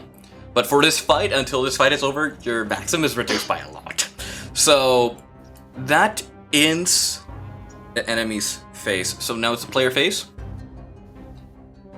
Flint! Oh shit! Shield! Is it Oh my god! I run towards Flint. What is it gonna take Flint, me to do I this, need you Angel? to roll me a athletics check. Astrid, I need you to roll me an acrobatics check. It my can't be God. athletics? Acrobatics on Astrid. Okay, this should be Yep. fun. Well, acrobatics or Flip. athletics? Whichever's highest. Do a flip. I'm sorry, what'd you say? Acrobatics Do or a flip. athletics? Flint has to do athletics athletics. because he has to push you off. Flint Okay, I can do Okay. I can do athletics. I can do athletics. I can totally do athletics. Oh, I can totally do athletics. I thought it was another 19. It's a 16. Plus 6. 17. And plus 8. So, okay. 16 plus 6. So 23 and then 20 what? What was that the other one? You both succeed. The point is you you run up to each other. Flint puts his shield down and puts him above. Astrid jumps and gets pushed into the air. Right up to the front of the spirit. Malron, while holding onto it, like opens whatever is left of his eyes, like, holy shit. and you can attack with advantage because he's the creature's restrained. The creature's restrained, so it's advantage. All right. Shit. Oh, that's fine. 16 plus 10. That It has hits. advantage? Yep. Sure enough. By the way, I'm gonna make this attack Divine Smite. Oh. Okay.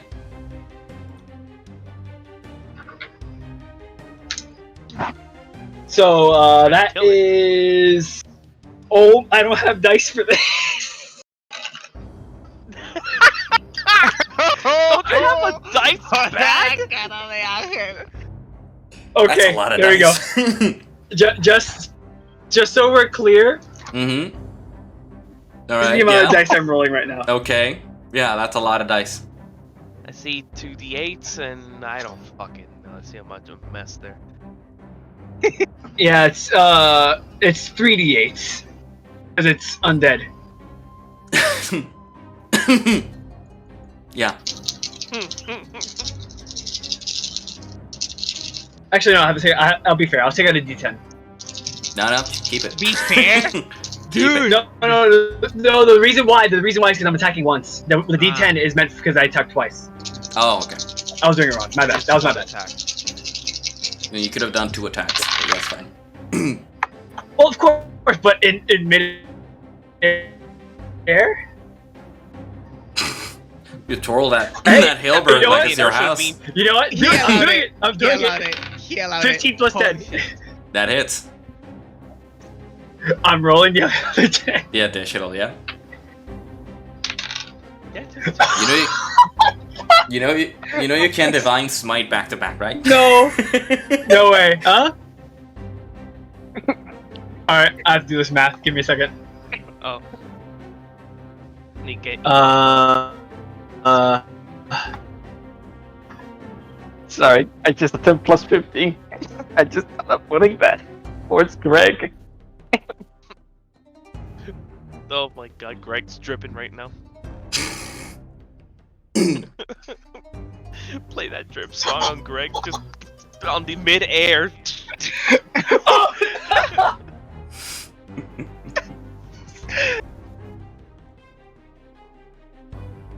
How much? What happened? ¿Cuánto Where'd it es? ¿Cuánto es?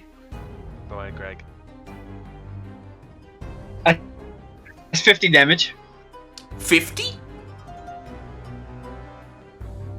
50. 50. 50.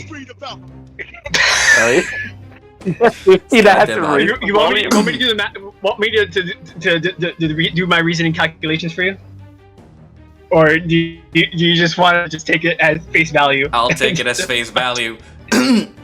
So as you're pushed into the air and you twirl your attack, you slice the Specter just once, twice, with Divine Smite energy just protruding and canceling out its existence practically.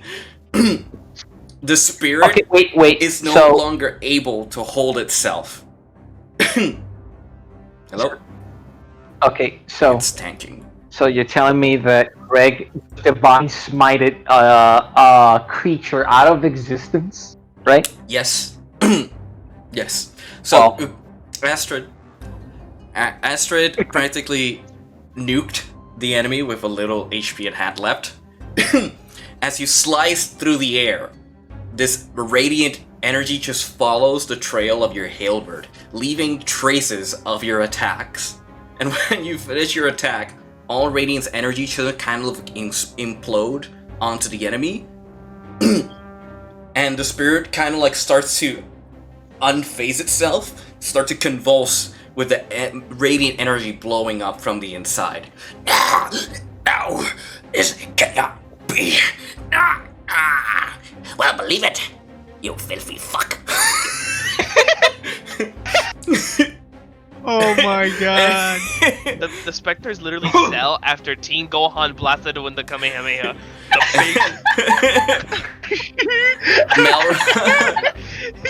No, but wait, you guys. This is what I heard. This is what I heard when I heard 50 damage and the thing was just obliterated. It's just. Mm-hmm. Oh my god. Holy shit. Specter's Absolutely. HP is reduced to 0. There's still way it survived that. And Specter practically starts to dissolve, and Malron is like, I hope you learned your lesson. As he slowly fades to the ground.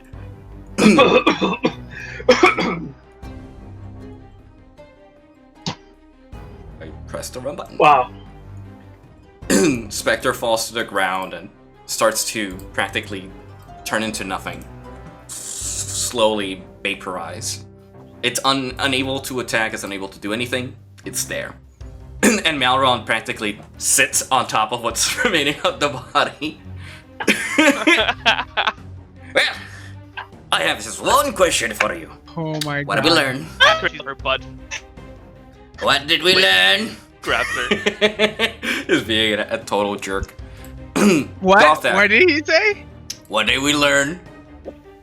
What did we learn? Okay. Oh my god. Gothak, you still have 2 specters that are just focused on you.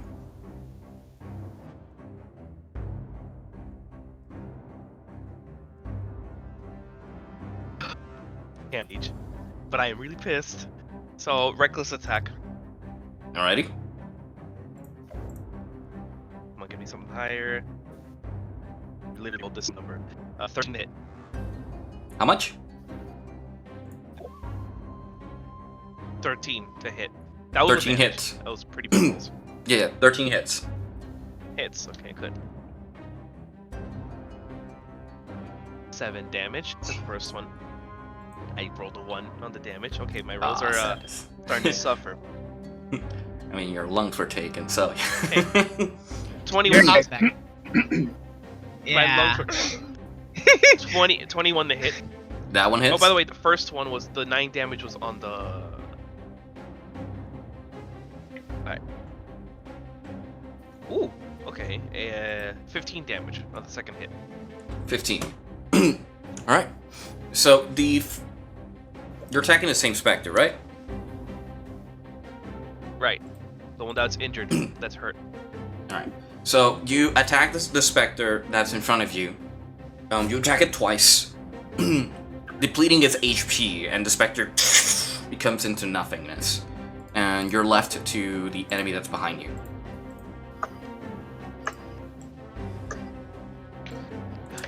I'm sort of like leaning on the axe from that past hit, so I won't stumble because I'm winded.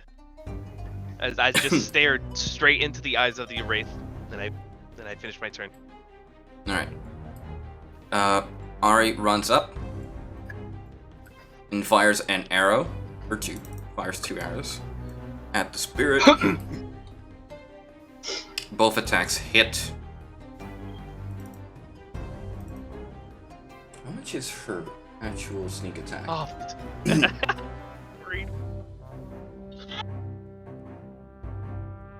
It's 3. 3d6.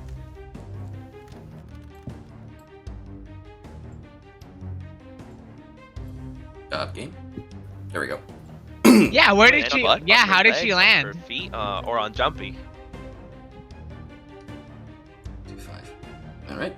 Is this something that Angel should say, or should I? No. What? Fuck it. I'll catch her. ¿Qué cosa?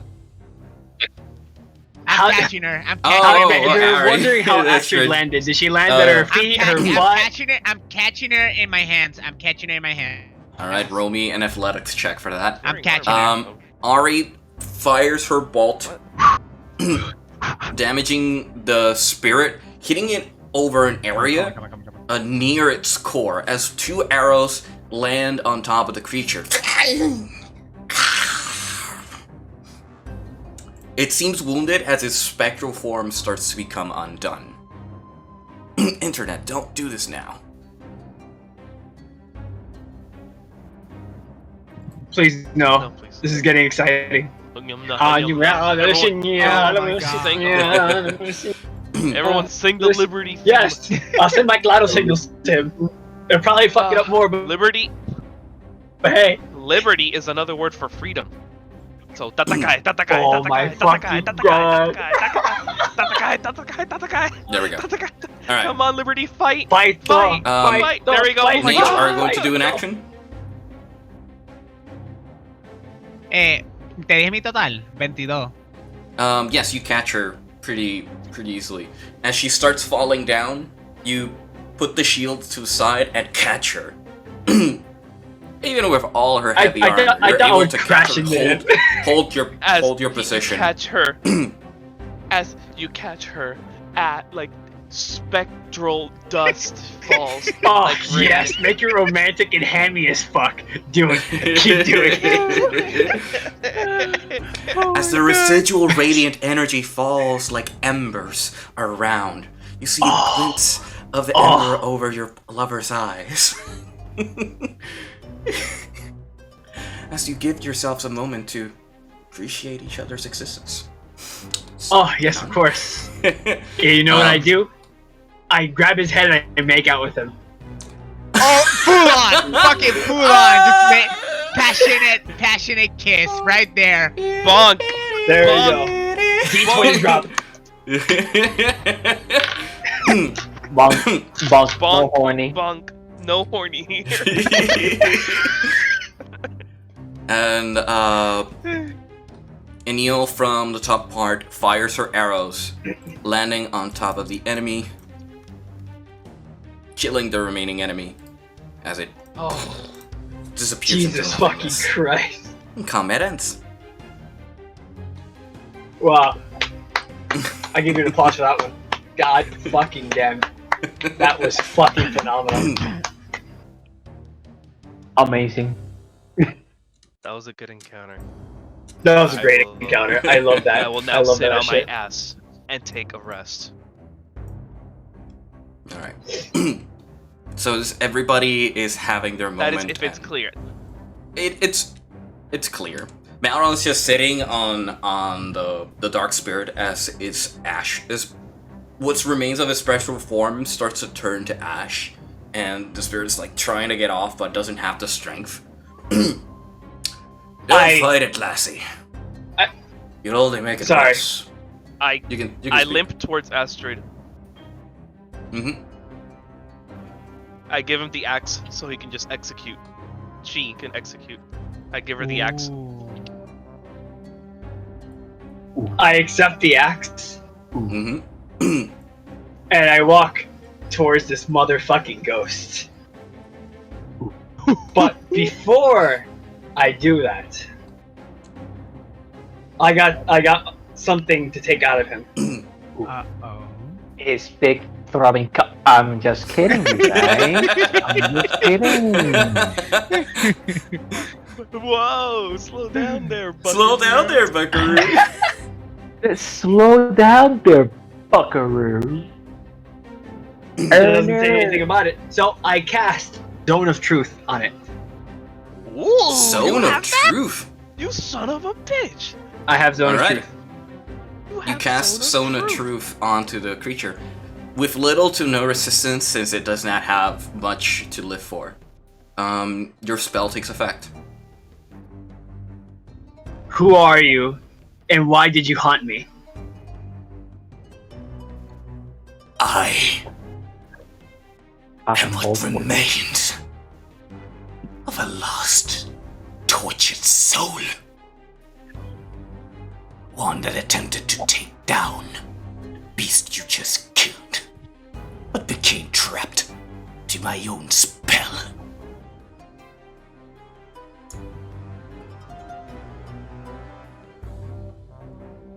Sorry, I'm still trying to process what you said. Yeah. I wasn't even using a voice changer. Fuck. It's crazy. I heard something about that you're trying to claim a soul for the Wendigo itself. That's what I got from it, but I don't know if that's true or not. No, that he is the last of the tortured souls.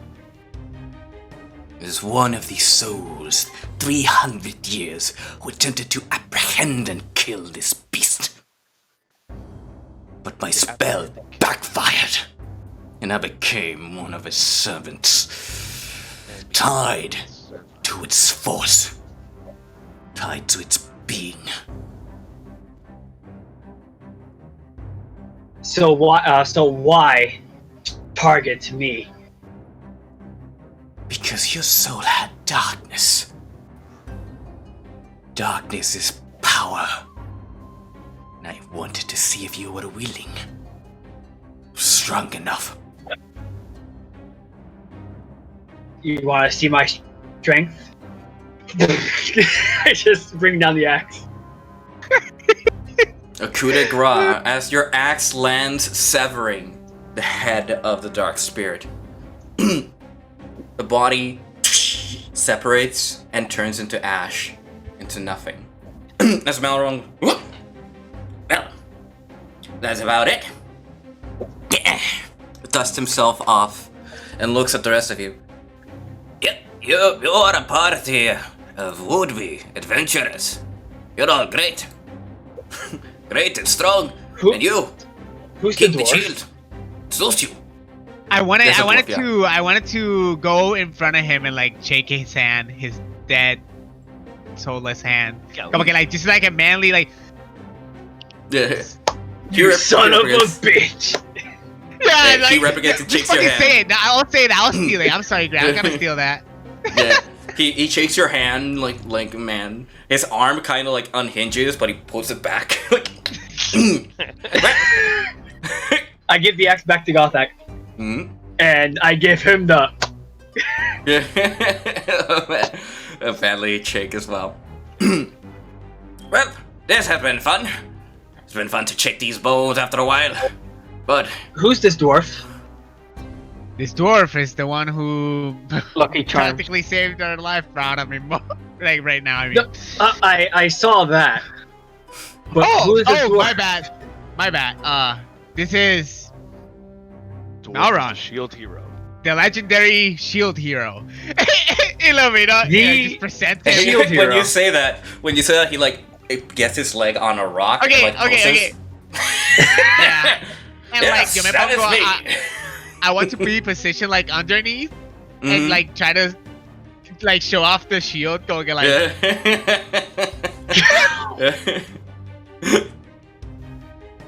Malron. yes, Will your soul find rest now? well, since the dark spirit has been quenched, it's only a matter of time before his malice and spell becomes undone.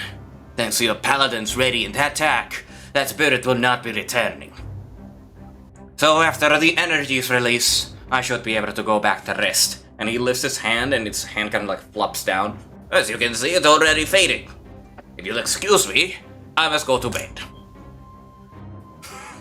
Do you need help on your way back? Nah, do not worry. Goodbye, Malron. I found my way once into my cave. I'll go back to my old tomb if you don't mind. Lock the door behind me, that's all I ask. I do not want to be disturbed again. Very well. May your soul find rest in the halls of Valhalla. He's gone, Gothak. He's gone. I just like. I said it loud enough. Yeah. I don't know. You should scream louder, Gothak. I don't think he heard you. You know the echo. Just shut up, Flint. Guys, I don't know about you, but I need a drink. Before that, Astrid. No, like, you don't understand.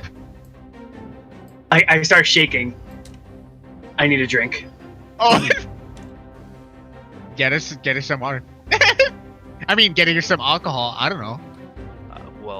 I believe Jack used the last of the liquid for the day. Didn't he have that flask? You can only use one object per day, one type of liquid per day. So you have to wait for the next day. He used oil. So I looked through my shit. You find that your you find that your canteen, your liquor canteen has a hole in it. A bite from the Wendigo. I believe we all have canteens of water as a natural resource, a necessary resource for traveling. I could offer up mine. I think I start shaking and I start kind of hyperventilating. Okay, Angel, can I check my bag? And for some oddly reason, I find a bottle of liquor in my bag of holding. Can I roll for that? For the chance of me finding it? Like, to see if I somehow put it there, for storage? You never... Somewhere in time, I don't think you ever did that. Because you didn't never really know. think of it. Doesn't Ari have one? Ari should have drinks, yeah. Maybe I'm packing. Maybe I packed a spare. Wait. You listen to me. Maybe I packed a spare for this situation because Astrid told me. You should keep some beer in that bag of yours. Nage will proceed to sit Astrid down and do medicine on her to try to relax her. All right. To try to calm her anxiety down.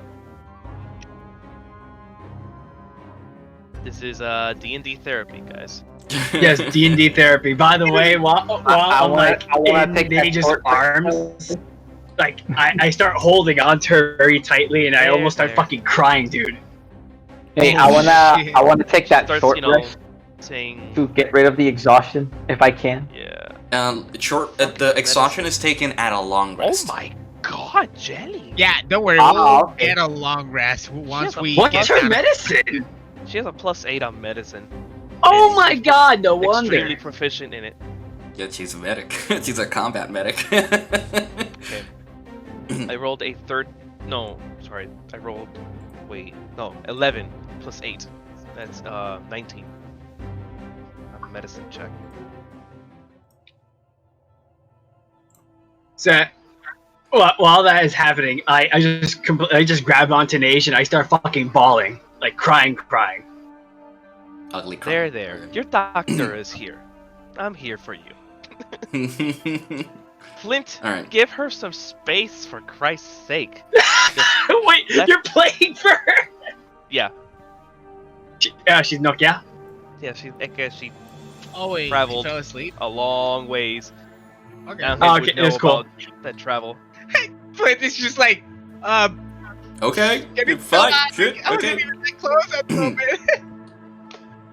Okay. So yeah, I'm just fucking crying. Bawling your eyes out. And yes, and I through all my hicking and shit like that, I whisper whisper almost to myself, but it's in Nage's earshot, and say that ghost did something to me. There. But I need a drink. And I just fucking Gothic screams to Ben and all these other people. Okay. Does anyone have any liquor? Any alcohol? Any beverage? Cedric just waves no. Ben, not really. And Neil shrugs. I don't carry alcohol with me. And Ari. Wait, what about Ari? Ari, you said Ari. Ari looks behind, looks at the party. He's like, "Oh, you want me to give my alcohol? Fine." It looks through her bag and finds buddies. Find her. No, your drinking buddy is Croak. Oh, come on, man. You said that he like shared the first with session. me regardless. Yeah, I know, but Ari is a bit of a hard ass when it comes to her stuff. You know, when you're drinking, it's fun, but when it's her stuff, she was reserving. She brings out her bottle, takes out the cork and presents it to you. It's like, all right, just take a sip, and you just take the whole bottle. I desperately grabbed the bottle and just chug it down. Hey! Ah! Nage, give her space. Let her. This is her way of coping. She needs to relax. She turns around. She turns around and says under her breath, "She owes me a fucking bottle."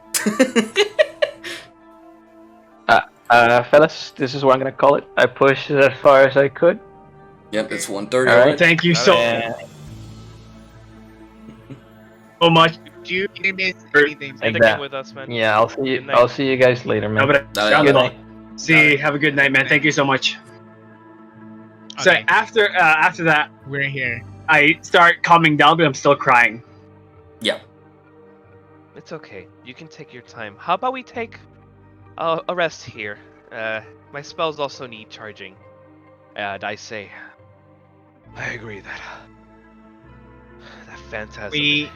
It did something. We're gonna take it here. I'm talking, Flint. You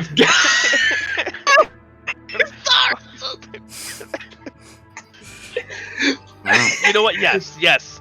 That's what I was getting at. Yes, that I don't feel as strong. My strength was. No, I need to rest, even if it's here. Let's set up. Let's take turns. How about we just take a long rest? Let's set up. Watch all the entrances. I need to sleep. Got that.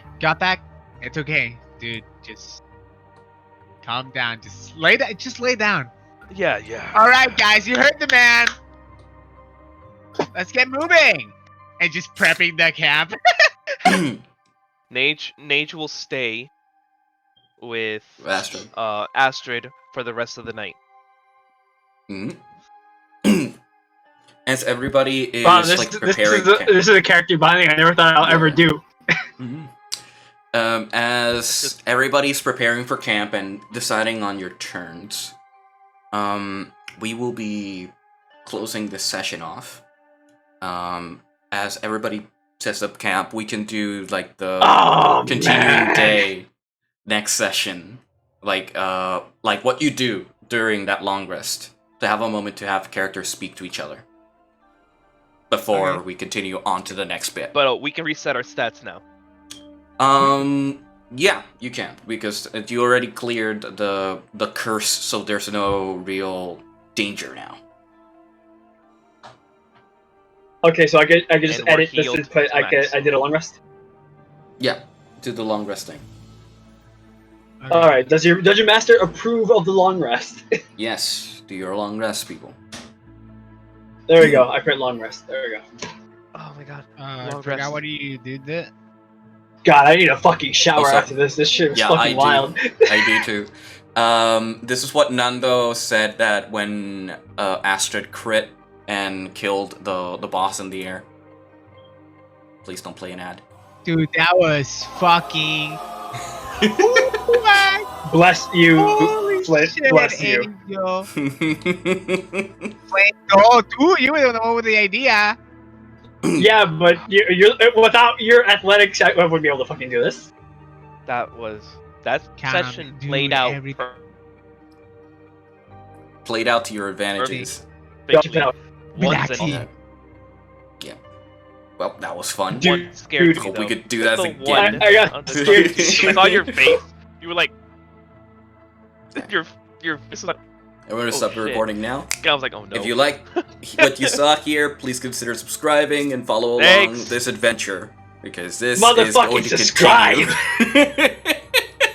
Or I'll call you the N-word if you don't. What are you doing? You haven't. So.